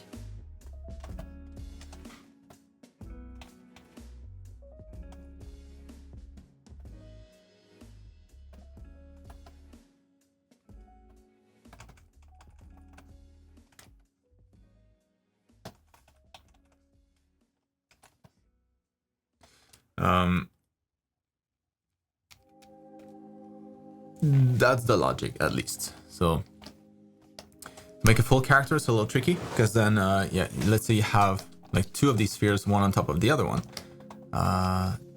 Then part of that sphere, you know, let's say there's like another sphere right behind here. Then part of this sphere now is going to be a little bit less opaque because of that. Because there's extra opacity right behind it. So it gets tricky. It gets pretty tricky. What I would recommend is to have some sort of background that has like, you have like a light in the back or something like that. Kind of what I did here, so that you can have kind of like that light going through the thing and illuminating like the inside of the, this would probably like glow a lot more too.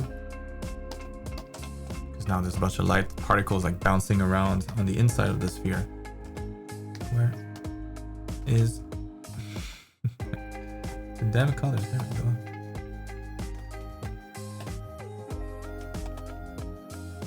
This would probably almost glow now because the light inside goes in and then bounces around a bunch of times, illuminating the object, the volume. So having a light behind would be much more interesting. But you're gonna struggle with that. It's not easy to do a full body, especially if the body is not gonna have any bones on the inside. It just looks weird most of the time. Like if you had a bone inside of this, you know, like a solid mass.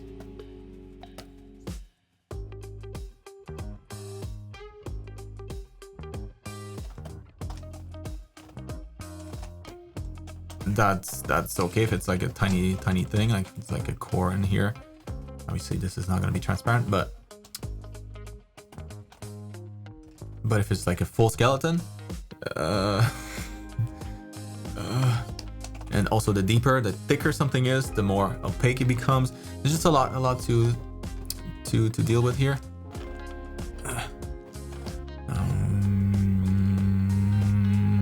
So anyways, that's that.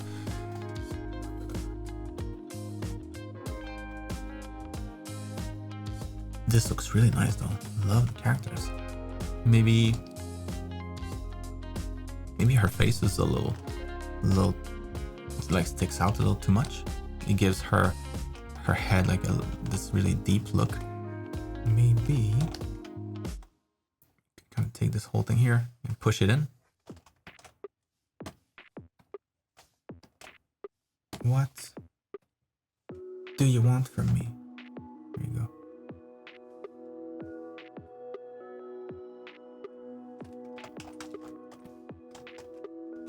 So if we like undo this and go before and after, it will be a lot more obvious.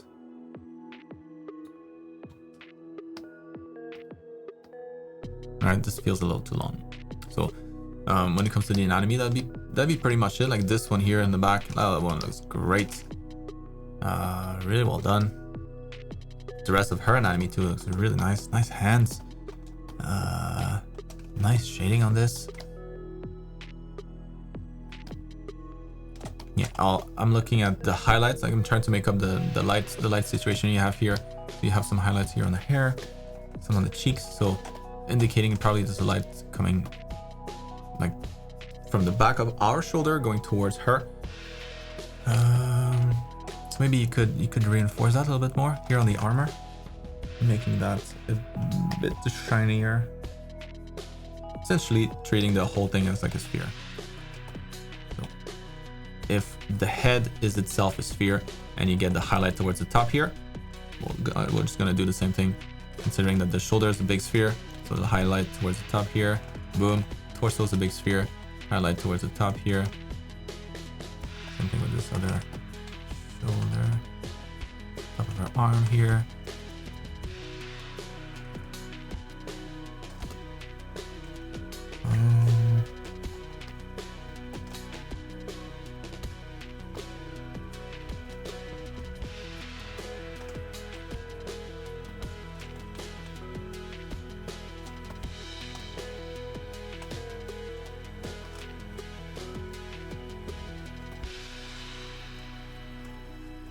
But really nice, like really clean.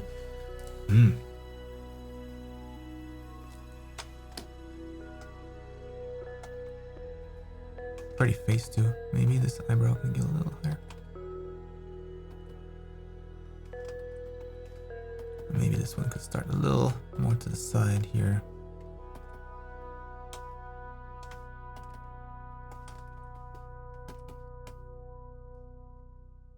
Yeah, drawing is awesome, Alexandra. For the translucent thing,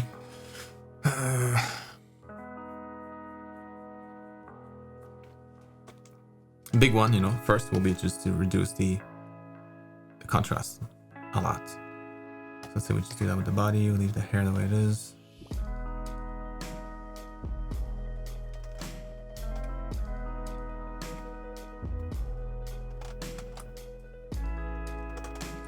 Contrast. Boom. Get rid of all the darks.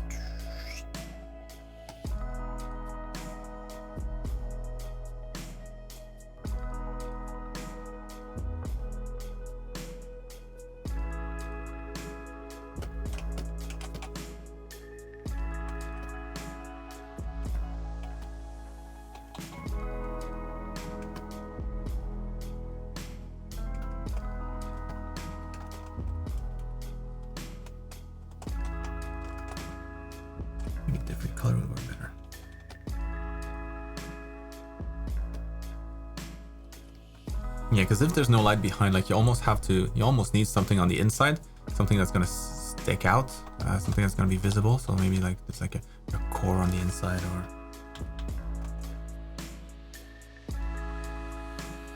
like some extra mass here, and then I don't know. But the first thing you'd want to do, like I said, reduce the contrast a lot so that it feels more airy. That's that's essentially what being transparent is. You let more light through, just like something that's a little less dense. And then yeah, the edges, all the edges are going away from us. So on the sides here, it's gonna get a little thick, a little more opaque. Everything that's facing us directly, more transparent. Good luck. There we go. Hope that helps. That was a lot of layers.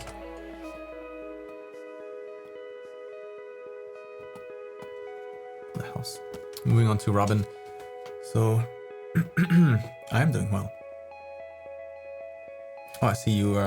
You've been using me as a model here. Oh, never mind. Never mind. That's not me. Clearly a different name. Similar bod though. I'm doing well, Robin, thank you. I watched the second anatomy class this week and did these studies. I don't really know why I drew the face muscles as well. Just thought it would look cooler. Also plan to complete the right drawing as soon as I get to the next anatomy class. So please just let me know what you're thinking. Appreciate it. Yes. Titan.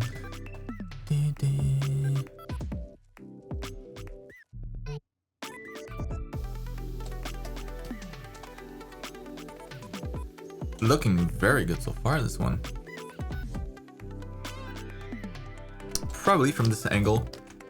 I'm probably not gonna see the serratus muscle here from this side.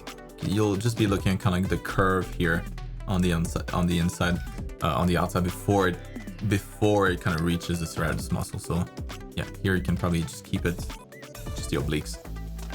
Same thing here.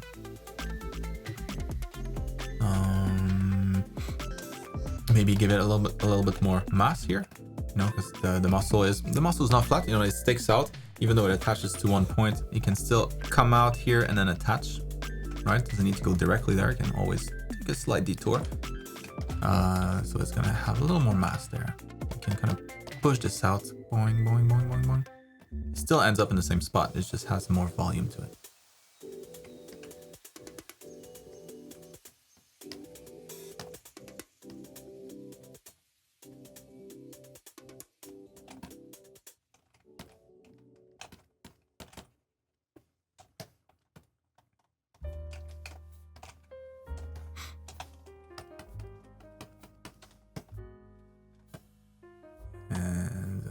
the rest looks great. Really nice. Maybe this delt could start. Could insert a little higher.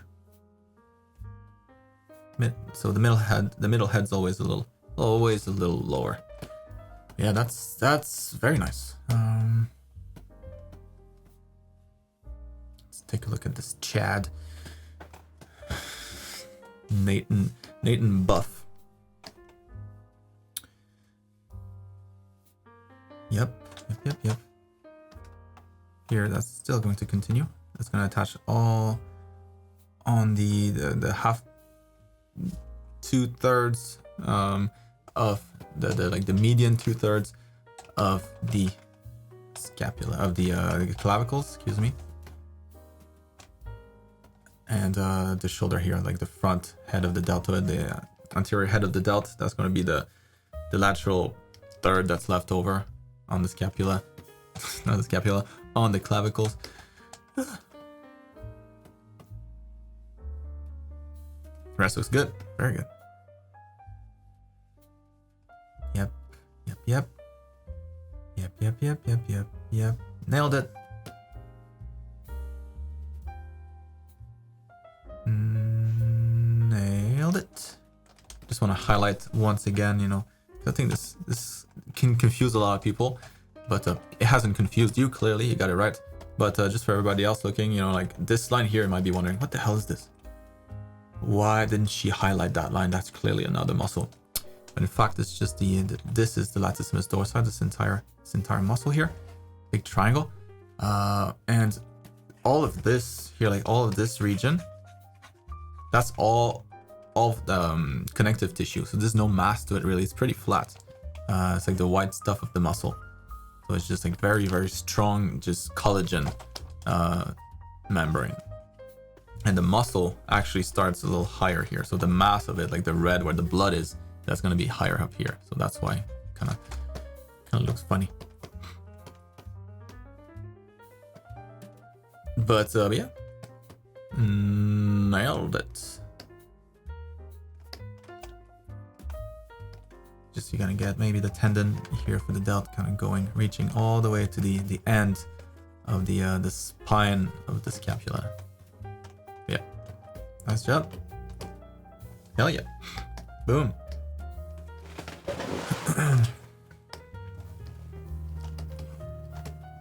Ooh, what are these nice gesture studies? All right, Kevin, you're up.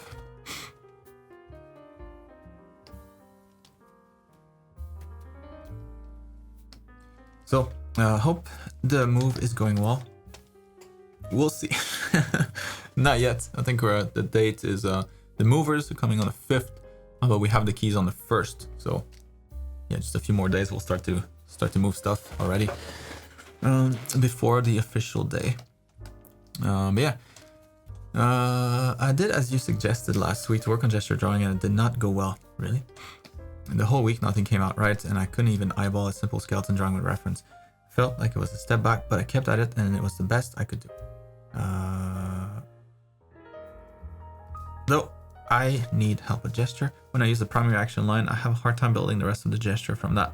Can't visualize it. Most of the gesture, except the 30-second ones, I did in free time in about 5 minutes. How can I get past this wall and improve? I tried building a skeleton into a foreshortened angle as well, but it didn't look good. Lastly, how long should I stick with term 1 before I can move on to the head construction? So, just to answer the last question first, like for the terms, it depends, you know, like, so if it depends of just how much experience you have going into it, because it's like if you have no experience, you're probably going to spend like 3-4 months on the first term. First 2 terms, on average 2 to 3 months, pretty good. Maybe longer on like the earlier terms, and maybe shorter towards the end, because at the beginning stuff is more important. So yeah, depending how long you've been doing this, but I don't know what your complaint is. It really is the theme of the day. Who's responsible for this? Who planted this in everybody's head?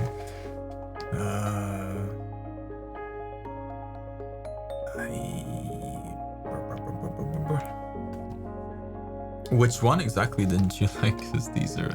That one's very nice. Very nice. Very nice. Short legs, but very nice still.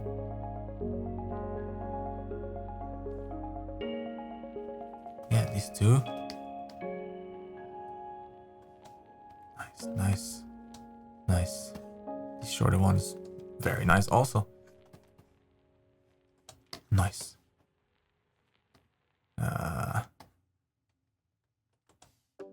Nice too. It's just a weird pose, but like maybe this arm. I'm not too sure what's happening with this arm here. But the back here, that arm, the head, the leg. Yeah, that's hot. Well.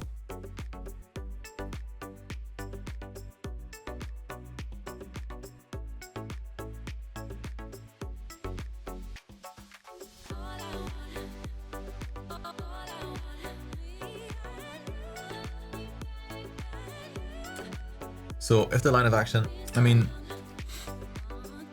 you don't necessarily need to build it on the line of, like from the line of action. It's more of a like often I'll treat it more as a like a reminder of the overall energy of the gesture. So like for this guy here, like I might, you know, just go like this, boom, and then and all right. So this is what I'm dealing with here. And I just make sure that I maintain kind of those curves as I do the rest of the gesture. It's almost like it tells you how to exaggerate things a little bit. So if everything's going this direction, if you see like a torso like this, all right, so you have your legs there. How can I push this even more? Like this is a little too stiff. That's not quite the same line. Maybe we can push that some more. Maybe we incline the torso like this. The legs a bit more. Just make it more dynamic. That's kind of the like one way that you can use it.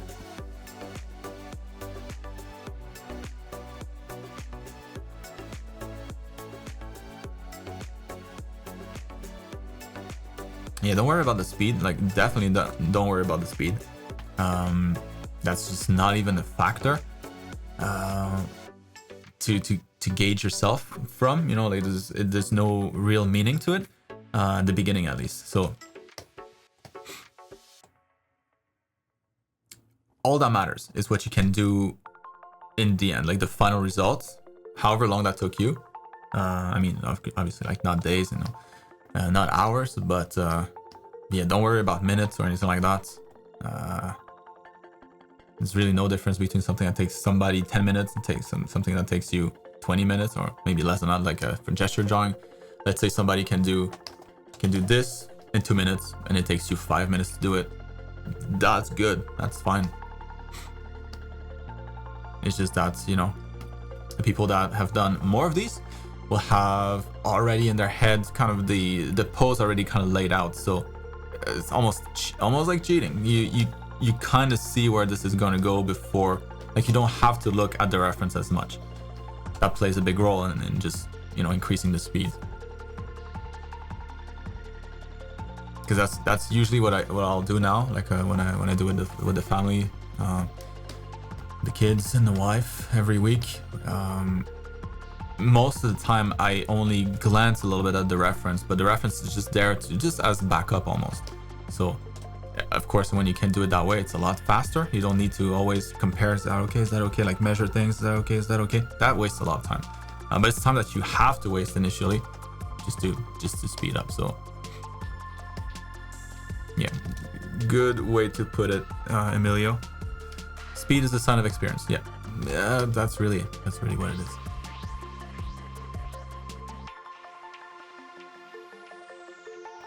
What I look at when I look at these is quality of your line, how solid it is, how confident it is, the end result, of course, proportions. That's the most important. Gesture is all about proportion. Does it feel stiff or not? And of course, does it look like the pose, like are you selling the pose properly? Like this one here, Very good. Very nice. This one too. I mean, they're all nice. So there's none of it where I look at the pose and I'm like, what the hell's going on? That's nice.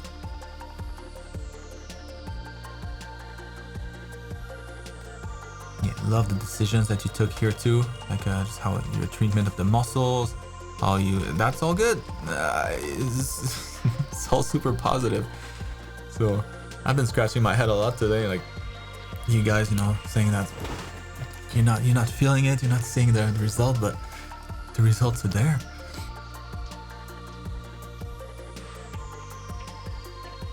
Open your eyes.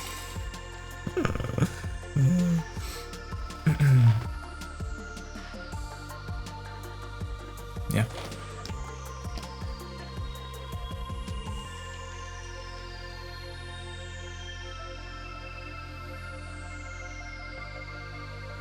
Like this is building a skeleton, you know, that's pretty advanced stuff.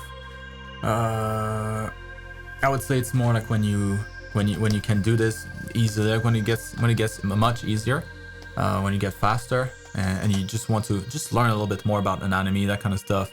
Like when you really dive deep into it, then it becomes useful to do those more advanced studies.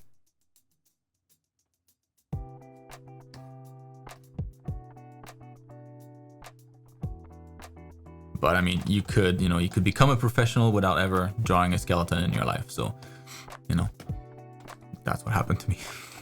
My anatomy was probably, it wasn't that good, you know, when I joined Blizzard. It wasn't that good. It wasn't bad, but so many mistakes. There's so many things I didn't know. I never really studied anatomy up until that point. So yeah, a lot of issues. Still got the job, so. But yeah, I'll tell you, I'll stop stalling here. This is all good. So just more of it, you know, keep practicing gesture. One thing to keep in mind too when you do these is that like the first batch of like 10, at least that's what it is for me. But like the first 5 to 10 depends of the day. But the first couple ones, they're always kind of shit, you know. And the last set, like the other set of 10, let's say I do 20, the other half is always way better. Almost looks like a different artist did it. So there is like a warm-up period too, so just keep that in mind. Like the first couple of gestures you do, probably not gonna be that great. You need to warm up. So I don't know. I'll stop blabbering. Moving on to the next one.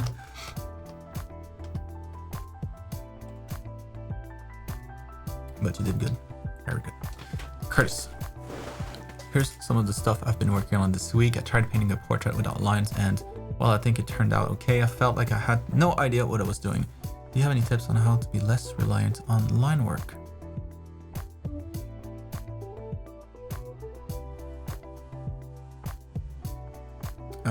Emilio asking about how many years to get senior.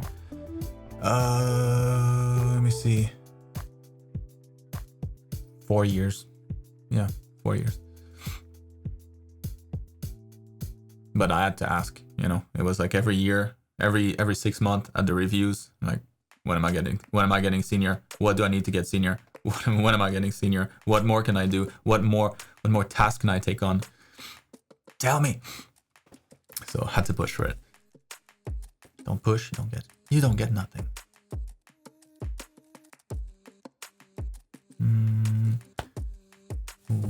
Well. And the other part.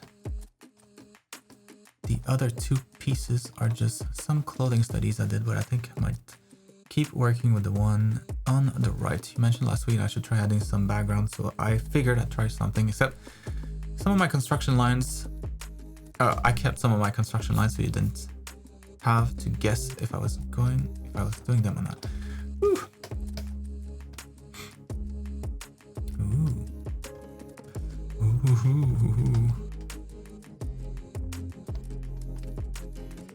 Man, I love your sketches. You have such nice quality to your line. So aesthetic.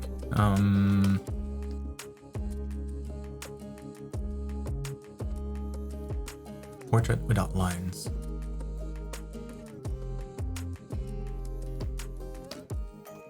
I mean,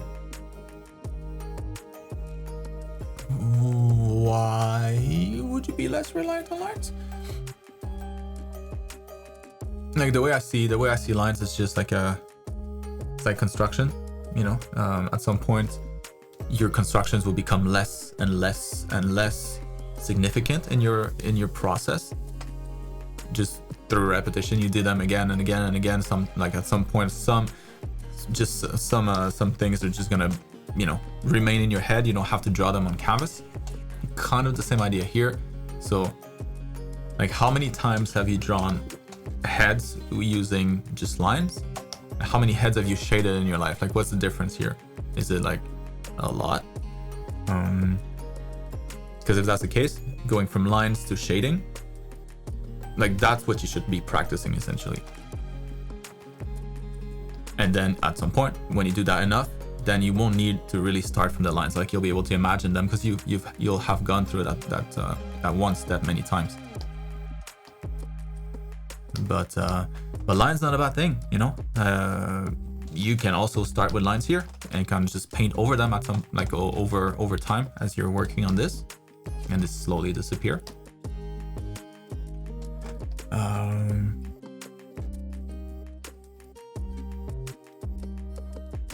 Like the way I see it, you know, whenever I paint without constructing anything, when my buddies, you know, in the industry do the same thing, it's always more of a fun thing. It's not so much a way to learn better. It's not a way to get more out of your reference. It's just more fun, because then you get rid of all the stuff that's more technical at the beginning. Like you get, you know, we know how to do it already, so like that goes out the window, and then you just work on the fun stuff. So yeah, for anybody that's looking to improve this kind of stuff, this particular skill, like, I wouldn't skip anything. So it's like end game stuff almost. I mean, clearly you did a good job here, so it's not like it's not like you can do it, but yeah, the fact that you were a little bit lost, that's just what it is. It's just that you haven't done that step of going through line work into shaded line work as many times as you've done line works. The more you do it, the more the transition from lines to this will be easy, and when it is easy, then the lines, you don't really need the lines anymore at that point. So that's kind of how I see it.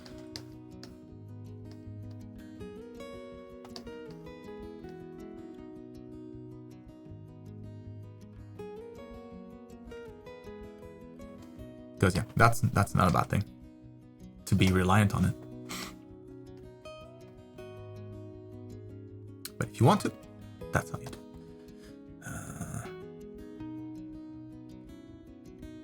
One on the right. You should keep working on this one here. That's super cool. Like, I'm guessing that's the light, right? This is like a lamppost, and this is the light kind of shining down on her. That's why everything is dark, I'm guessing. Super cool. That's gonna be like a very dramatic scene. She's also gonna be casting her own shadow here. Yeah, that would be nice, because this is awesome drawing. Folds look great here. Nothing to say.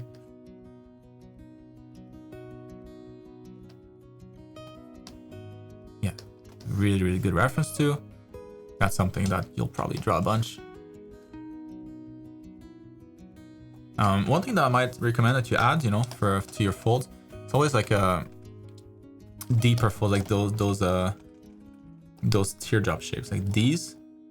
That's always nice, because when you only have lines, you know, it's just an extra type of contrast that you can add. So when you have lines here, like, you can have nice lines and stuff, but it's always nice when you have these pockets of where you know this is going to be a little darker here. So it kind of breaks the pattern, makes it a little more random. That's something that was nice here that she had in her folds. Could be cool to add that.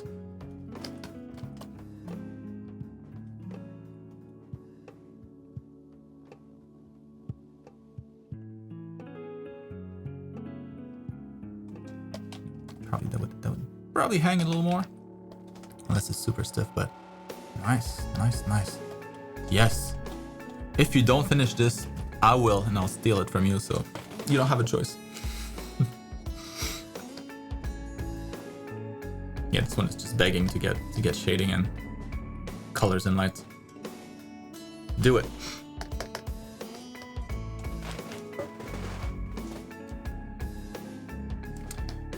Callan. Let's see what we got. Of course I'm joking, I'll always steal your stuff.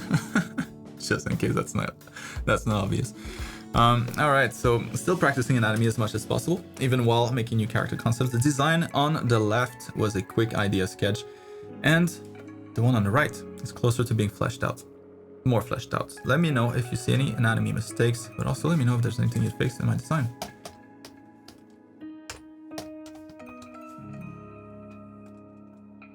Right on. So it is the same one, right? Okay, so this one here. Quick idea sketch. Got it. All right, so you start with this, and now you have that.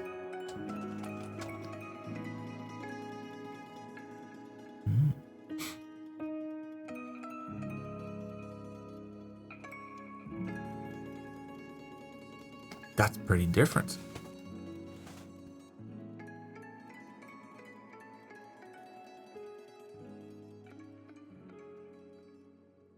One thing I really liked with the first one here, like I like this, like the little cloak that she's got. I think that's super cool.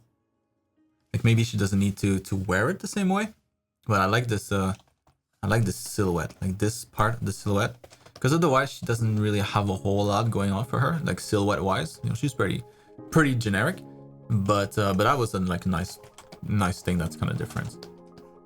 And now she's got like this big 80s haircut. So that's nice, you know, that adds something special to the, but it almost looks like just like a Kiss band member, you know, from a distance, like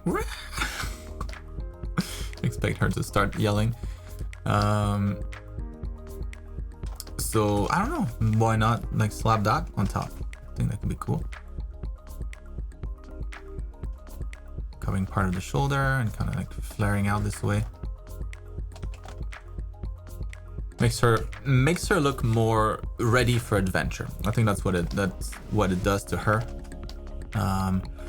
You know, like she feels a little bit more vulnerable. You know, she doesn't have a whole lot of clothes. She's pretty exposed to the elements, to the sun, and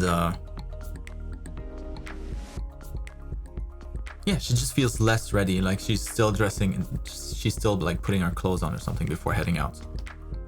This one feels more like ready for adventure. So I don't know. Yeah, I kind of like that. The cloak thing.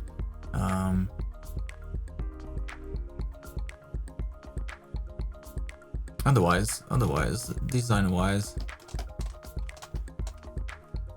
I like that you're reusing like this little the furry bits here. That's nice. Some repetition. Very nice, very nice. That kind of matches also, or it matches the hair a little bit. So nice shape repetition in that way.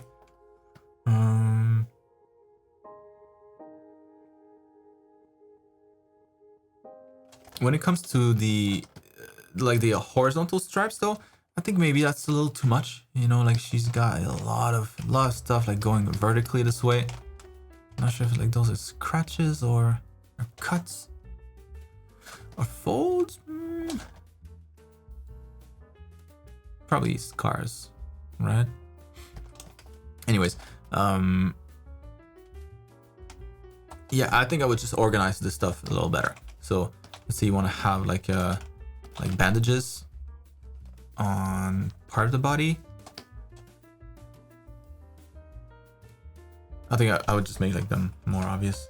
So maybe it starts here. This one starts down here. But,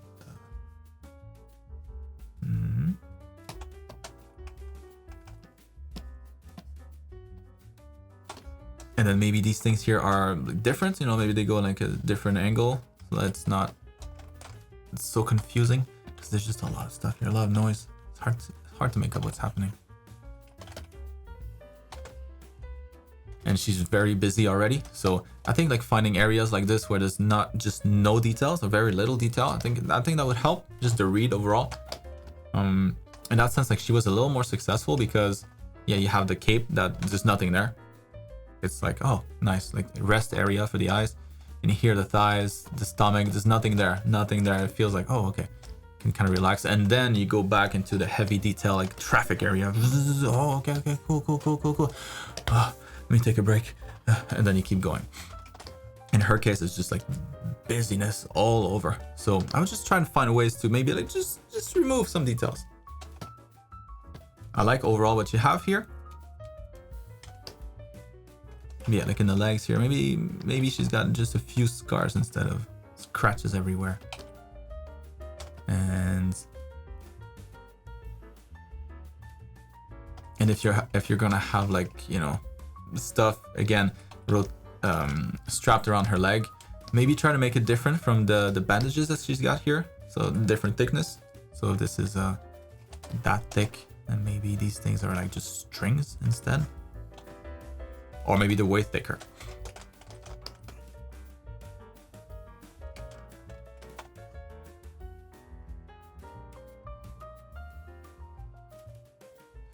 And yeah, and I would find maybe like one more shape in here that you can reuse and repeat kind of all over the place. I really like the fur, but that fur is almost like the only thing. Like you have the bandages, that's something again that's repeated. But maybe something that's a little more different, something that's more unique. Maybe it's it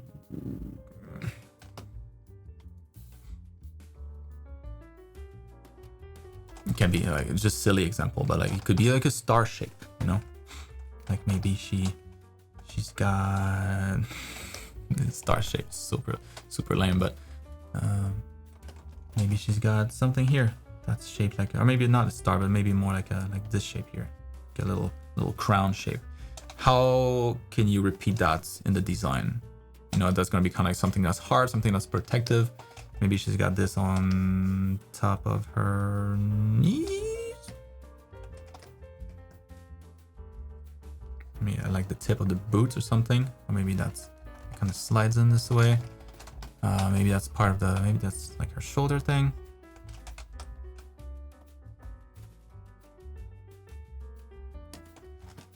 It could be anything, any shape, doesn't matter. But yeah, one more shape that's kind of clear, kind of easy to read, similar to what you have here. Like that's good, that's nice. That's something that you can reuse easily in a bunch of other places. Like yeah, it could be like small clips. It could be like a belt buckle, you know, in that shape. Or maybe all the belts have this shape, that kind of stuff. Anyways, what the hell's Callan?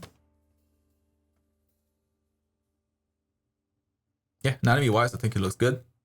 Proportions look good. So you did really well there. I think it's just the design. The design could be cleaned up a little more, but a really good start so far. Give her cloak. That looks way too cool to not use it. Jade, your turn. Jade, I hope you're still not here. Oh boy, that was a long day for you. So I hope you're doing great. I am. Hope you're doing good too. So I followed your advice about showing my characters in action. So I wanted to just draw the concept, but it slightly turned out like an illustration. I kept the background simple since it's not a full illustration, but is my choice right? I feel like the anatomy is between. I feel like the artwork is between concept art and illustration. Also, is this whole concept mature enough to be put into a professional portfolio? All right. This thing's still working.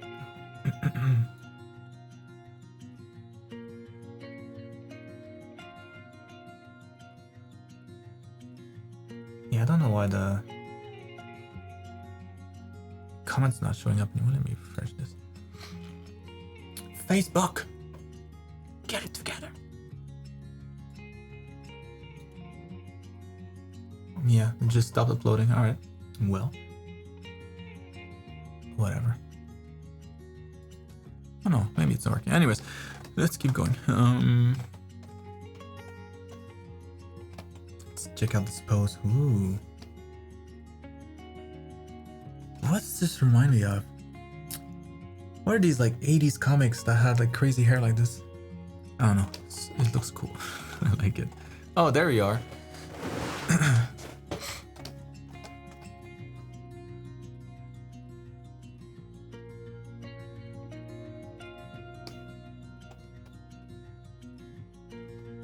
Yeah, that I like this a lot. It's like a yeah, it feels really nostalgic to me. Like these tacky poses, you know, like Power Rangers kind of thing. Woo! But it's awesome. It works with her outfit. You know, she's got the wild 80s style. Yeah, hell yeah. Maybe you're not going for that, but I like what I'm seeing. Oh snap. There she is. Alright. On. Arms modified.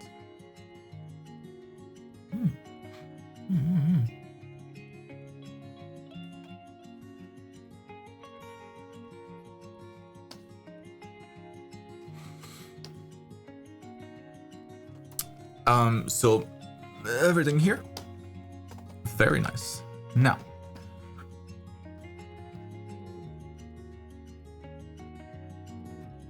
let's take a look at this one here. So keep the background simple. I think it can be simple, but it could be a little bit more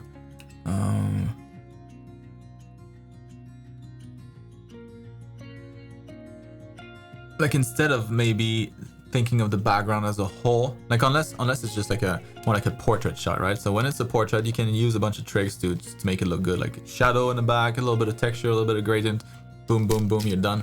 But for a piece like this where you see like perspective a little more, like you see part of the floor, the way I like to think about it is if you don't want to commit too much to create like a full background, just limit it to her immediate surrounding area. Like, so you would be able to, you could draw like a, you know, whatever she's standing on right now. Is it rocks? Is it grass? Whatever. And kind of have that fade away with the distance. That's usually what I'll do, at least, because then it gives you an idea of the environment that she's in. Sometimes that helps just sell her concept.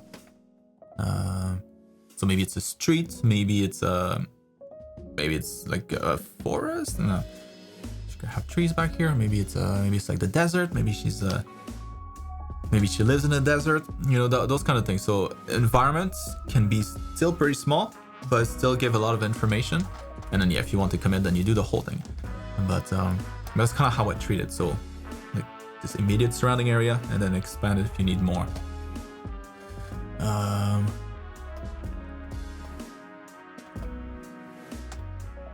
But like this, you know, with a bunch of smoke and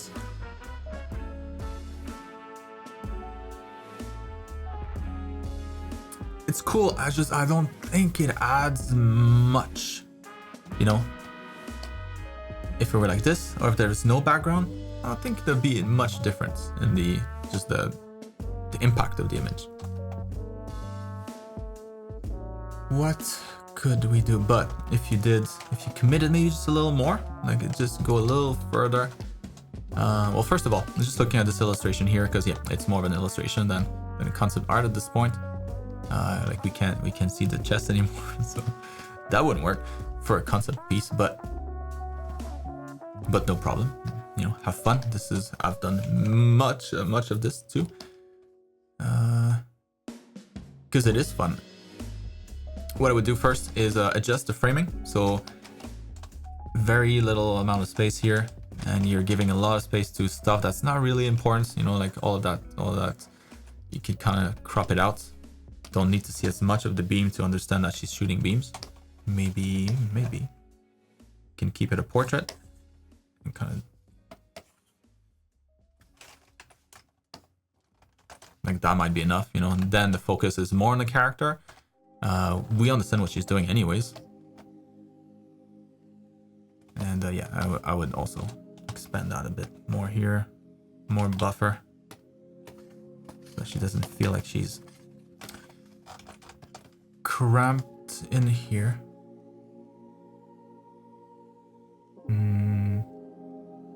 That's nice. I like it. That's good.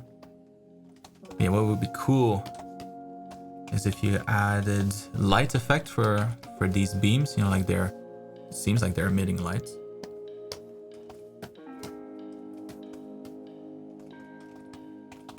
So that light would probably be visible here on the ground too.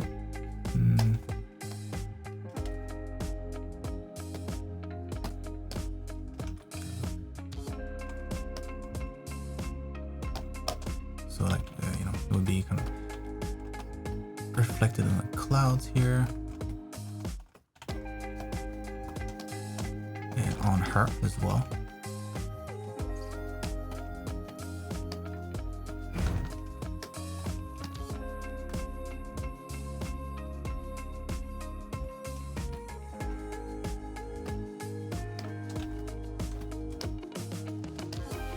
So that's a big light source. So you just need to have it like everywhere.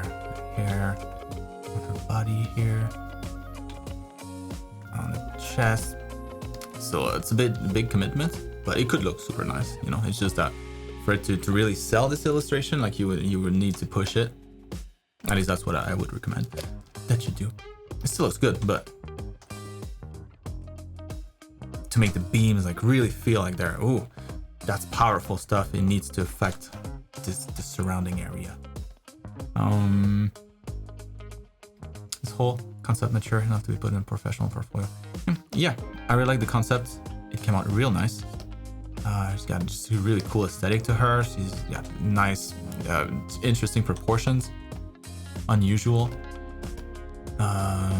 Cool colors.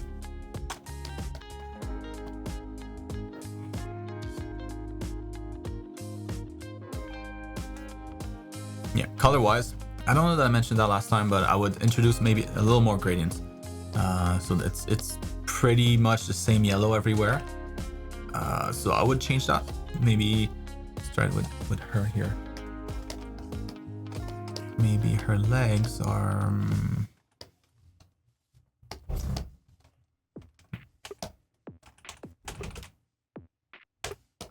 What?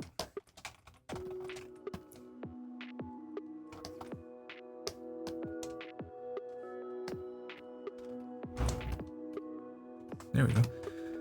What's going on? Okay. Invert.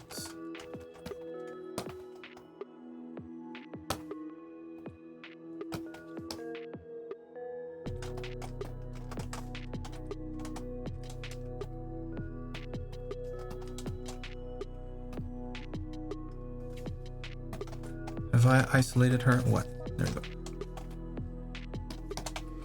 So maybe darkening the legs a bit.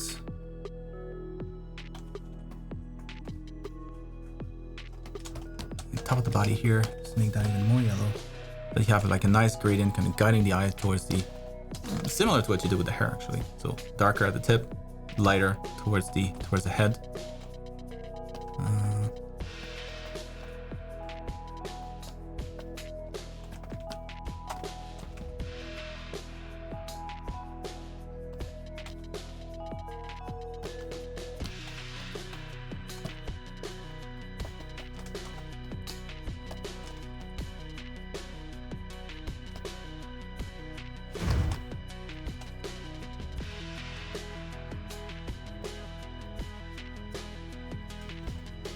It's subtle, right? But it's a little richer. There's more colors. And we're naturally drawn towards her face. Beautiful face, by the way. Yeah. So, yes, to answer your question, it is a very nice concept. I like it. Would fit right into any professional's art portfolio. There's no glaring mistakes here. You know, proportions look good, anatomy's tight. Yeah, very nice. You have more information about the materials now. Yeah, very good, Jade. Very good.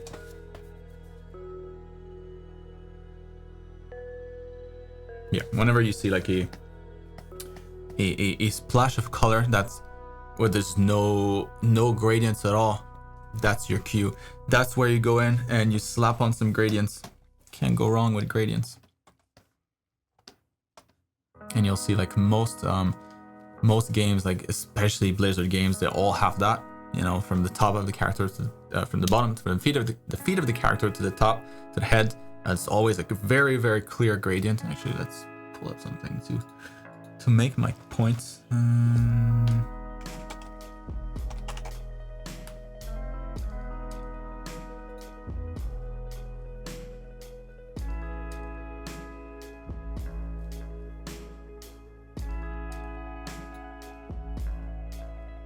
Well, that's a little intense, but yeah, you can look at like the legs here. They're pretty much dark, right?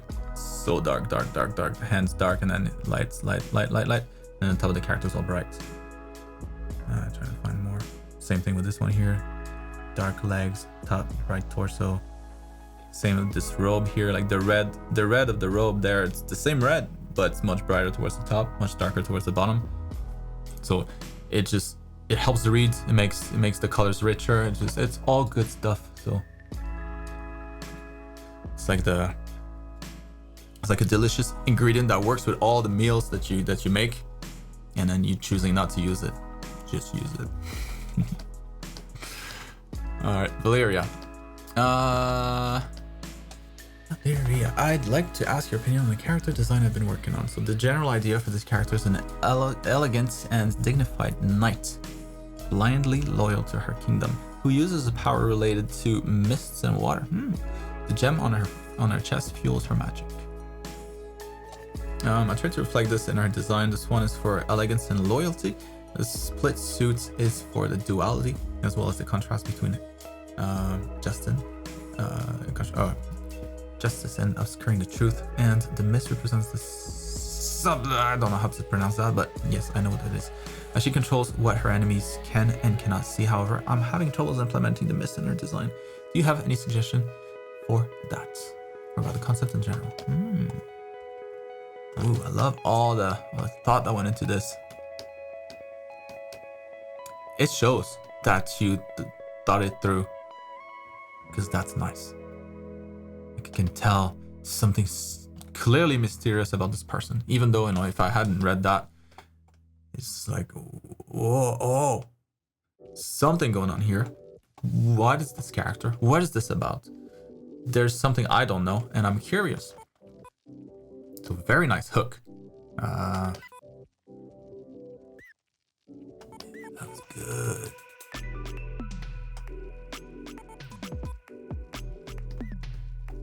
Very nice. Mist. Well, first things first. Presentation-wise, overall really good. But we're kind of losing the silhouette in some areas of the painting, so I would maybe like reinforce it around the hand here, so the value is pretty similar. Works well everywhere, you know, white against the dark background, nice. But everywhere it's not like that. So like on the hands here, I think we could brighten it up.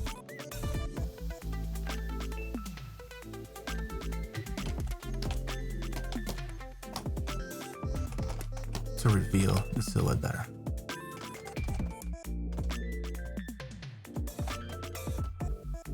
So yeah, it looks a little bit weird when you just do it in one area like this, but yeah, I would do this maybe for this hand too, and like the leg, just getting that extra contrast. So that's and then the mist you're asking about.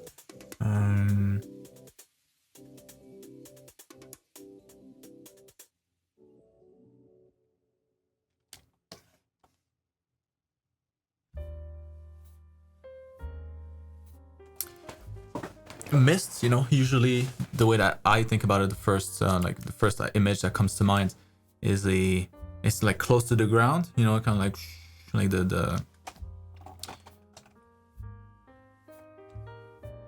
almost like like dry, like those smoke machines, you know, it's just heavier than air, so it gets closer to the ground. The air itself is lighter, so it goes on top, but maybe something like that. So it wouldn't be everywhere, but it would be kind of towards the bottom. Dots. Let's try that.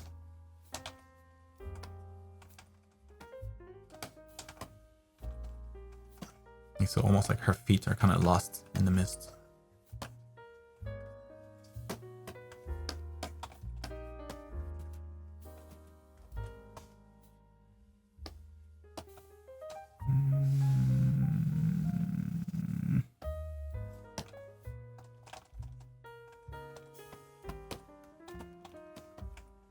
That's too much, but maybe something like this. So it's kind of like building up around her and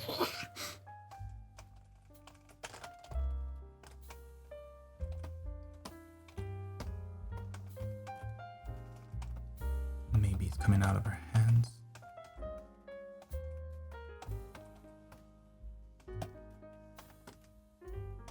I mean, it could be something subtle like this. Honestly, I wouldn't go too heavy on any kind of effects because the character's very striking, and so I wouldn't want to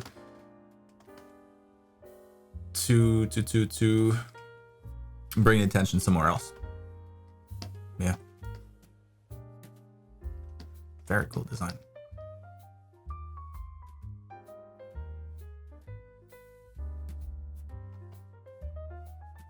I think there would be opportunity to introduce a little bit of a gradient here too. So it's kind of like the same beige everywhere, you know, towards the top of the character. Let's bump that up a bit. Let's see what happens. No. Not what I'm looking for. There we go.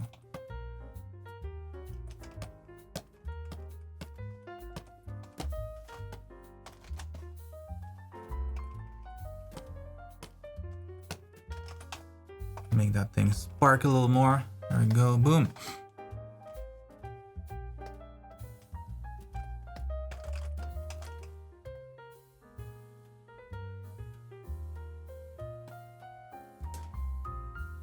Let's see.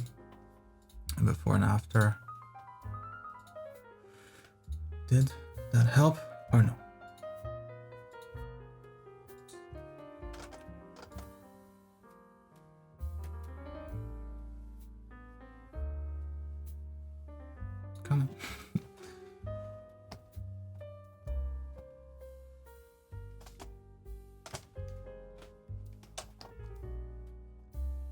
In general, those would be the recommendations. So hope that helps, Valeria. Super cool character.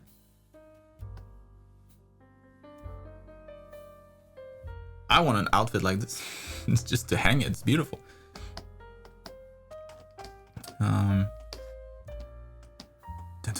Hannah. All right, got it, Kevin. Sweet dreams. After writing and designing for what feels like forever, we're finally starting on some pages. Oh snap, it begins. Dun, dun. Exciting. So on page 1, we get to see where Vivi lives. Admittedly, I have very little experience with drawing or designing buildings, and it's a little torturous. On the right, I have the block-out sketch I made in an isometric view, and on the left is my very early actual sketch of the environment in a 3-point perspective. Do you have any tips on how to make the sketching process less painful? Also, here's my design so far for Vivi's mom. I'm not sold on all the design elements and colors yet, so I'd love to hear what you think.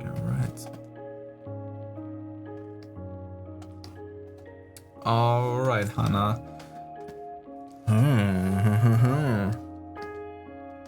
So that's a construction.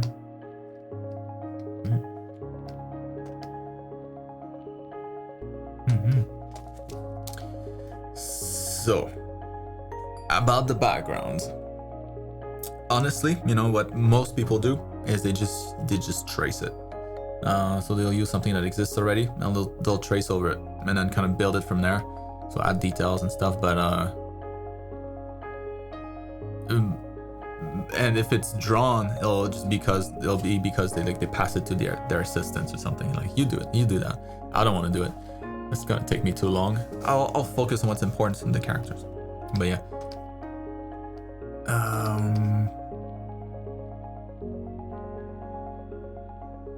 the goal with this, right, is not to, the goal as you're working on this comic is not to improve necessarily, it's to deliver a product. So there's difference there.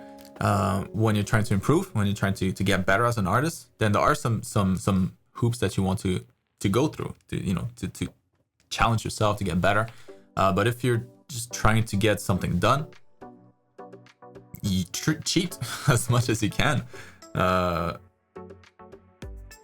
So yeah, like you could, I don't know, like I'm looking at this here. Let's find a skyscraper village. I don't know what I'm gonna find with this, but let's see.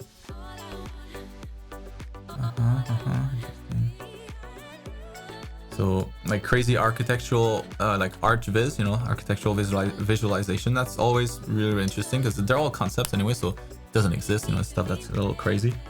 But hey, you can start with something like that. Maybe. Boom, boom, boom. What? I didn't see it.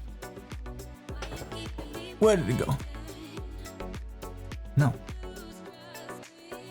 There you go. Copy, I said. Derp. It's on the layer underneath. So, boom. What do you need in here? Don't need all of that. Be gone. I don't need the top part. Get out of here. Boom. All right. I can work with that. And done.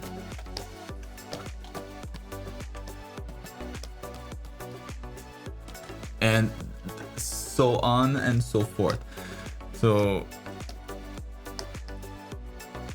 cheat as much as you can. Cheat whatever tool you can use to go faster. Do that. I mean, you could build things out of Legos. If you have Legos, build yourself like a little city, and then you take photos, for the exact angle that you want the shot to be, and then just trace over it, and then you add the details after that. But yeah, what takes long, right? What's boring is to construct this all this stuff. It's fine if you do it, for like one big piece or once in a while. But if you have to do this every time you do a background, and this happens many times per page, maybe, you'll want to kill yourself. So, cheat. That's my advice.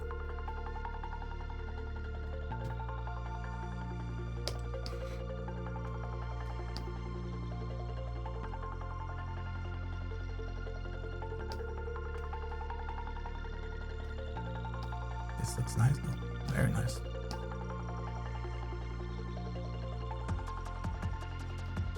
And like maybe just if it's not Legos, like blocking it out in 3D, just something simple.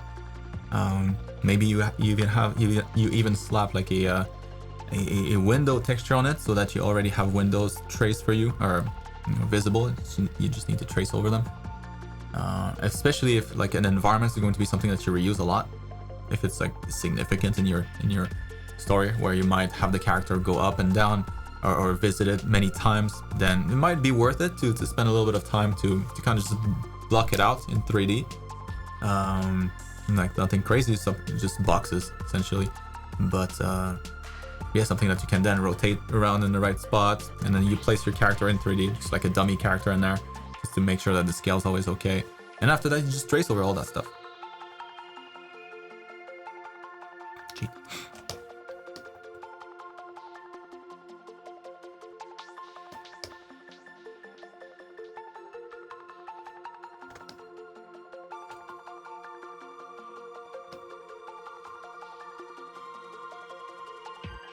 So this is, oh, okay, so this is like a waterfall here. Nice. All right. I mean, that looks super cool so far. Yeah, it gives, it's a good place to start. It gives you like a good, nice overview of where we're at. It situates us. Then we'll know where the characters are. I have nothing to say other than so far so good. But for the next one, don't go through this. Don't do this to yourself.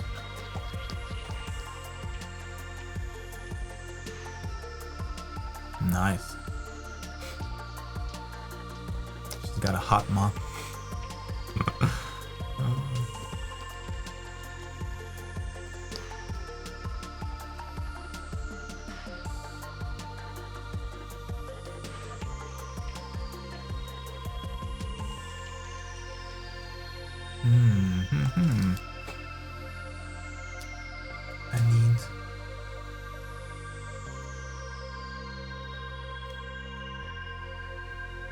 Trying to remember what Vivi looks like. But yeah, I mean, she feels very familiar. I'm just trying to like remember like the accent of colors on her outfits. I know she shares like very similar colors, but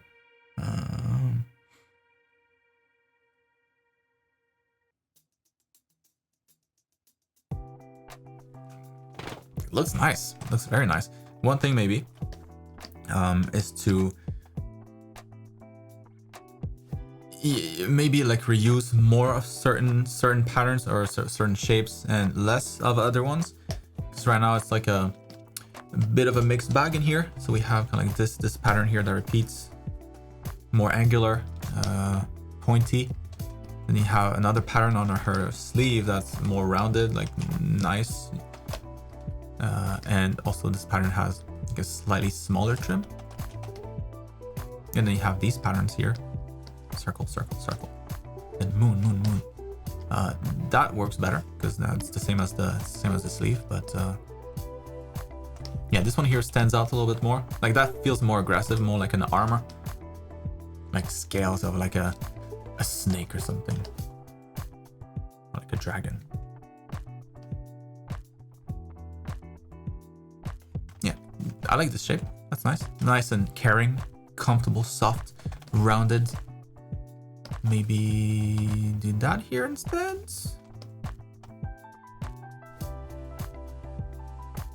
Yeah, or just reuse that shape. Maybe her mom's a little edgier, you know. Vivi's so nice, but her mom is kind of edgy, kind of a. She's got a little bit of an edge. Who knows? But yeah, if she's supposed to be nice and caring, I would get rid of anything that's pointy. Just use those curves instead. And maybe, you know, if that's like a cool pattern that she likes, maybe that's repeated somewhere else. Maybe she's got the same pattern here on like her dress. I don't know. Maybe that's too much. But yeah. Just more repetition of the same shapes and less variety. Usually that helps make a character seem more memorable. Other than that, like, she looks awesome. Really, really good job. Mature looking, so she doesn't look like the same age. Yeah, very nice. Good stuff, Hannah. Moving on. Oops. There we go. We got what? 7 more? 1, 2, 3, 4, 5, 6, 7. All right. Almost 9 o'clock. Oh boy. 6. It's gonna be a long one today. Alright, so I am doing good. Hope you are as well. So I'm doing my first personal project. Please let me know your opinion. All right. Yes.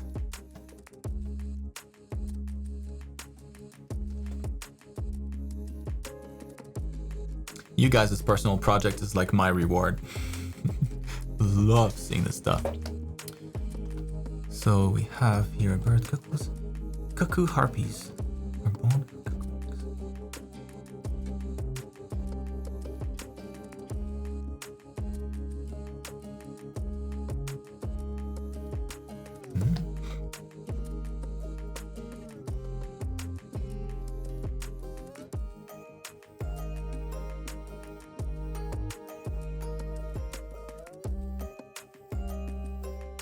They look so nice, but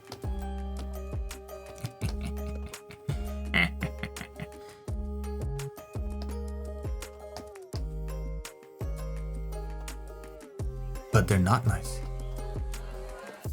Don't need to eat to stay alive, but they retain the hobby of eating bugs. All right, so poor birds. They don't even need to eat the birds. They just happen to be parasites. The birds. All right.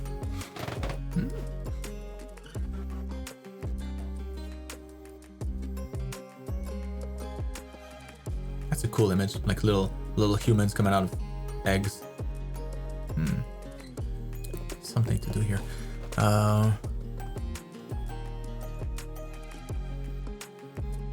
Very nice.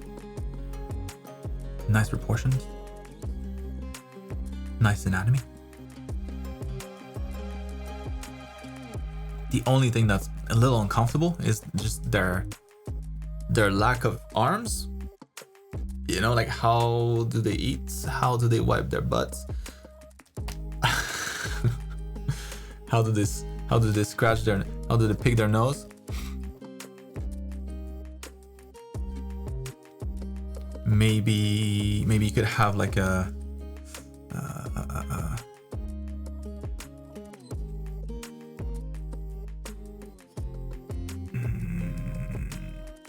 yeah, I think that's the only thing. It makes me uncomfortable to think of all those things. Like that cannot be convenient. But the aesthetic is nice though. Almost looks like they're wearing something, even though they're naked. It's a cool silhouette. And their outfit is pretty baller too. Look at that. Yeah. If they make themselves come across as gods, though, I would use more like more of the typical holy colors, you know, like gold, white. That's about it. So a lot of that, you know, I love something that's clean, pristine, expensive looking, exclusive, rare. Anything that you can associate with those characteristics, you know, those are good to use for that type of character.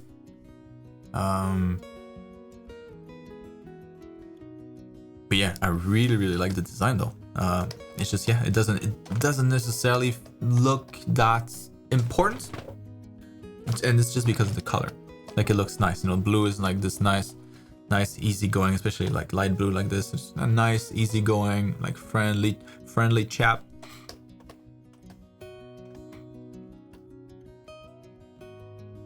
But if you were and if there's like some expensive patterns, maybe some intricate like ornate patterns, ooh, that looks money usually.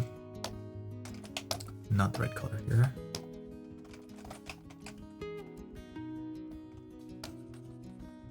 So let's try with like one flap here. Maybe we can add it's super cheesy, you know. Maybe you don't have to do exactly this. You don't have to do anything I say, but usually when things look expensive, they also look more commanding of power. And so it could help sell the design better. So what if there are some... Those are the trims here. Maybe there's like some extra details in the trims.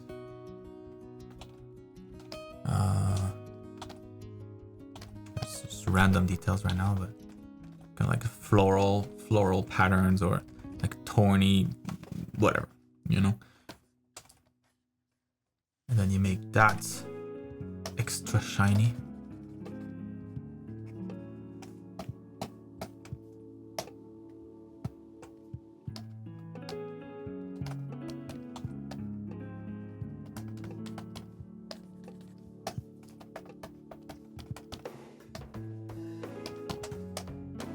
Let's add a little bit of glow.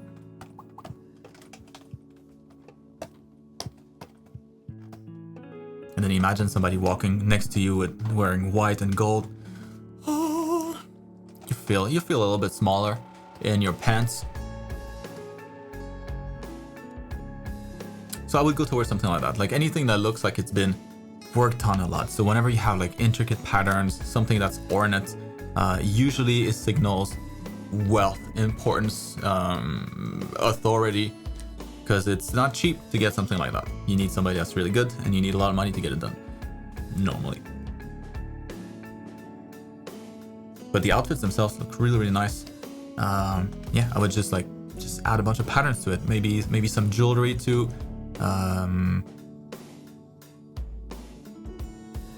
Maybe some face paint or something. Some sort of makeup that makes them feel and look different. You know, think of like queens back in the days. You know, they always have like the white face with like crazy makeup. And that's a sign of authority. It's like, I can get that done because I'm rich. And you know those people are important when you look at them. So something like that maybe. For the house. Moving on to what the snap, that changed quite a bit. Whoa. Nice clouds, dude. Look at that.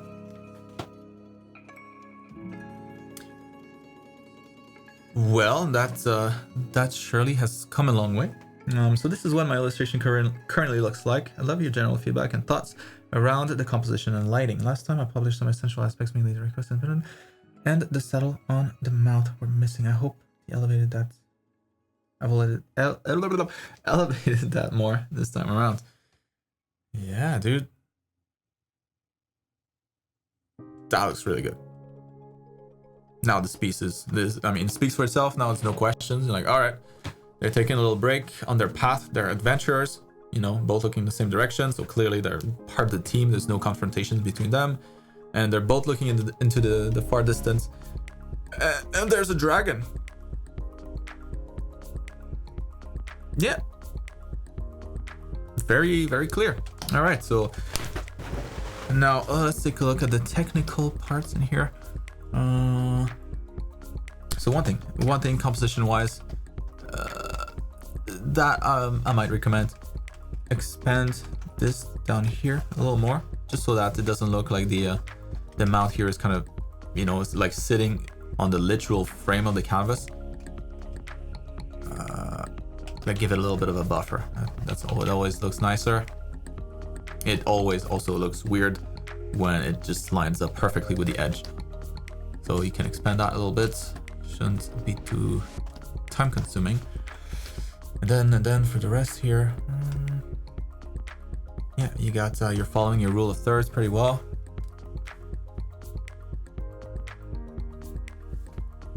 Yeah, honestly, most of the feedback will have to do with colors. So how you handle the colors and lights both.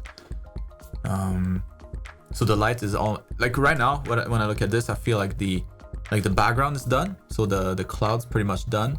You know, I'm getting I understand that the light is coming kind of like from this angle.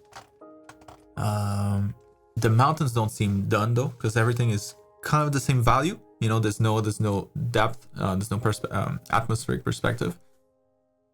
The color would also change with distance. You know, would take up more of that ambient kind of like a blue hue that you have in the sky. Would same what happened with the mountain here. Let's just do it. Stop talking about it. But it's nice that it's already less saturated. Not saturated, excuse me, less contrasting. So you definitely got rid of some of the contrast, so that's nice. But you can make it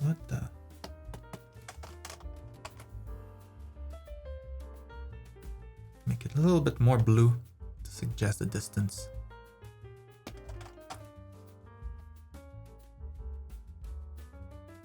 And like however far it is, if it's really far, you can go pretty bright. Also, if it's sunny, it seems to be sunny out, so we can brighten this up a bit more.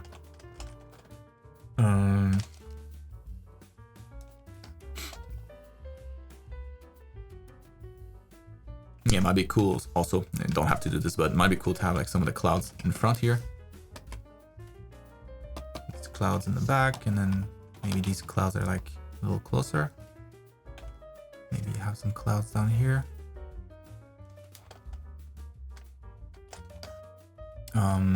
Yeah, so from there, maybe a little bit more gradient. Like you already have some, that's nice. You know, it's a little warmer up here, a little cooler down there. No, it's not. My eyes are broken. It's the exact same color. Oops. Ignore I said that. But yeah, let's add a little bit of a gradient then.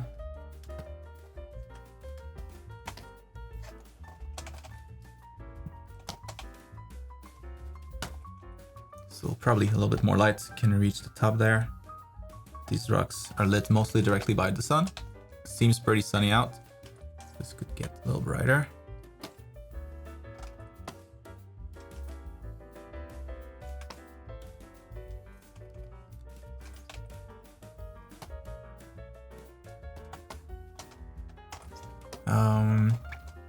And then same idea with the grass. You know, it's pretty even throughout. So let's introduce a little bit of a gradient. Light. Maybe it's more light. More light reaching this area here. Where these big rocks here are not kind of blocking. Obstructing the light.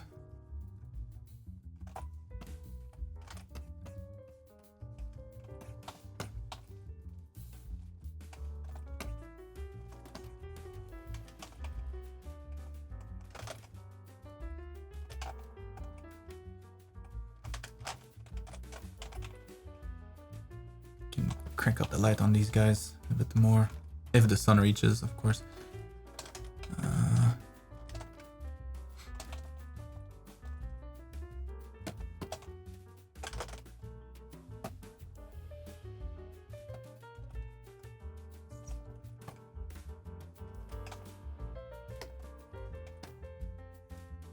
And then a little bit more light. Because it's a bright day, it looks sunny. Let's make it sunnier. But yeah, so it's mostly light. Let's try to undo all of that. What was that layer? Nothing.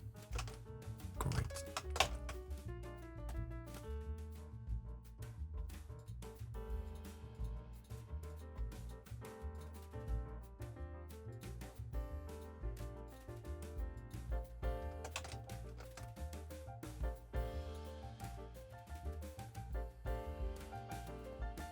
So yeah, so the base is really solid. I really liked your drawing. I really like just the way that you stylize these rocks. Super aesthetic. Composition is solid. Color's nice overall. Maybe like your dragon also.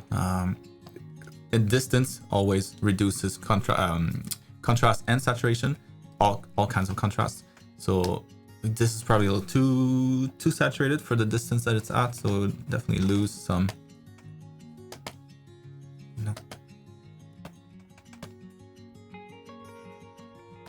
And that will just make it appear a little farther back into the environment. And yeah, but like all the black outlines here, like you'd probably want to get rid of that. Less contrast. Make it appear like it's pretty far.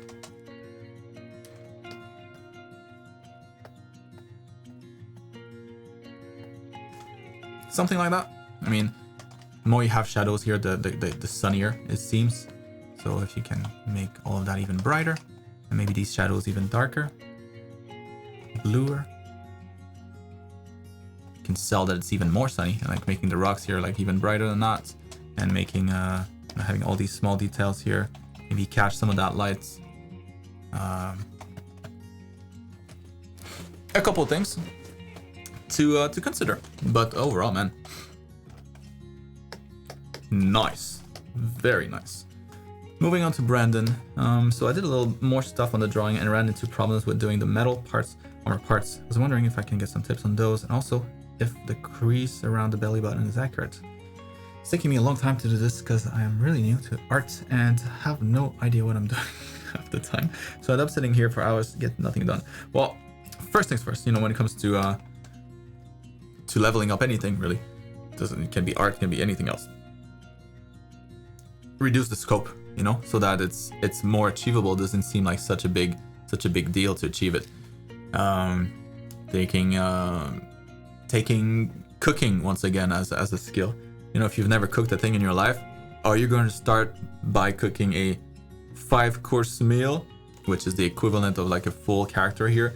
You probably start with like cookies, you know, something simple like muffins, just a sauce, mixing liquids. You know, if you can do that, all right, I committed to this. I wanted to test myself. I nailed it. I can do this. All right, no problem. And then you increase difficulty a little bit more, a little more, and eventually you end up, you know, with a 5-course meal. But you don't start there. So if this feels like you're starting with a 5-course meal, reduce the scope. Maybe don't work on like a full character. Maybe just start with just the portrait of a character. Just that already. There's a lot to take into consideration there. A lot to learn.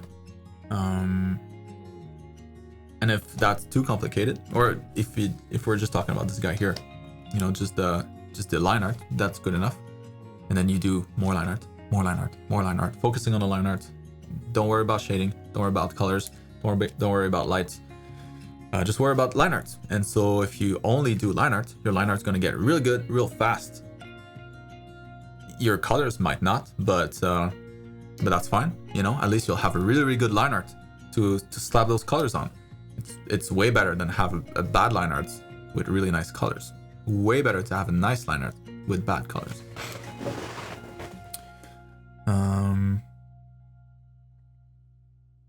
Yeah, anyways, all of this to say, just reduce the scope. You know, if it's there's too many things, too many hurdles, that's not fun. You're always running into a wall. You're like, I always have to figure things out.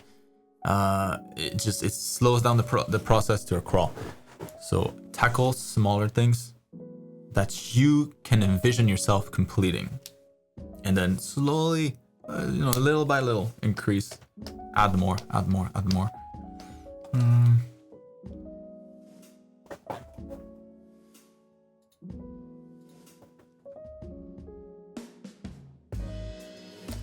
All right, so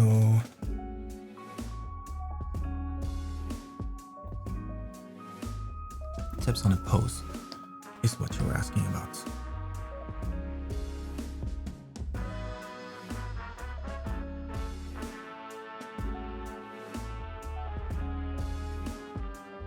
The pose looks pretty good.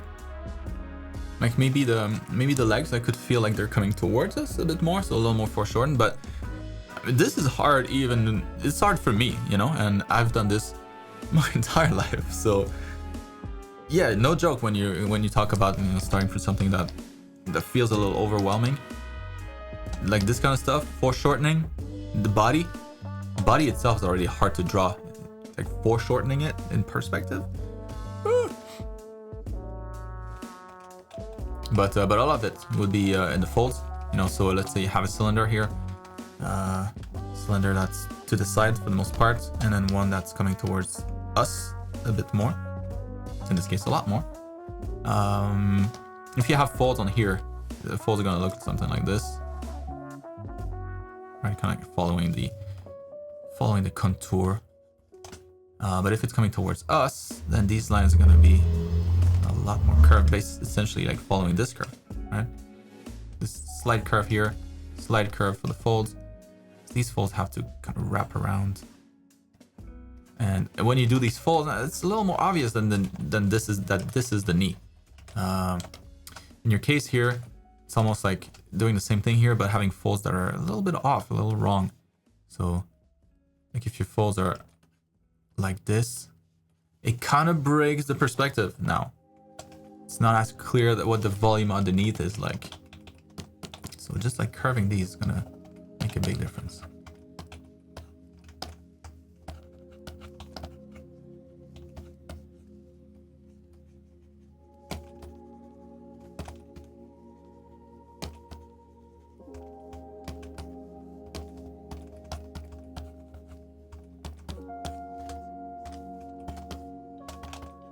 It feels like there's a cylinder inside, there's something cylindrical inside, and the folds have to kind of go around that to make it work.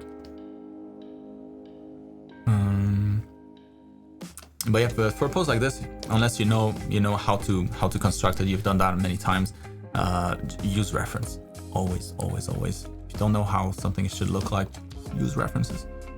You can pose for this easily. Just have a camera, click, take a shot of yourself, and draw your own legs in that pose. Maybe the arms a little off, like the fingers here look a little. It's not bad, but it feels like a fake hand. Like the pinky. Let's just reorganize these fingers here real quick. They're painted nicely though. Nice. Some nice fingers. But middle finger here should be a little bigger. And there should be a little bit less of a gap in between all of these fingers, especially if the hand is relaxed. Like you're not really gonna see through the fingers a whole lot. What the hell was that?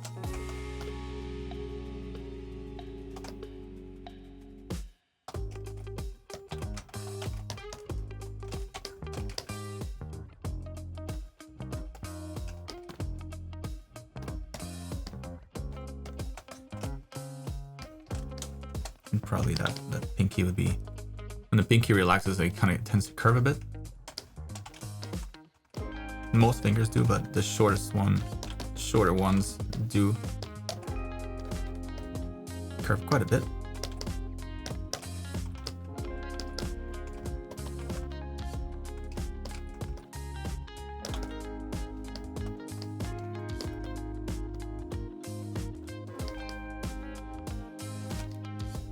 It would need more work, but it feels already a little more relaxed. Still needs a lot of work. I didn't do that great of a job here.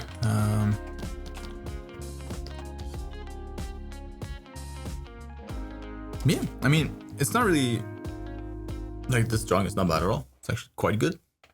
Shading is nice. Muscles are nice. Face is nice. Pants are nice. Cool folds, Nice colors here. Like these folds are much better on this side. Yeah, but for somebody like that, maybe have him stand up, so you don't need to draw a chair, because that's gonna be a lot of work too. And then, do you stop at the chair? Do you do the rest of the background? It's a lot. It starts to add up. So reduce the scope and use more references. It'll make the process a lot faster, a lot less frustrating. Oh my god. Ooh, that looks hot.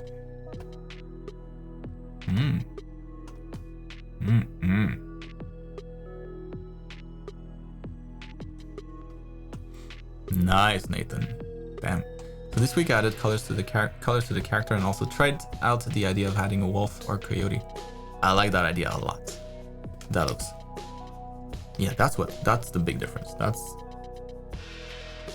That's nice. I wanted to hear your opinion on that before working it out further. Yes. And that makes it way more unique too. Now she's got a companion. Now she's not on her own anymore. And also, like, to me, it makes more sense that she's got somebody to protect her back. Because there's a lot of stuff in the back. Sometimes she can't see. She has slightly reduced field of vision, reduced mobility too. So having somebody that's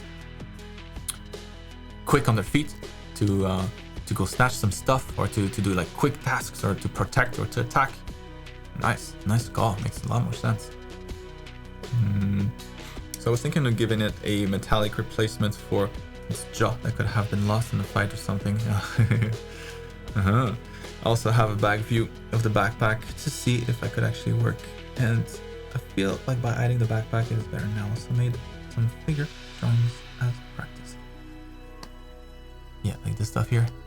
Yeah, it definitely helps to have something here. Oh, there you go.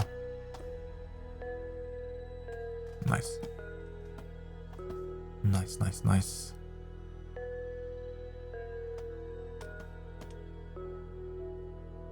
Yeah, that makes a lot more sense.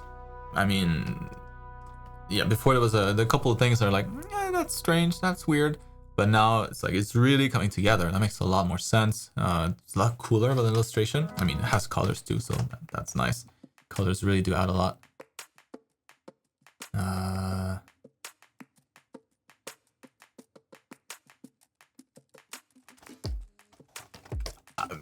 personally, like I would, like the anatomy is real nice. I would rework this arm here. So like like when you bend your arm, you can look at mine, but like there's always something that continues all the way. Either it's gonna be the shadows or just the fold of the skin, but it's never like this continuous kind of surface. So adding some of that in here, making it look like it's coming towards us a bit more, maybe defining the elbow a bit better. And then the hands. I was gonna mention the hands. The hands feel pretty robotic, you know, like all the fingers lined up the same. And yeah, I would use the reference for this, like something that's a little more relaxed, like she's just hanging on her gun.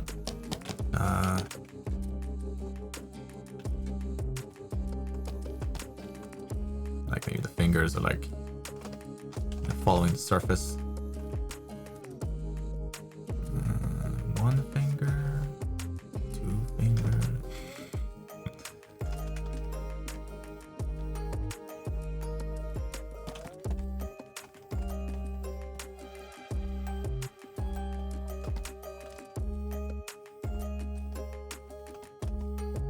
Just more relaxed, you know, more natural. Same thing with this pose here, like this hand feels like it's kind of like this, like holding something, but there's nothing there. It's almost like she needs she dropped her bottle of come on. She dropped her bottle of whiskey.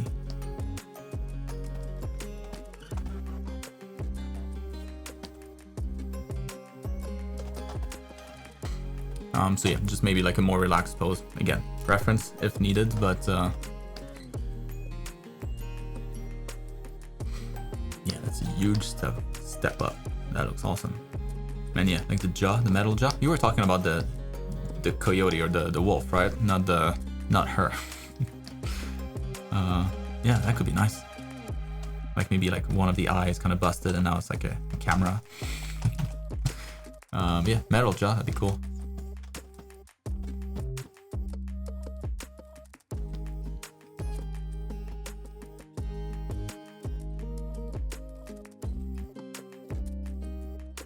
Very nice. Very, very nice. Yeah, nothing to say here. They're all great. Yeah,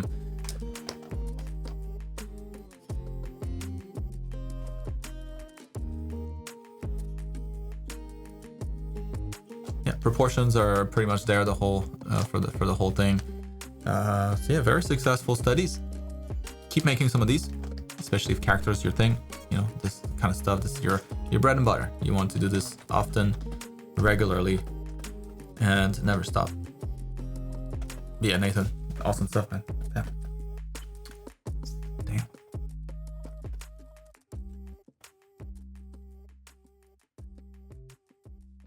Let's go back to this.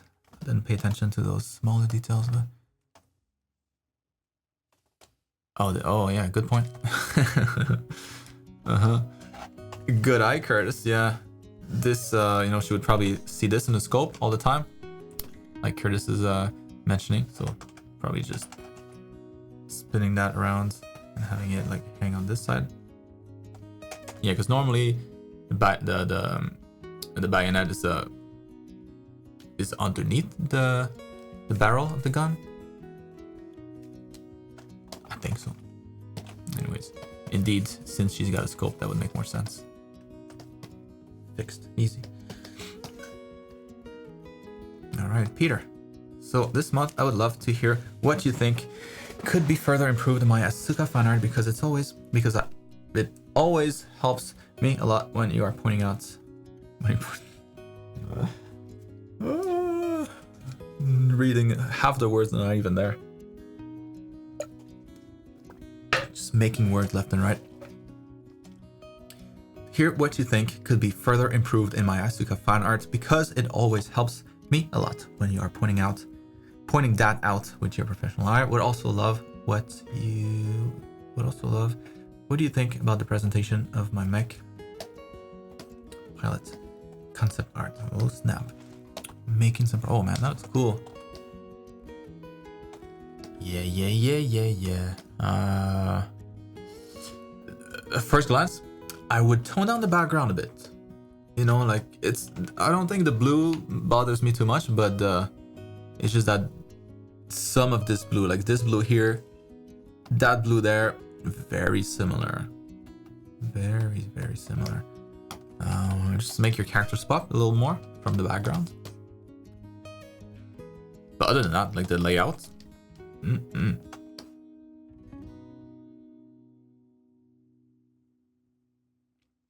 yeah. What? Maybe just lighter, like closer to white. This selection is gonna be horrible, but let's just give it a shot.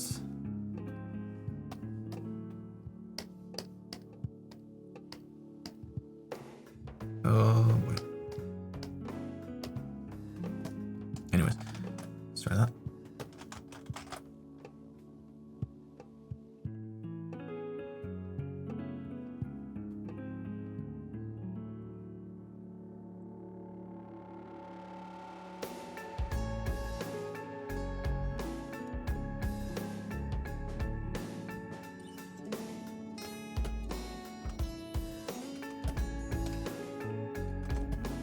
Yeah, I mean, maybe use like slightly different colors too.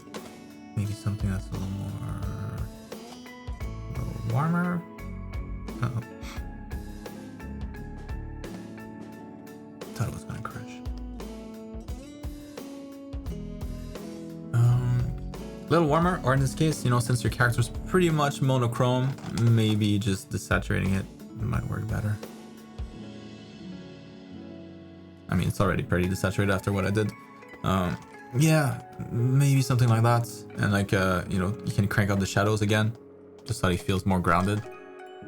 But, or keep the same contrast that you had before, but like reduce the saturation, just so that the character pops a little more. Like this character now pops a lot more from the background. Now he stands out, right? He's the only thing that has blue against this mostly gray white background. It's a much better feature for him. That's really cool, man. And then in here, nice shading there. Is that a 3D model? That looks good.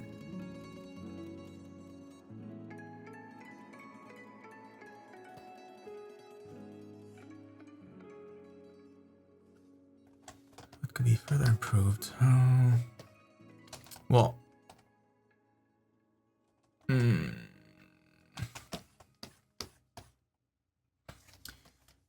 like that leg looks weird just because it's too long, and it's probably just that character. Like I would think you post a 3D model for this.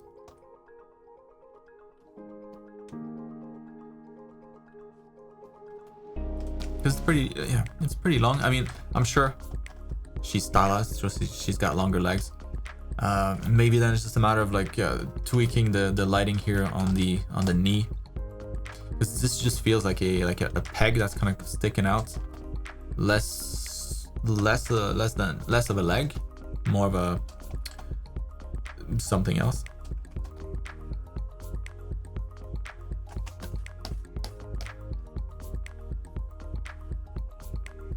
Like maybe if we could see like this little bump here, maybe that will help sell that the leg is bent, and that's kind of what we can see here. Or maybe just like continue the leg. Not super comfortable, I suppose, but maybe she's got one foot bent, one, like her right leg is bent and her left one is more relaxed, kind of stretched out, coming towards us.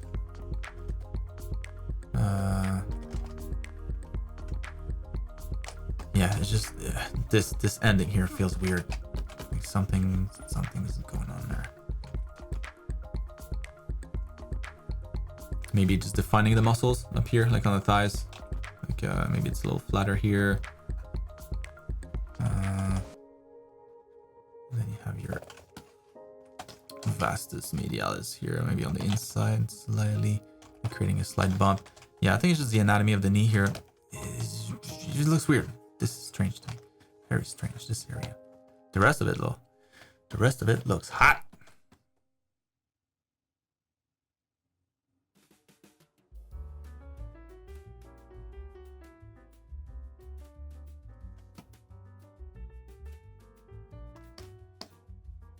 Yeah, man. Very nice. Maybe this eye is a little too big. Oops.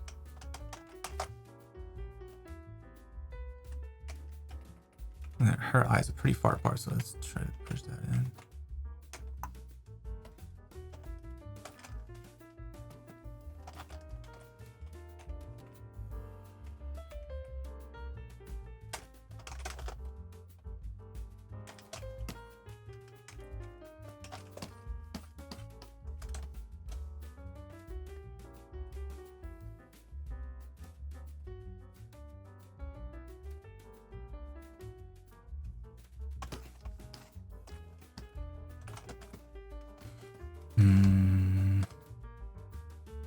That's all I got, Peter. I mean, the rest of the body is awesome. You know, love all the little highlights in here. That's great. The anatomy is nice on the stomach, the elbow, the hair is nice, the face is nice, this leg is nice. Maybe the foot feels a little flat, so you could maybe, like here feels pretty flat, so maybe just like giving it a little more thickness there on the outside. Fixed, and then yeah, it's just this leg here. I don't know.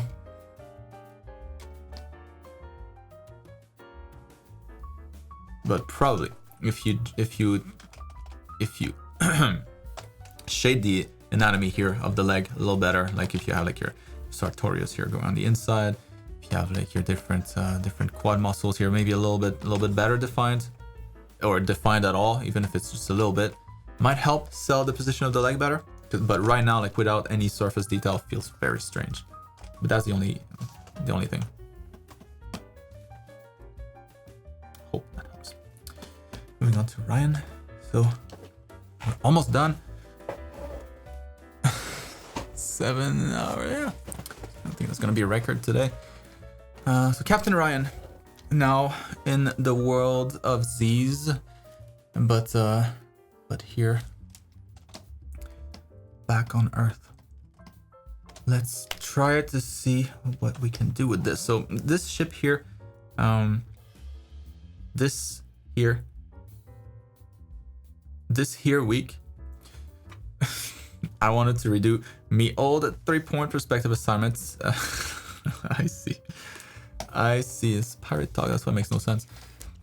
Hope you don't expect me to read this out loud. No, not gonna happen.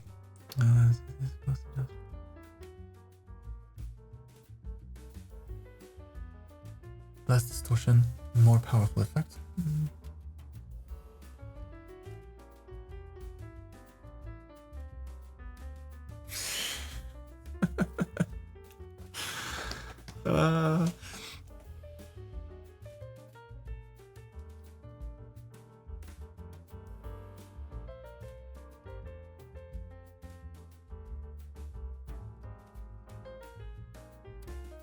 Yeah, that game is pretty nice.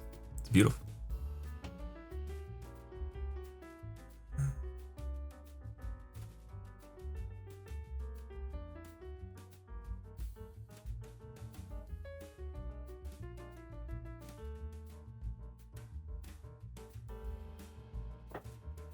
Well, that ship looks really good. Looks very nice. What isometric, like that kind of angle, you know, kind of I mean, it's the equivalent of a 1-point perspective, but you see it, anyways, it doesn't matter. Everybody knows what that means. It tends to make things look more like toys. So it's hard to sell scale with isometric point of views, perspectives. But it's great to detail something. Like if you want to communicate information, then yeah, isometric angles are really, really nice for that. But I mean, just like the same rules apply, you know, with regular perspective and isometric perspective. It's all the same foundation. So this is more like a style, right? So it's like using curved lines when you do perspective, like treating this as like a four-point perspective where things like curve towards the vanishing point instead. So it's kind of like that. But anyways, that looks really good, man. With the little resolution that I have, it looks quite nice.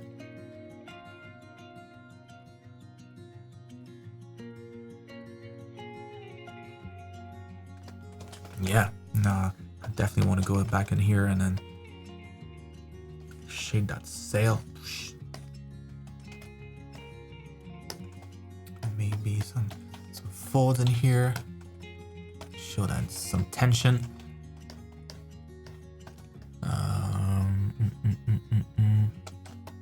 Yeah, man, this is a really good sketch.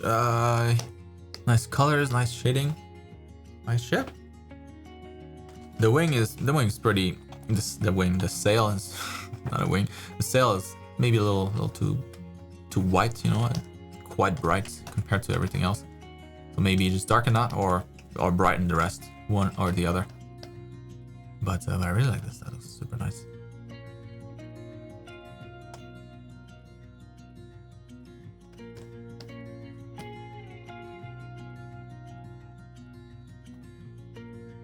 Yeah, so you're gonna rework this. Yeah, so this is like the maximum, you know, that I would recommend going when you when pushing the perspective. It's pretty distorted. Usually it looks better when it's a little bit less than that. So that's just a matter of like right now you have what your vanishing point is. Something here. So just pull it up even more. Push it up. Put it here. Those buildings are not gonna have to tilt as much to work. You know, it's still gonna get a little bit of a tilt, you know, like something like a triangular kind of everything going towards the same point, but at least it won't be as weird looking where it feels almost like the building's about to fall. And you're gonna get like a similar impact anyways. So yeah, if you were to redo this, from what I can understand, you can reduce the distortion. I wouldn't say that it's more has more or less of a powerful effect. I think it's just it's nice, you know. Anything that's 3-point perspective is always nice. It's just that at some point it just starts to look weird. That's it. And this is like at the limit. I mean, my version was at the limit too. But yeah, I think just a little bit less than that, like dial that back a bit. Usually it looks nicer. Easier to do also. And then finally, shimeng. All right.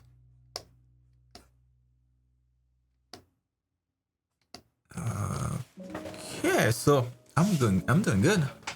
Hope you are as well. So I've been trying to finish one quick study piece every day on top of the usual gesture and figure drawing. Yes. Throughout the various experiments, I think it finally clicked. I know that you say this many times on the course and it's all over the place in art advice, but for some reason I just never really internalized it until just now on the 4th study you see here. I just haven't really been shading the basic simple shapes correctly. I know there were some pieces that I've done before that looked much better because I did this, but I never really connected the dots. I think I know mostly what's wrong in the first 3 studies, and I think the 4th one is a lot better than the first 3.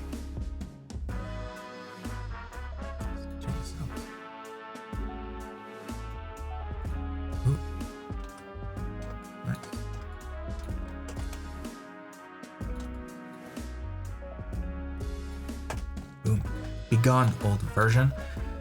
I also think I was messing around with too many random brushes when I didn't have the correct settings when correctly swapping to just the default brush with the correct settings made a huge difference. Yep. Hope I did things better. The 4th one, let me know what you think. Alright. Good luck.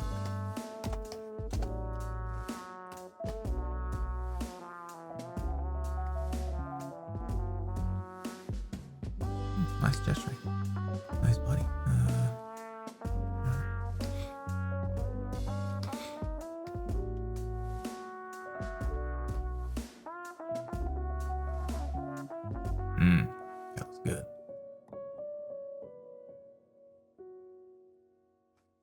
That one's nice. Very nice. I like it much better than the other one. It's just shaded nicely, you know?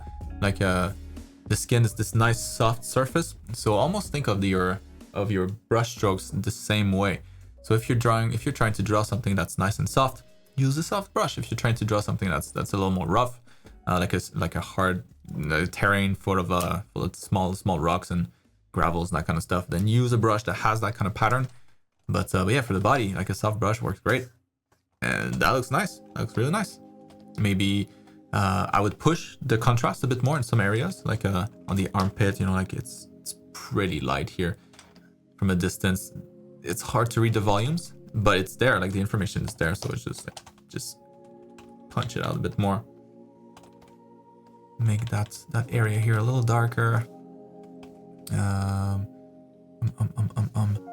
like underneath the hair here, like it gets a little, like in this area, the connection between the skin and the hair. There's a little bit of a dark spot there, a little shadow. Let's do the same.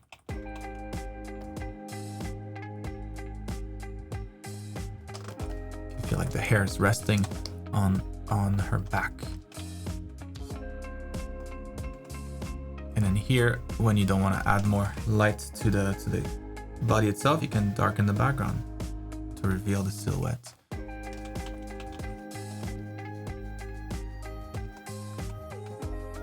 Yeah, that was good. That's much better. Much better. Nice and soft shading. You just need to just increase the contrast just a bit more. Kind of what you did here. So that's a lot of contrast here. And like, oh snap, this looks really good, this area. Really good. Really good. For the lower body, like this part here, I think it's just gonna be more like the anatomy that's just a little bit off. So it's really, like you really get kind of like those lines going towards the pubic area, pubis. Try to get those back in here.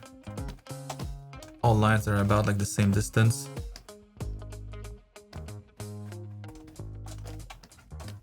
And then here,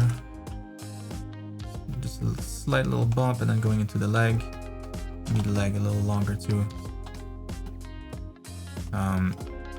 But the shading on here, man, that's like miles better than this. This has like an interesting style to it. It's like it feels more like crafty, more like you can see all the individual brush strokes, but it definitely doesn't feel soft. You know, it feels like she's made out of wood, maybe, like somebody carved her out of rock or wood or something like that. And this one has nice structure to her face. It's just the shading is a little flat, but at least it's not textured, right? It's like soft shading, so that's good.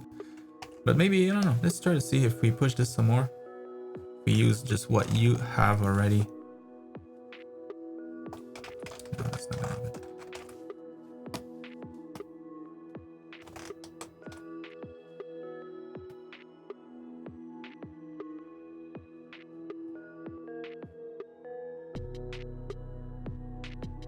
Because sometimes it's just the contrast that's a little bit too timid. The shading, you know, if you kind of push the shading a bit, like reveal a little more, you see that it's actually not too bad. Like that looks flatter, but that's just because there's lower contrast. That works a little bit better. Sure, like the nose feels, you know, like you looking at the side view here, thinking about looking at the profile. Like imagine that you're looking at her profile right now. What would you see? Like what's facing you directly? I mean, we don't need to imagine it. We can actually draw it. Head, this little thing here, nose, underside of the nose, lips, lower lip, chin, and then, you know, whatever. So if you're the light, and the light seems to be coming from this side here, like her cheek here is lit, inside of the nose, the bridge of the nose here is lit, the other side of the face in the shadows. So light coming from this direction, And if you're the light, this is basically what you're gonna see here. You're gonna see her profile. So everything that you see directly is gonna receive the light directly. So like the side of the nose here, like we can see all the nose there. Cheek here, eyes there. Maybe like the front of the cheek we can't see as directly, so that's gonna be a little darker. But the nose here, that's like nice, like right in our face. So you're gonna get a lot more light here.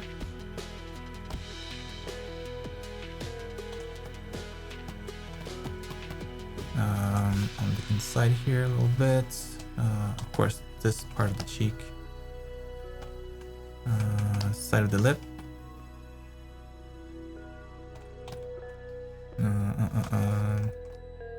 Upper lip, lower lips. Chin. Side of the jaw. And then you just, yeah, of course, that doesn't look too good now, but you just blur it a little bit, blend it properly. And I'm just kind of reinforcing what you had already, except adding maybe some extra light on the nose to make that pop out. Otherwise it feels like it's flat. But yeah.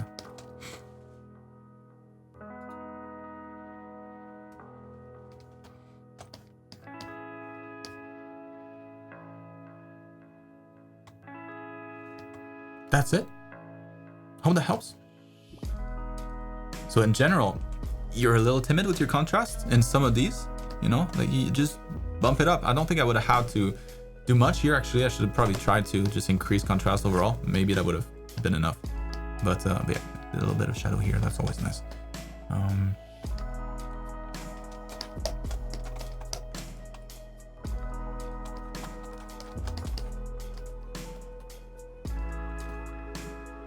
Well, that helps. I mean, this looks like it was made by a different artist, you know. So I recommend this direction. That's what? Come on. Why? There we go. Well, that helps, man. Nice stuff. Very nice stuff. And holy banana. We're done. That was a long one. 7 hours and a half. Maybe a record. But at the same time, I did waste a lot of time. I did chat a lot. So yeah, let's wrap this up for today, guys, for this week. So thank you so much if you swung by, hung out a little bit.